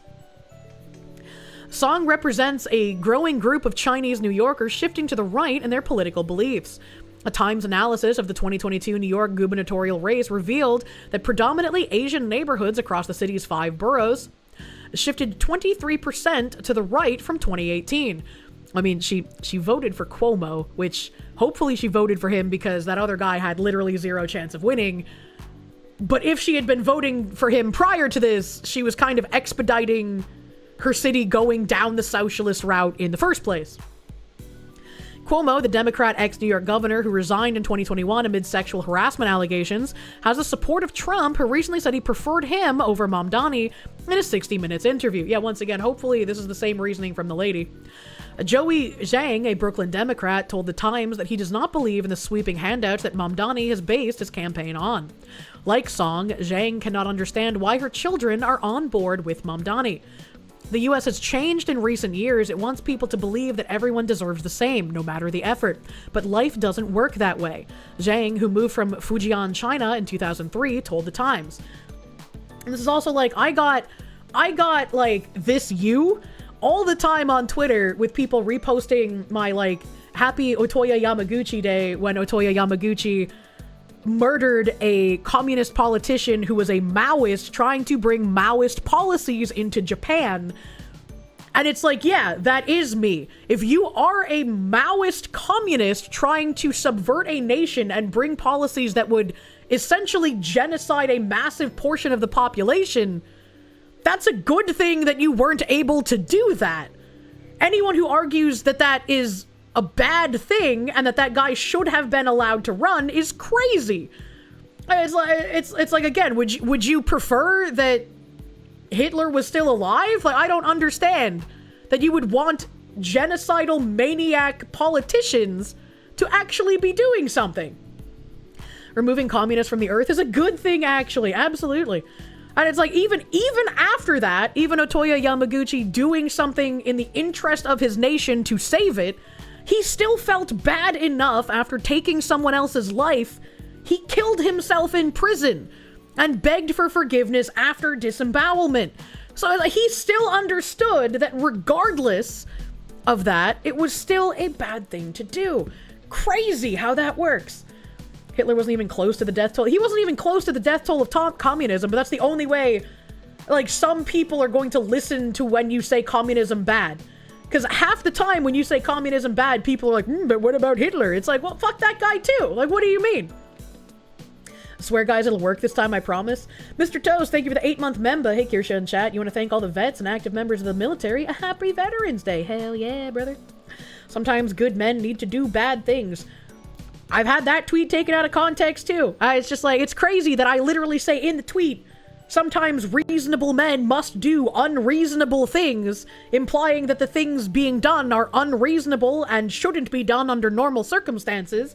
And yet people are just like, oh, Kirsche praises this stuff. And it's like, what the do you have zero English comprehension? Holy shit. Off topic, good news. BlackRock got scammed. You love to see it.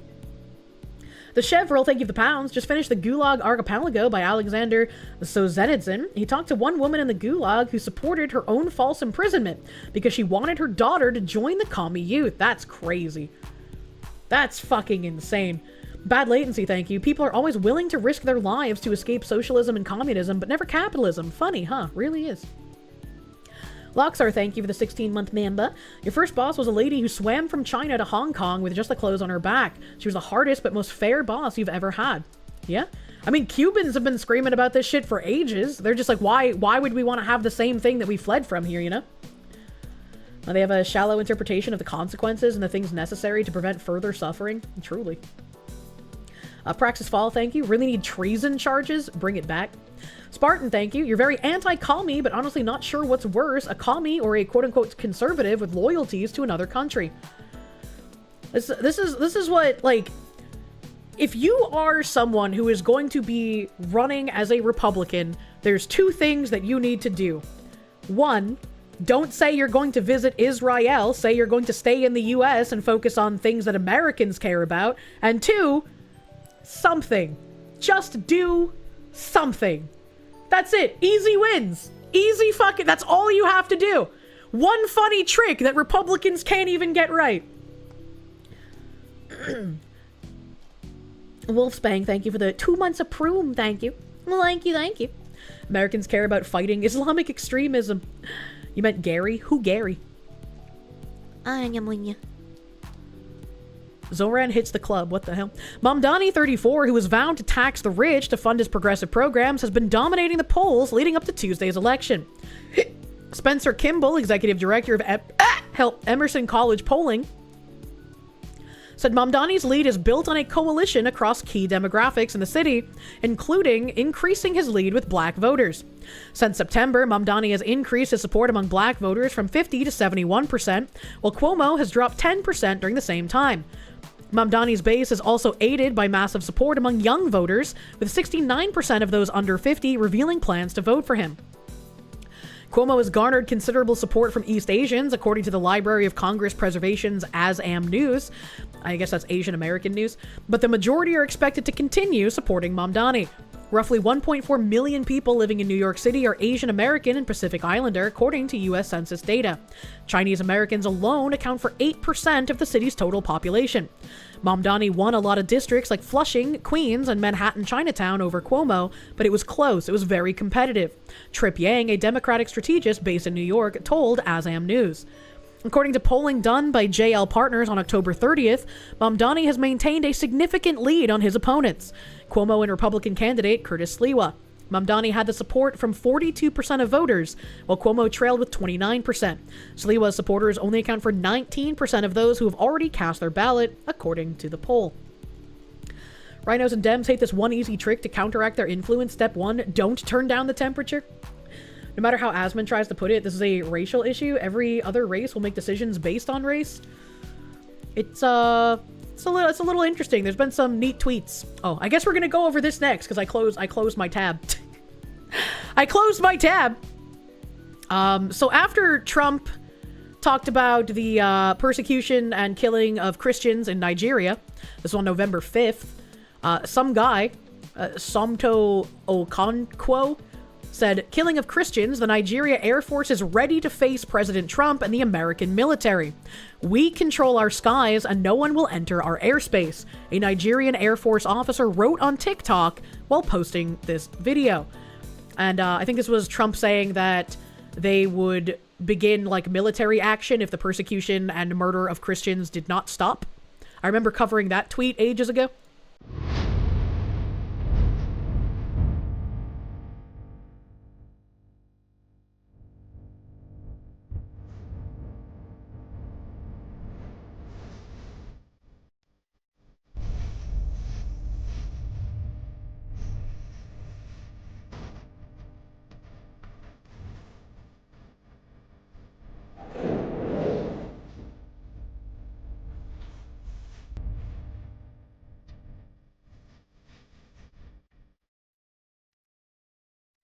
Oh, sideways video.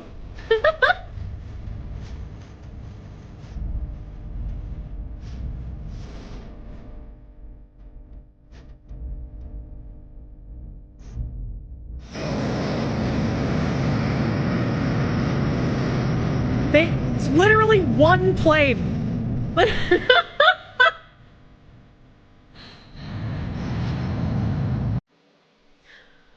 So the sequel to Who Killed Captain Alex is shaping up to look pretty interesting. I can't wait for it to be a box office hit, but really weird gusto to be like, look at our one plane, American military. We'll keep persecuting those Christians. They're like 2 generations of aircraft behind us. It's one plane. You poor fools. Our missiles don't just aim for the plane. They aim for the cockpit. I was like, I don't fucking, what the hell, man? That's crazy. That's crazy. Imagine losing a piece of history from beyond the horizon because you mouthed off on X, right? Coming at us with a fucking MiG. You're dead. More, it's from 1959. Amazing. Amazing. That should be in a museum. The pan killed you. I loved when they had the video sideways, man. But speaking of sideways video, a couple of people have brought this up to me over the last few days. I'm finally gonna get to the goddamn tab. It's finally happening. We finally got there. I have like probably 70 fucking tabs open from like last Friday, man. If not Tuesday of last week. There was a New Hampshire's first transgender elected representative, Stacey Lawton, pleaded guilty to child exploitation charges. He reportedly asked his partner who worked in a daycare to send him nude photos of kids.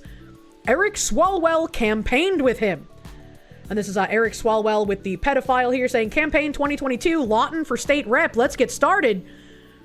Look, man, I know New Hampshire is in New England, and New England is famously known for like, you know, that, what's the guy with the N-word cat? I always forget his name. Lovecraft. There we go. That's how I try to remember his name. Thanks, Bran. I know we're known for like Lovecraftian fucking horrors, but why would you elect one to represent your state? Like, come on, man. Look at this guy. He is not fit to be in a position to have any say in what's fucking going on. Actually crazy. Things didn't age well. Thankfully, he was caught. What is this?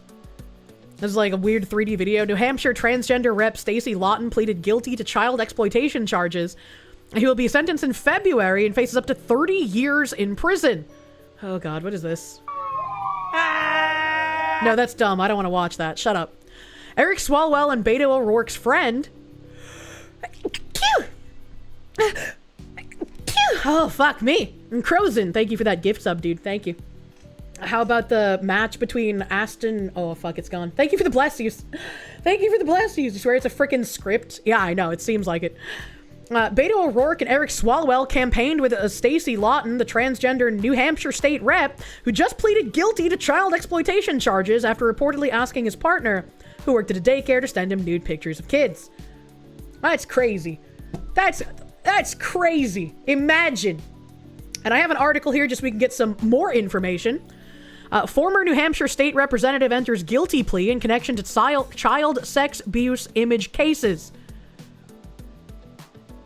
Like, maybe this is like the portrait of femininity somewhere like deep in England, but like, what the fuck, man? Come on. Chris Chan looking ass. Former New Hampshire state rep Stacey Lawton pleaded guilty in federal court in Boston to charges including sexual exploitation of a child in child sex abuse images. I remember tweeting a picture of this fucking freak at Travis, who's another Republican rep in New Hampshire.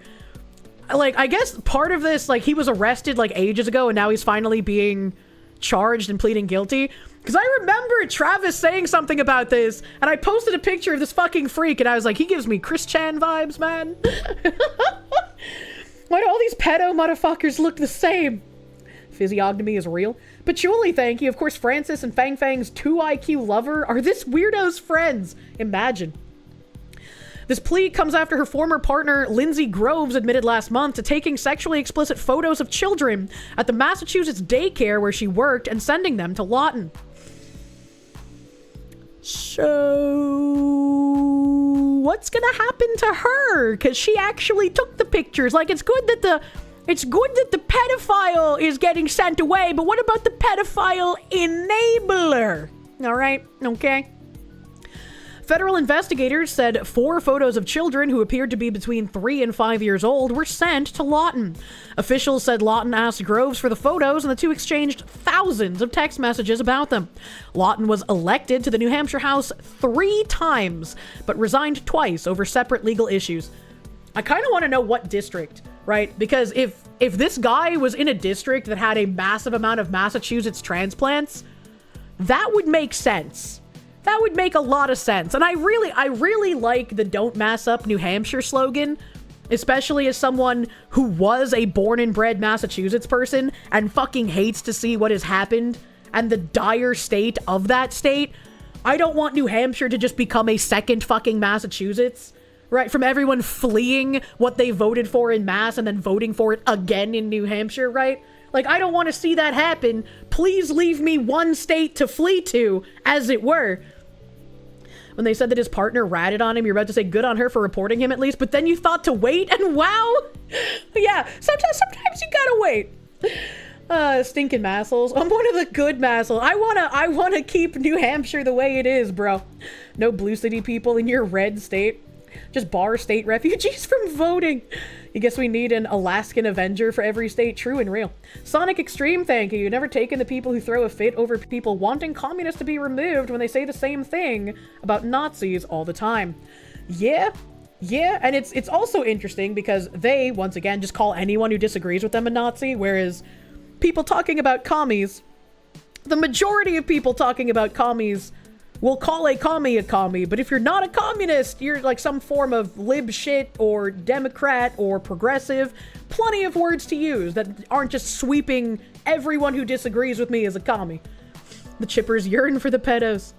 I kind of want to know, like, how is he elected 3 fucking times? That's insanity. And Communist Directive 1943, slandering the opposition. Imagine. If you vote in a state, you should be obliged to stay in that state during the election period. True and real. Spartan D63, thank you. There are reasons the flag is pastel colors. Didn't the person who created it say that it was like based on the baby colors, right? Both are getting sentenced. Next sentence, Kier didn't read. What? I finished the... Oh, I thought the article was over because they had this like fucking related article here. Both Lawton and Groves are scheduled to be sentenced in February. Thank you for saying that. I would have completely missed that fucking sentence. I would have completely missed that. Vote blue no matter who probably got this guy in his seat every single time. Literal insanity. McCarthy didn't go far enough. Very true. Very fucking true. Normal stream stuff. Sadly, when he gets out, they'll vote him back in again. I certainly fucking hope not. The article is cut terribly. Yeah. Yeah, it's a lot of articles I've been reading lately just have way too many stuffed in stuff in the middle of the article words. Makes them a bit difficult to read. But good to hear. Good to hear that sentencing is actually happening. Please do not re-elect that thing. Holy shit. Okay, what do I else have here for fucking stuffies? Let's read. Oh, hey, hold on. I was talking about Travis a second ago. Let's bring up a Travis tweet. How about that? How about that? Travis quoting this video here, and I thought it was really funny that he quotes and says, "When we cut welfare payments, people in the ghetto start using their own money to feed their families and have to cut back on eyebrow waxings." Really makes you think. That really gets those almonds activated. Really jogging your noggin there, man. And this video is from Defiant L. CNN's Ashley Allison says Snap is having a massive impact after she went to her eyebrow technician, who told her that they had to fire people because clients don't have money to do their brows. The horror. You know what I did when I couldn't afford to get my nails done from a nail tech? I did my nails myself. I painted my nails myself. I filed my nails myself. What? It's actually wild that we're supposed to feel bad for people having to spend their own money on frivolous things. Or having to spend their own money on buying themselves food instead of having Snap. Like, what? This is having massive impact. I went and got my eyebrows done the other day, and my eyebrow technician was like, they're gonna fire 2 technicians from here because all of our clients don't have money to come.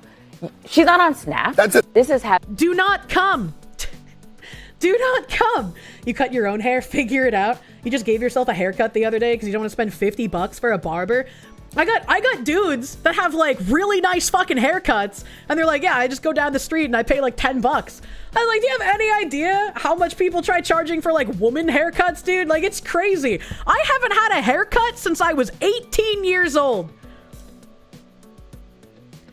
Why do I need to cut my hair when I can slather a bunch of different oils that are good for my scalp and hair follicles into my head, and it looks fucking fine?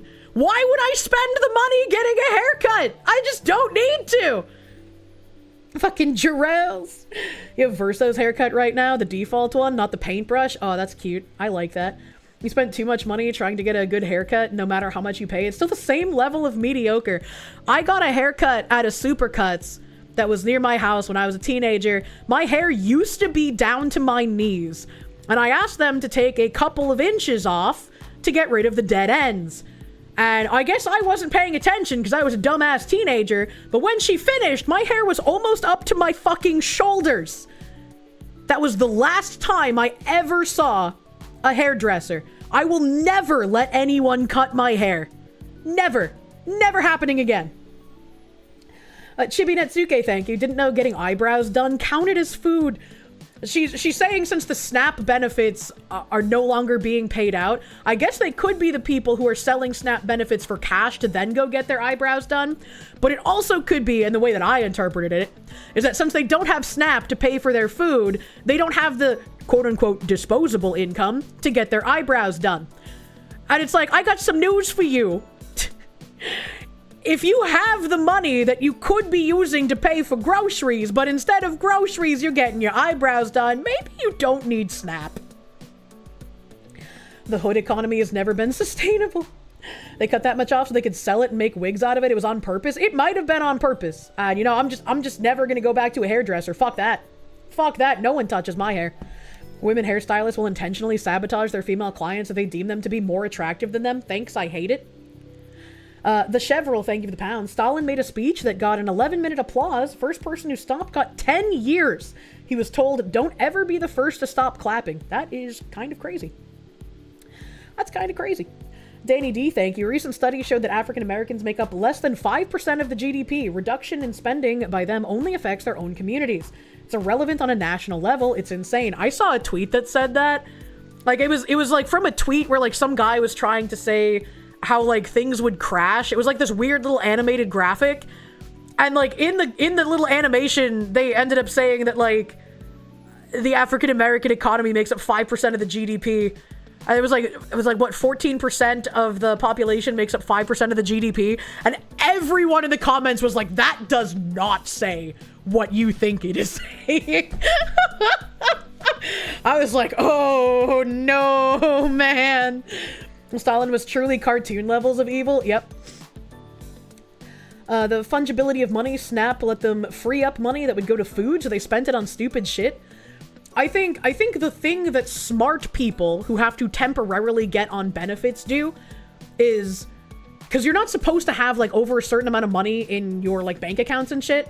So if you're smart and you're temporarily on benefits that are giving you like money, not necessarily SNAP, you would squirrel away and save some of that money to be able to have a buffer for when you are attempting to get off of those benefits. Because the way that benefits are structured, it's to try and keep you on them as long as possible. The government wants more people that are reliant on it. 3 million businesses employ 2 million people. Yeah, that was also part of it. I was like, hold on, how do 3 million businesses employ 2 million people? The numbers ain't numbering. I'm a little confused here. It's because I guess, like, when you start a business and you're the sole proprietor, you don't actually count as an employee. So I wonder how many of those are, like, the nonsense businesses that were set up during COVID to get, like, the PPP loans. The National Bank of Booty. Hi, Ghost of Aces, thank you. Like any professional assassin, Kirsche uses her hair as a weapon, uses it as a lasso to capture the himbos. Hell yeah, buddy. Spartan, thank you. Hair care fund. You're always scared to get even split ends done because some remove way too much because they don't like guys with long hair. That said, you had one make a now ex mad by playing with it. That'd be really weird if your hairdresser was playing with your hair while I was watching. I'm gonna be real with you. That's like a that's like a really shitty thing for the hairdresser to do. You've been on benefits. It was good while it lasted, but you went out of your way when it came to taking care of your woman and your family because nothing fucking lasts forever. Take responsibility. Help. Foxu has hair like Sindel from Muay Thai Combat. I think I Mortal Kombat. I was like, Muay Thai.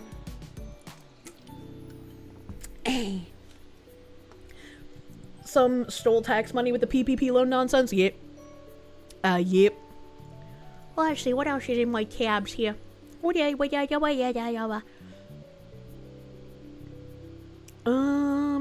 this one was a wild story. This is a Canada thing.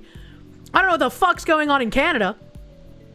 Universal Ostrich Farms in Edgewood, BC. That's your Canadian government right there that just did this. I went to Bosnia, Somalia, and Afghanistan, and I did not serve my country for the bullshit that's in front of us.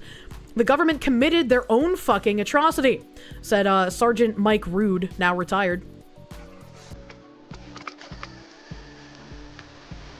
And these are ostrich corpses. Apparently a lot of them were also beheaded.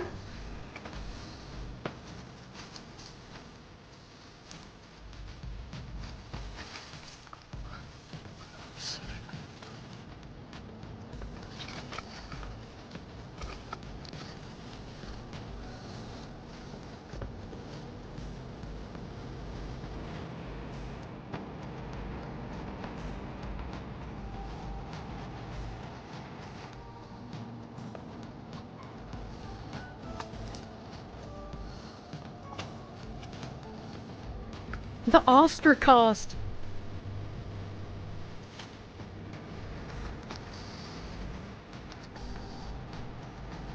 I wonder if there's gonna be anything said or if it's just gonna pan over the ostriches. Oh, yeah, there's talking over here. That's your Canadian government right there that just did this. I went to Bosnia, Somalia, and Afghanistan. And I did not fucking serve my country for this bullshit that's fucking in front of us. Right? The government has committed their own fucking atrocity, this Canadian government, right? Rude Awakening podcast? I don't know who that is, but it appears that many of the massacred birds at Universal Ostrich Farms have been beheaded. And I was like, what the fuck? Why were so many ostriches killed? So I looked it up. Healthy ostriches slaughtered. Outrageous 300 healthy ostriches are executed by firing squad after infectious disease claims. A holding pen that just one day earlier housed 300 ostriches now contains their tarp-covered bodies after officials carried out a slaughter late Thursday night. The pen sits on the grounds of Universal Ostrich Farms in British Columbia, Canada, which had been locked in a legal battle with federal officers over a government-ordered cull. Katie Pasitny, daughter of farm owner Karen Pasitny, sobbed while telling the Daily Mail about the loss of the birds, saying they made a mistake. These animals aren't poultry. Some of them were 35 years old, and every single one had a name. My mom lost everything she loved. Those birds were all that kept her happy. They killed all her babies, and now they're lying there under a tarp. The deaths came months after the Canadian Food Inspection Agency began investigating the farm following an anonymous report in December that alleged roughly 30 ostrich deaths within 3 weeks. Hot take. I don't think you should be able to kill an entire farm's worth of animals based on a single anonymous tip. That's kind of wild. Subsequent testing confirmed 2 birds had contracted H5N1 avian influenza, a highly contagious strain of bird flu. Agency records showed deaths continued through mid-January, ultimately totaling 69. Pasitny recently pleaded with the Supreme Court of Canada to halt the cull, insisting the birds were healthy and posed no threat to public safety. Around 6 p.m. local time on Thursday, trucks and SUVs belonging to the agency arrived at the farm. Several men were seen carrying equipment into the enclosures. The sound of repeated gunfire echoed across the property as supporters gathered outside, praying and shouting for the birds. By Friday morning, the Pasitnys awoke to find their ostrich bodies littering the pen. They're all gone. They need to pay for this. The world needs to know the monsters that they are, Pasitny told the Daily Mail. They brought war to our farm last night just to kill healthy animals. When did we stop valuing life? You can't just keep killing everything. The Daily Mail has contacted CFIA for comment. Canada's highest court on Thursday ended a months-long legal battle to save hundreds of ostriches exposed to avian influenza, a fight that had drawn international attention and even the support of the U.S. Health Secretary Robert F. Kennedy Jr. The Supreme Court of Canada declined to hear an appeal filed by the owners of Universal Ostrich Farms, who had sought to overturn a federal order mandating the cull of their flock. The decision effectively cleared the final legal hurdle preventing authorities from moving forward. In a statement, the CFIA said that it will now proceed with depopulation and disposal measures to contain the spread of H5N1 avian influenza, following an outbreak in December 2024 that killed 69 birds at the British Columbia farm. RFK Jr. had publicly urged Canadian officials to reconsider the cull, arguing that the ostriches could provide valuable scientific data. In an open letter to the CFIA, he wrote that the indiscriminate destruction of entire flocks without up-to-date testing and evaluation can have significant consequences, including the loss of valuable genetic stock that may help explain risk factors for H5N1 mortality. Which is true. Which is very true. Like, why weren't they tested? The U.S. Health Secretary's plea echoed by animal welfare advocates and high-profile supporters, including television personality Dr. Mehmet Oz and New York billionaire John Katsimatidis, called for a reprieve that would allow researchers to study the birds' immune response rather than destroy them. Dr. Oz, who runs Medicare and Medicaid, even offered to adopt the birds at his 900-acre ranch in Okeechobee, Florida, but his rescue plan was quashed. That's also insane that we had multiple, like, very rich, high-profile people in the U.S. offering to take in the birds if Canada wouldn't still the cull order, and that was even rejected. That's a little crazy. That's a little crazy. Canadian authorities, however, have maintained that the cull was necessary to prevent further spread of the virus, which poses a serious threat to both wild and domestic bird populations. Beyond the emotional devastation, the farmers said the cull will also bring ruinous financial losses. The Canadian government's compensation offer, they claim, falls far short of the birds' true market value and threatens to destroy their biotechnology venture, Struthio Bioscience Inc., named after Struthio, the genus for ostriches. The company pivoted in 2020 from selling ostrich meat and oil to developing antibodies known as immunoglobulin Y, extracted from egg yolks. These antibodies are thought to have potential in combating diseases ranging from influenza to obesity. And now we know the real reason why the Canadian government could not let these birds live. Very interesting. Very interesting thing to have at the end of the article here. Pasitny told the Daily Mail that prior to the CFIA reporting the bird flu tip, she and her family petitioned the government for funding to progress research in ostrich egg yolks. We provided antibodies for COVID and H5N1 avian influenza in the egg yolk, she said. Even COVID, eh? Even COVID. Canada was like, you know what? If we let these birds live, if this research continues, we might not make as much money off of maid and selling people's organs. So we can't let the birds live. I fucking hate this, man. Your lights are off, but your room is bright. They killed the antibodies. Yeah, they killed the antibodies with them. So like all of that that could have been helpful for science and biotech just obliterated because Canada's fucking awful. Canada feared an ostrich uprising like the emus did in Australia. I mean, at this point, they deserve one. Let's be real. First, they came for the truckers, and I said nothing because I wasn't a trucker. Then they came for the ostriches, and I said nothing because I'm not an ostrich rancher. Now they come for me, and there's no one to speak for me. Gotta support the Wuhan's facilities. Oh, fucking man. Chet, thank you. The farm was working with researchers in Japan to study antibodies to treat both bird flu and COVID. The government and their friends just invested in a massive Moderna factory in Quebec. Can't have competition. That's bad for business. You will never have enough hatred for both journalists and the government. Not this particular journalist. I'm glad that Stacy here reported on the ostriches, but you know, just in general. Praxis Fall, thank you. If you were her, you would start screaming about how they wanted to cull the human population as well, just like her birds. I mean, she wouldn't be wrong. She wouldn't be wrong. Your grandma raised ostriches when you were a kid. This pisses you off. This should piss pretty much everyone off. Duca, thank you. Every day you pray for the day of the rake. A paradoxical madness, thank you. Common Canadian L. Very common Canadian L, as it were. Hustle Hoppa, thank you. They get some JRPG villain theme playing in the background.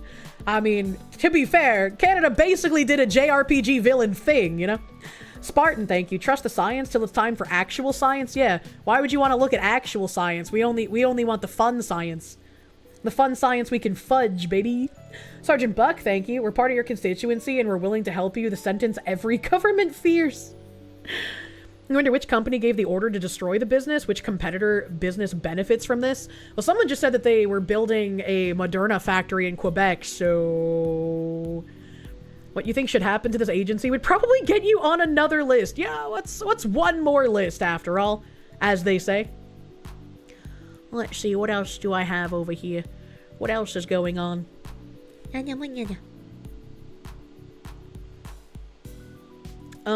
Oh yeah, we have like some weird stuff here. I guess I can play this. Some weird stuff. Let me turn off my BGM because there's like a series of videos. So we had these World War II veterans. Good Morning Britain here reporting. What we fought for was our freedom. Even now, the country is worse than it was when I fought for it, says 100-year-old World War II veteran Alec Penstone. And Connor Tomlinson over here saying, I'm sorry the sacrifice wasn't worth the result. Nothing sums up modern Britain better than a World War II veteran lamenting what our country has become, being patronized by a woman who married an architect of Blair's government, and a man who said yesterday that he wants Sharia law. What does Remembrance Sunday mean for you? What is your message?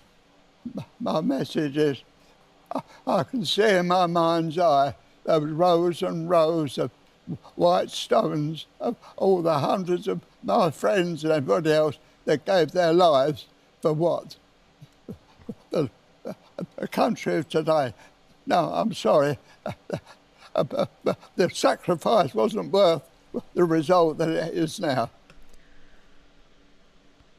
Considering the death toll from Western nations in World War II, I could not even begin to imagine what someone like this man feels to have seen his friends and his countrymen die all around him fighting for something that they believed in, that they believed would help their nation, would bolster their nation, would bolster their allied ties, and ending up with a ruined nation, with people in power actively advocating against the interests of the native Britons. It's very similar in the US, where our politicians no longer care about Americans. They care about everyone who isn't an American and how they can loot our country. I cannot imagine losing so many years of your life, surviving a war, watching your friends die, and then watching the nation that you thought you were going to preserve also die. It is a wild thing to hear, and it would be very interesting what these men would say to their younger selves if they had the ability to do so. Oh, well, I'm What sorry. What do you mean by that, though? At this point? What we fought for, and what we fought for was our freedom. We find that even now it's downsight worse than what it was when I fought for it. Unfortunately. Oh, Alec, I'm sorry you feel like that, because I want you to know that all the generations that have come since, including me and my children, are so grateful for your bravery and all that for service personnel. Why would they be grateful? Are they grateful to have to worry about being stabbed or raped every time they go outside? What is there to be fucking grateful for at this point? At least we're not speaking German, am I right? These patronizing fucks, yeah. And it's our job now, isn't it, to make it the country that you fought for. You absolutely fought for. They're not gonna make it that country, and he knows that. They're actively trying to create something that he would have fought against back in the day. Is it? And we will do. We want to... I'm so wonderful to know there are people like you that can spread the word around. We will do. Younger generation. And I guarantee that everybody watching at home will be wanting you to send lots of love. We've got another little bit special thing for you, Alec. We've got the D-Day darlings here. Come on over, guys. You've got a little special present for him. Ooh. Come and give it if you can. Oh, I hate that tone. He's an old fucking man. He's not a child. Why are you... Ooh! Oh my god, dude. This poor guy. Yeah, this, it's so fucking patronizing. The man looks so sad. I feel bad for him that he's going to die knowing that everything he fought for hastened the destruction of his nation instead of protecting it. And that's incredibly depressing. To thank you for all your many brave years of service and others like you. This is our album, Alec, and I know you love a lot of the songs on there. And this is the least we can do. This is such a small thing, but you know, we love you so much, Alec. And it's all signed for you there as These well. young ladies are like my own daughters. And I'm sure the people who like LARPing as the, oh, didn't you know that we were the anti-fascists in World War II? Well, yeah, we were, but I'm sure you people would also call this man a fucking Nazi. You cannot write a better tragic comedy. It's incredibly depressing. Your life sacrifice meant nothing, but here, have a music album. Yep. Using veterans like this as a prop is also kind of like, man. That's why it's so important to teach your children and not let others teach them. Highly and Juggalo, thank you. One day for no reason at all. It's just like, we should have been the people on the two-pronged attack, right? Not allying with the communists was a terrible thing to do. Old man did more for the UK in 4 years than those people did with their whole lives combined. Yep. If you were in his position, the worst part for you would be knowing that you're too old and weak to do anything to stop what is happening. Yeah. Yeah, unfortunately. Is that an AI video? I can't really tell. Can't really tell. What does Remembrance Sunday... but there's another tab here I have on this. This is another guy. World War II veteran regrets fighting. This is not what they died for. I am so upset that the things we did, and the things we fought for, and the boys that died for it, it's all gone down the drain. Our country's gone to hell in a handbasket. And that's not what our boys, that's not what they died for. I wanna take you somewhere. Just not it.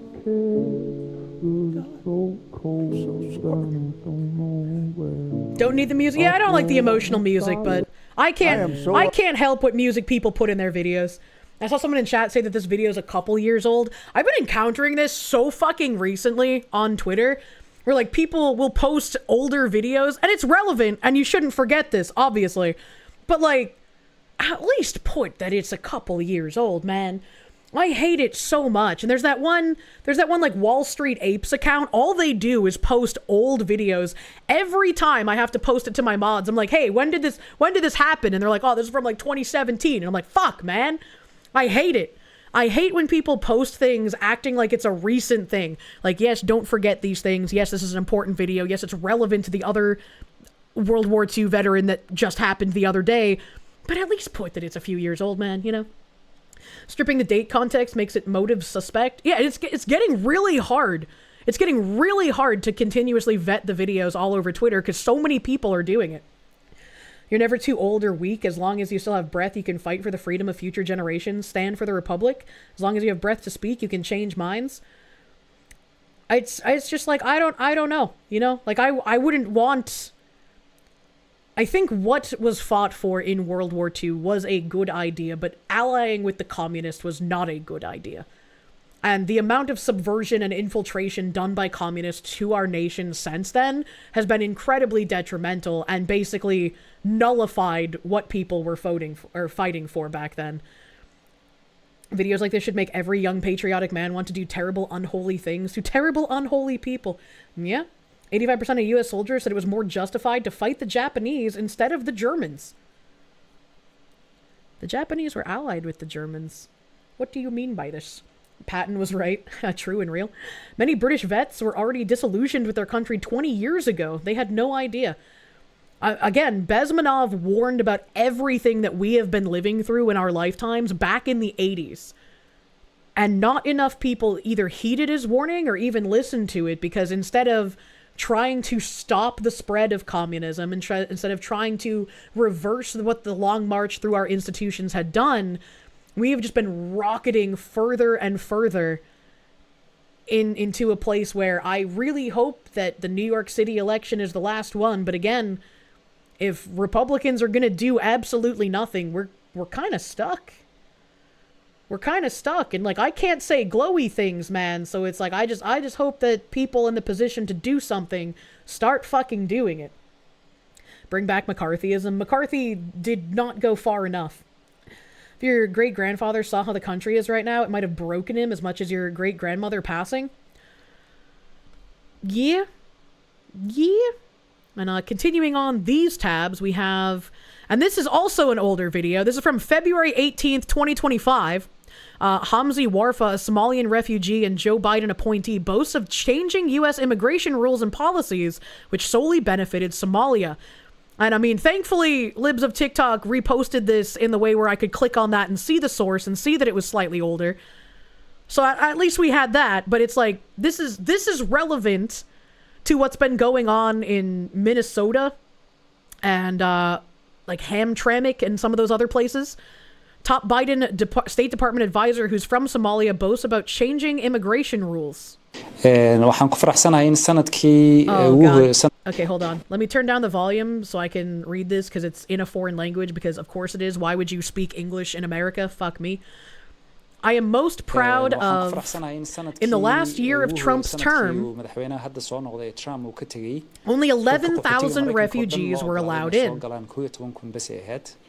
We have changed immigration rules for the first time in 40 years. Last year, 2024, more than 100,000 people were allowed in. And that was tangible success. Furthermore, the previous government, Biden, was the most supportive government in history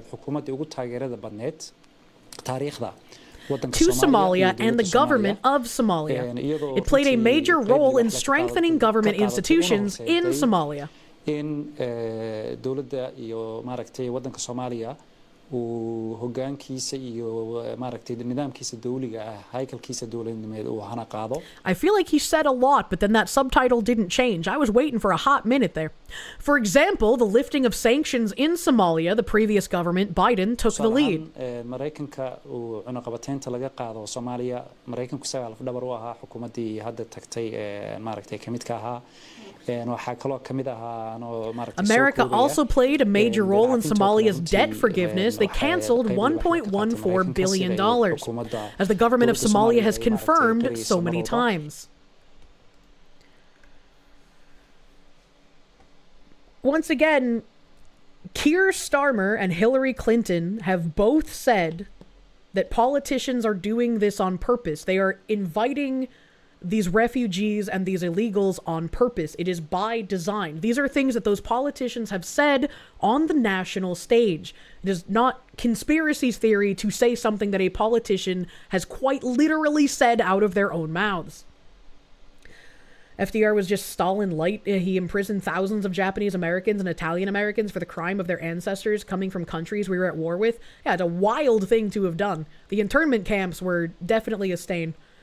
Debt just gets canceled. Bloop. And we have apparently somebody mentioned this the other day. There was like apparently like some weird tribal warfare stuff going on in Somalia, and now we're kind of dealing with that. Ilhan Omar went into a full rage, lashing out after other Somalian clans refused to back her clansmen, Fateh, and instead voted for Jacob Frey, calling for rival clans to be expelled and pushed out, especially since they were translating her Somalian-speaking videos to the American audience. Minnesota politics are turning into a Somalian primitive clan war. I don't know how loud this is. Of course it's not in English. Of course it's not in English. Give me a second. Give me a second to lower the volume so I can talk over it. When a Somalian person becomes an enemy, they become a serious one. There are people like that living right here in our city. We all see them. Some of us try to dismiss it, saying, oh, that person just talks too much, it doesn't mean anything. Or leave them alone, that's my relative. You probably met them in coffee shops, you know exactly the kind of people I'm talking about. You've sat with them in Starbucks, maybe you've seen them at the mosque once in a while.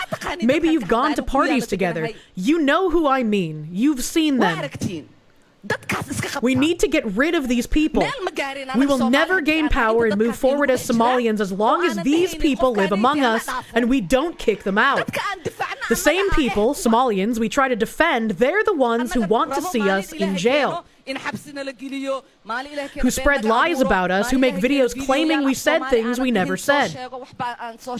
And when that happens, there's no way to defend ourselves.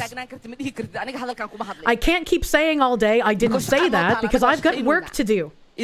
We're busy doing our job defending you, Somalians, protecting this country, creating laws. I can't waste every day fighting against accusations of what they accuse me I said on videos. That's your responsibility and your job to not welcome those people who work to block and undermine Somalians in this country from gaining power or having influence.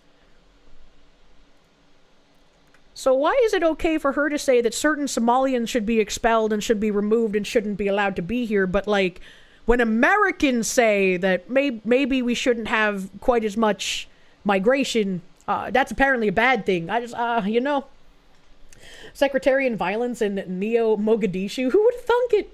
Spartan, thank you. Literally tribal politics, yay! I do not want tribal politics. Apparently this is also happening in Maine, somehow. Mildly OCD, thank you. During World War II, the Japanese did things that made even the Germans uncomfortable. That's probably what they mean. Yeah, I mean, Unit 731 is a very widely known war crime thing, I guess. I don't know, war crime issue. And America basically was like, we're not going to try people for war crimes as long as you give us all of your data. Very interesting. That's all she cares about, her agenda, not the American agenda. Well, I mean, she's not an American. Why would she care about the American agenda? It wouldn't make sense, you know? Indians and Muslims, Pakistanis and African groups fight in the UK on the streets all the time, tribal conflicts. That's why it's like, if you come as an immigrant, you should want to be a part of the nation you're immigrating to. It was unfortunately very valuable data, unfortunately so. Let's see. So moving on like sideways to this. Let me see. Is there anything else? Not particularly. Hey! You shut up.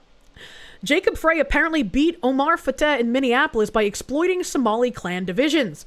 On Somali TikTok, this guy is taking advantage of tribal politics. We are too easy. This guy, he understands how to divide our people. Whether you are from Galmudug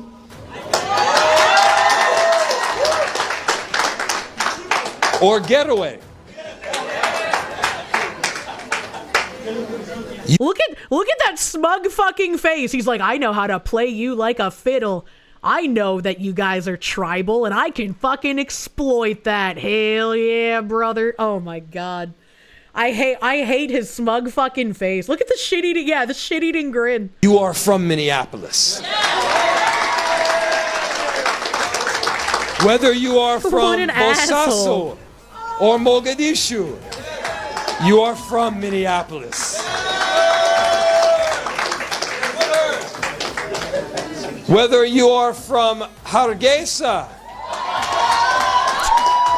Somaliland, You can kind of respect how blatant it is. It's so disgusting, man.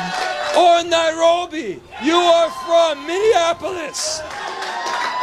In Minneapolis, we love you. In Minneapolis, we embrace unity. And in Minneapolis, this is a place where we are proud to call it home. Mahat said it. Thank you so much. What did he just call me?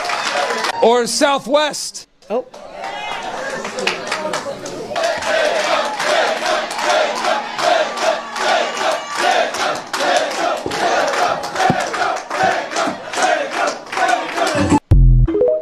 Absolutely ridiculous, man. Absolutely silly. Hey, what are you? Who's Pat Murphy? Get out of here. I didn't mean to click on anything.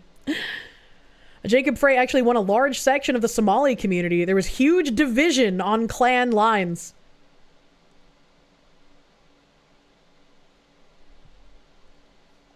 How are you? Good to see you, my man. Happy Friday.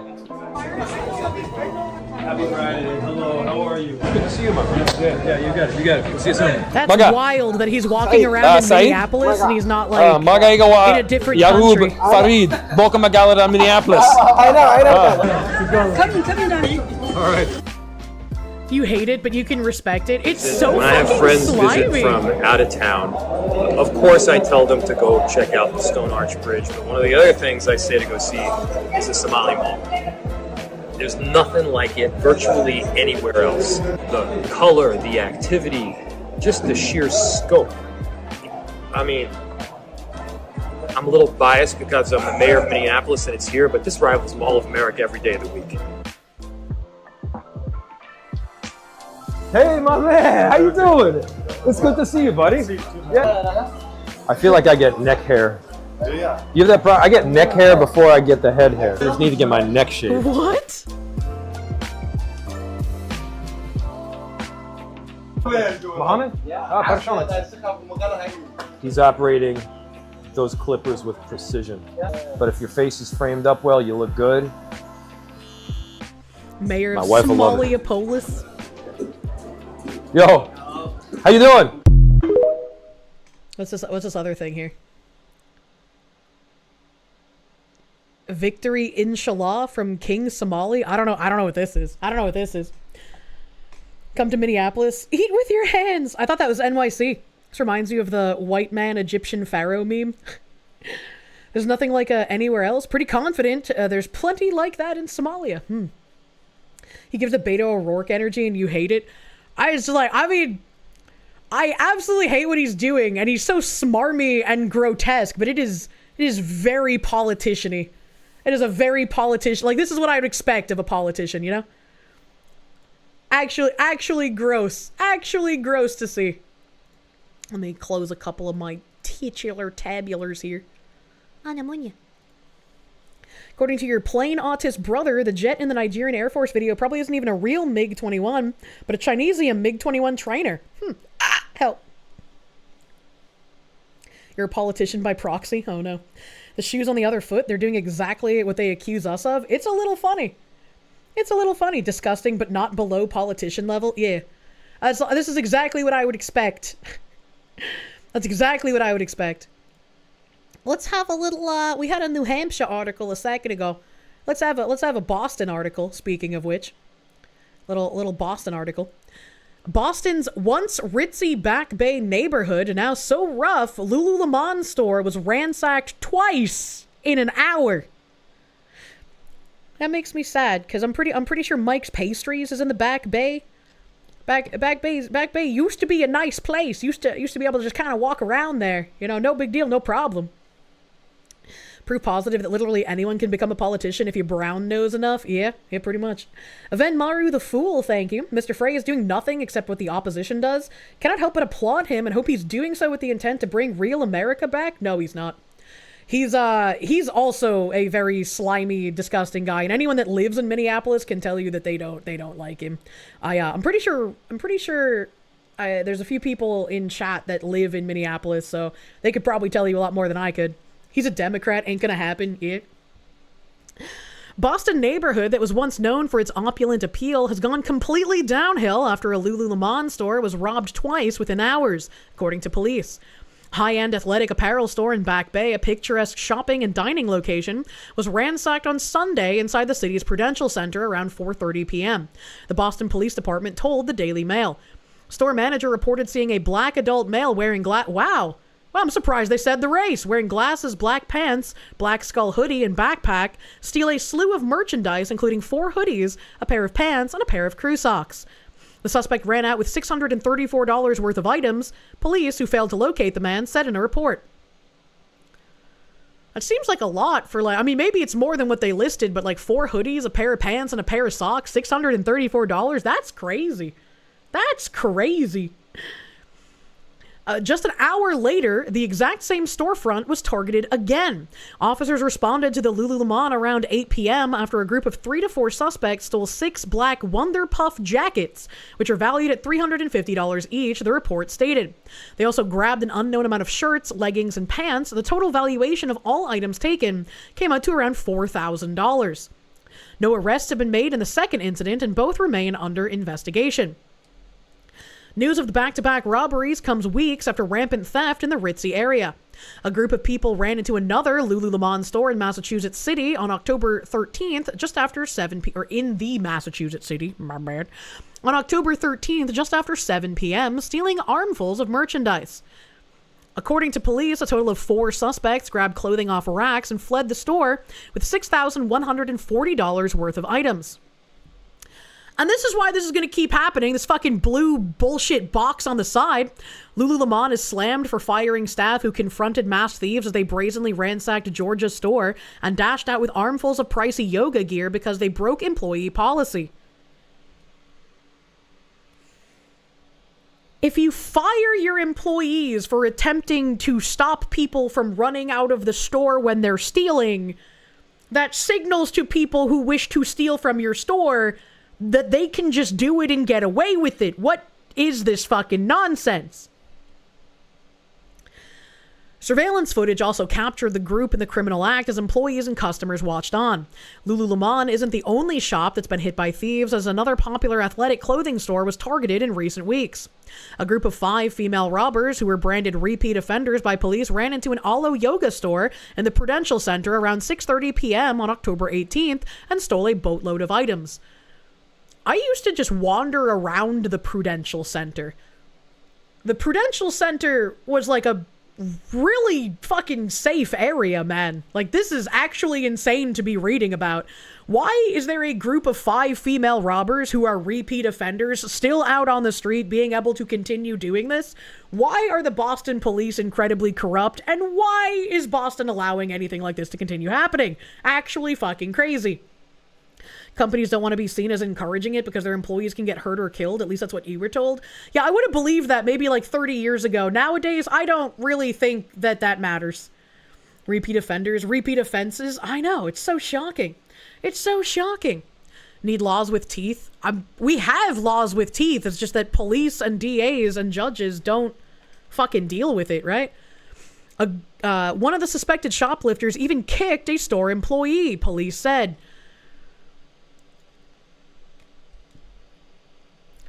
If you're getting robbed, like if I was in a store as a clerk and I was getting robbed, I would just assume the people robbing are not above causing physical violence up to even death to me. So the fact that it would be store policy anywhere that employees can't detain the people until police arrive, employees can't engage these people in any way, is just crazy to me. It's just crazy to me. It endangers all of us. It really does. I don't know how anyone sees the employer, and like thankfully again, like Lululemon is facing backlash for this, but this has been going on for decades where if you try to stop someone from stealing, you get typically terminated. Like it's very rare that a company actually celebrates an employee that does something like this.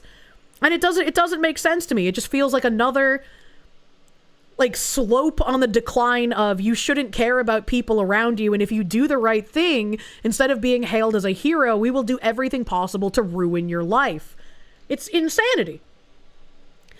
Then in September, another Lululemon store was robbed by 2 females, one of which was caught pushing a baby stroller in the photo shared by police. The woman, one described as a thin black woman and the other as a short Hispanic female, stole around $700 in merchandise. Insanity, man.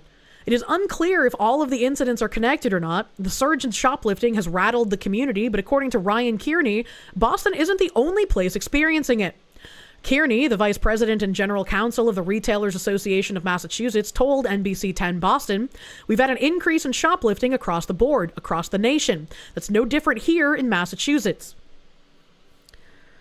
When you have stores penalizing employees, when you have police refusing to make arrests, when you have repeat offenders out on the street time after time after time, when you have DAs that won't actually do anything about the criminals, when you have judges that will hand out light sentences or no sentences at all, we don't have a rule of law. It's literally no wonder that there's increases literally everywhere, especially in corrupt blue hellholes that have been allowing these criminals to do this with impunity.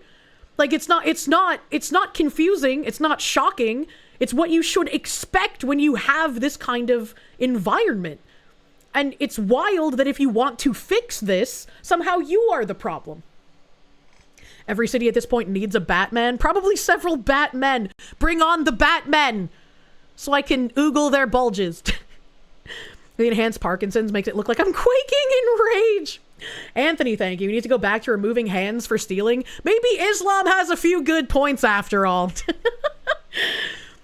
He went on to discuss the October Lululemon theft, stating that employees did exactly what they were trained to do, not get involved in the incident. Be the best witness you can be, Kearney added. According to him, thieves are targeting trending items that can be resold fast. The target is items that are easily resellable and have high demand. And that's what those types of items are being stolen recently seem to be. But they're just poor people who need food. They're stealing because they're socioeconomically disadvantaged. We need to ensure... Oh, sorry, I missed a sentence. Meanwhile, City Councilor Ed Flynn has had enough with the theft in the city. We need to ensure that we have zero tolerance for anyone stealing anything, he said. We have to have more police, also in the area, in the neighborhoods, a better response time from the police as well. But also, there has to be some criminal justice reform to deal with the ongoing retail theft.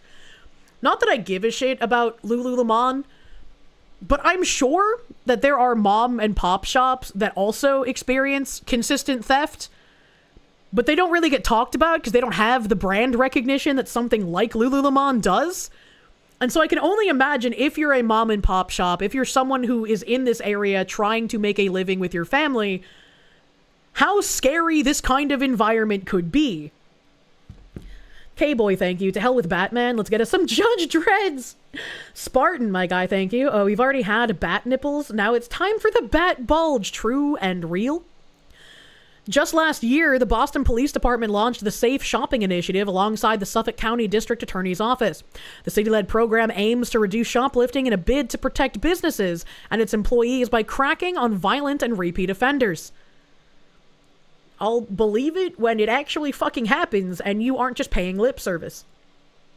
The safe shopping initiative is exactly the right start for us for downtown, I think, in time for Back Bay and the rest of the city. It's going to pay dividends. Michael Nichols, president of Downtown Boston Alliance, told the outlet. Still, Nichols said there's a lot of room for improvement. The legislature many years ago actually significantly increased the felony theft threshold from something like $250 at a time to $1,200. So the penalties for someone stealing $800, $900, $1,000 worth of product actually went down over the last several years. And I think it's time to return back to the threshold we were at before. This is what soft on crime policies will get you. This is what people in positions of political power who do not give a shit about the actual constituents and will put illegals and criminals above people who actually live there and need to make a living there. This is infuriating every time you read about it, and politicians will do absolutely nothing. Do you have any idea, like, how wild it would be if there were able to have some sort of conservative person running for mayor in Boston and actually get enough support, even if they didn't win, but to even get, like, close to touching a Democrat, considering how long this has been a stronghold?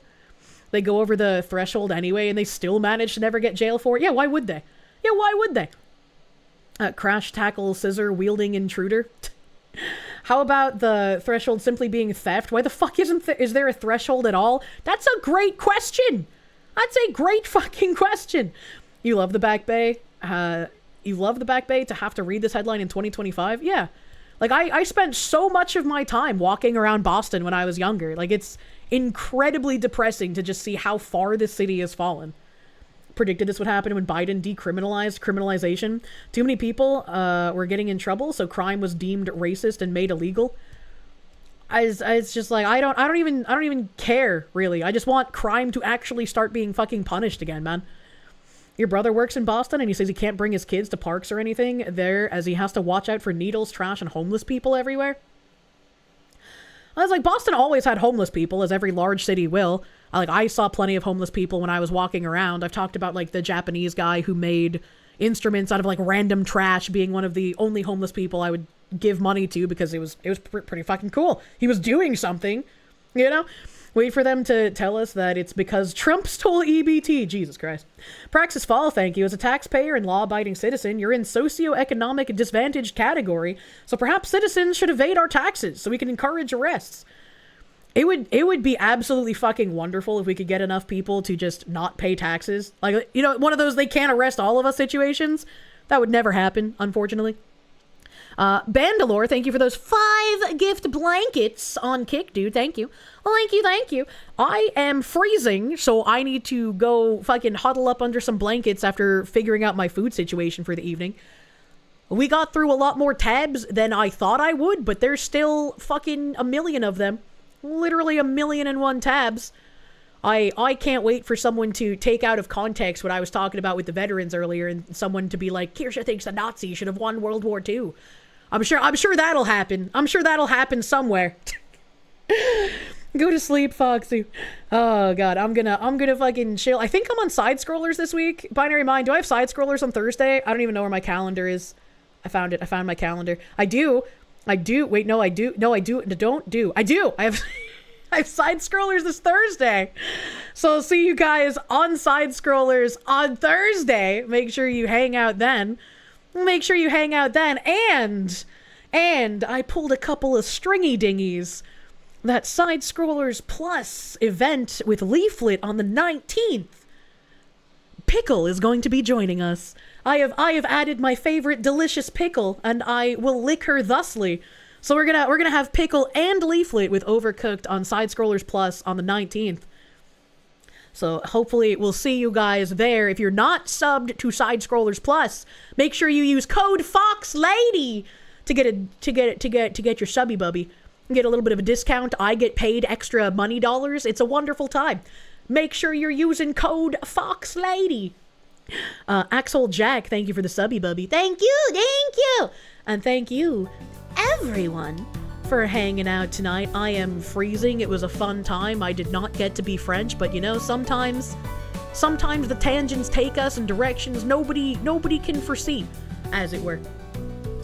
Let's see, Homestead is online here. Let's see, Homestead is online. There's a Mokana lady. I don't get too many opportunities to raid into Mokana lady.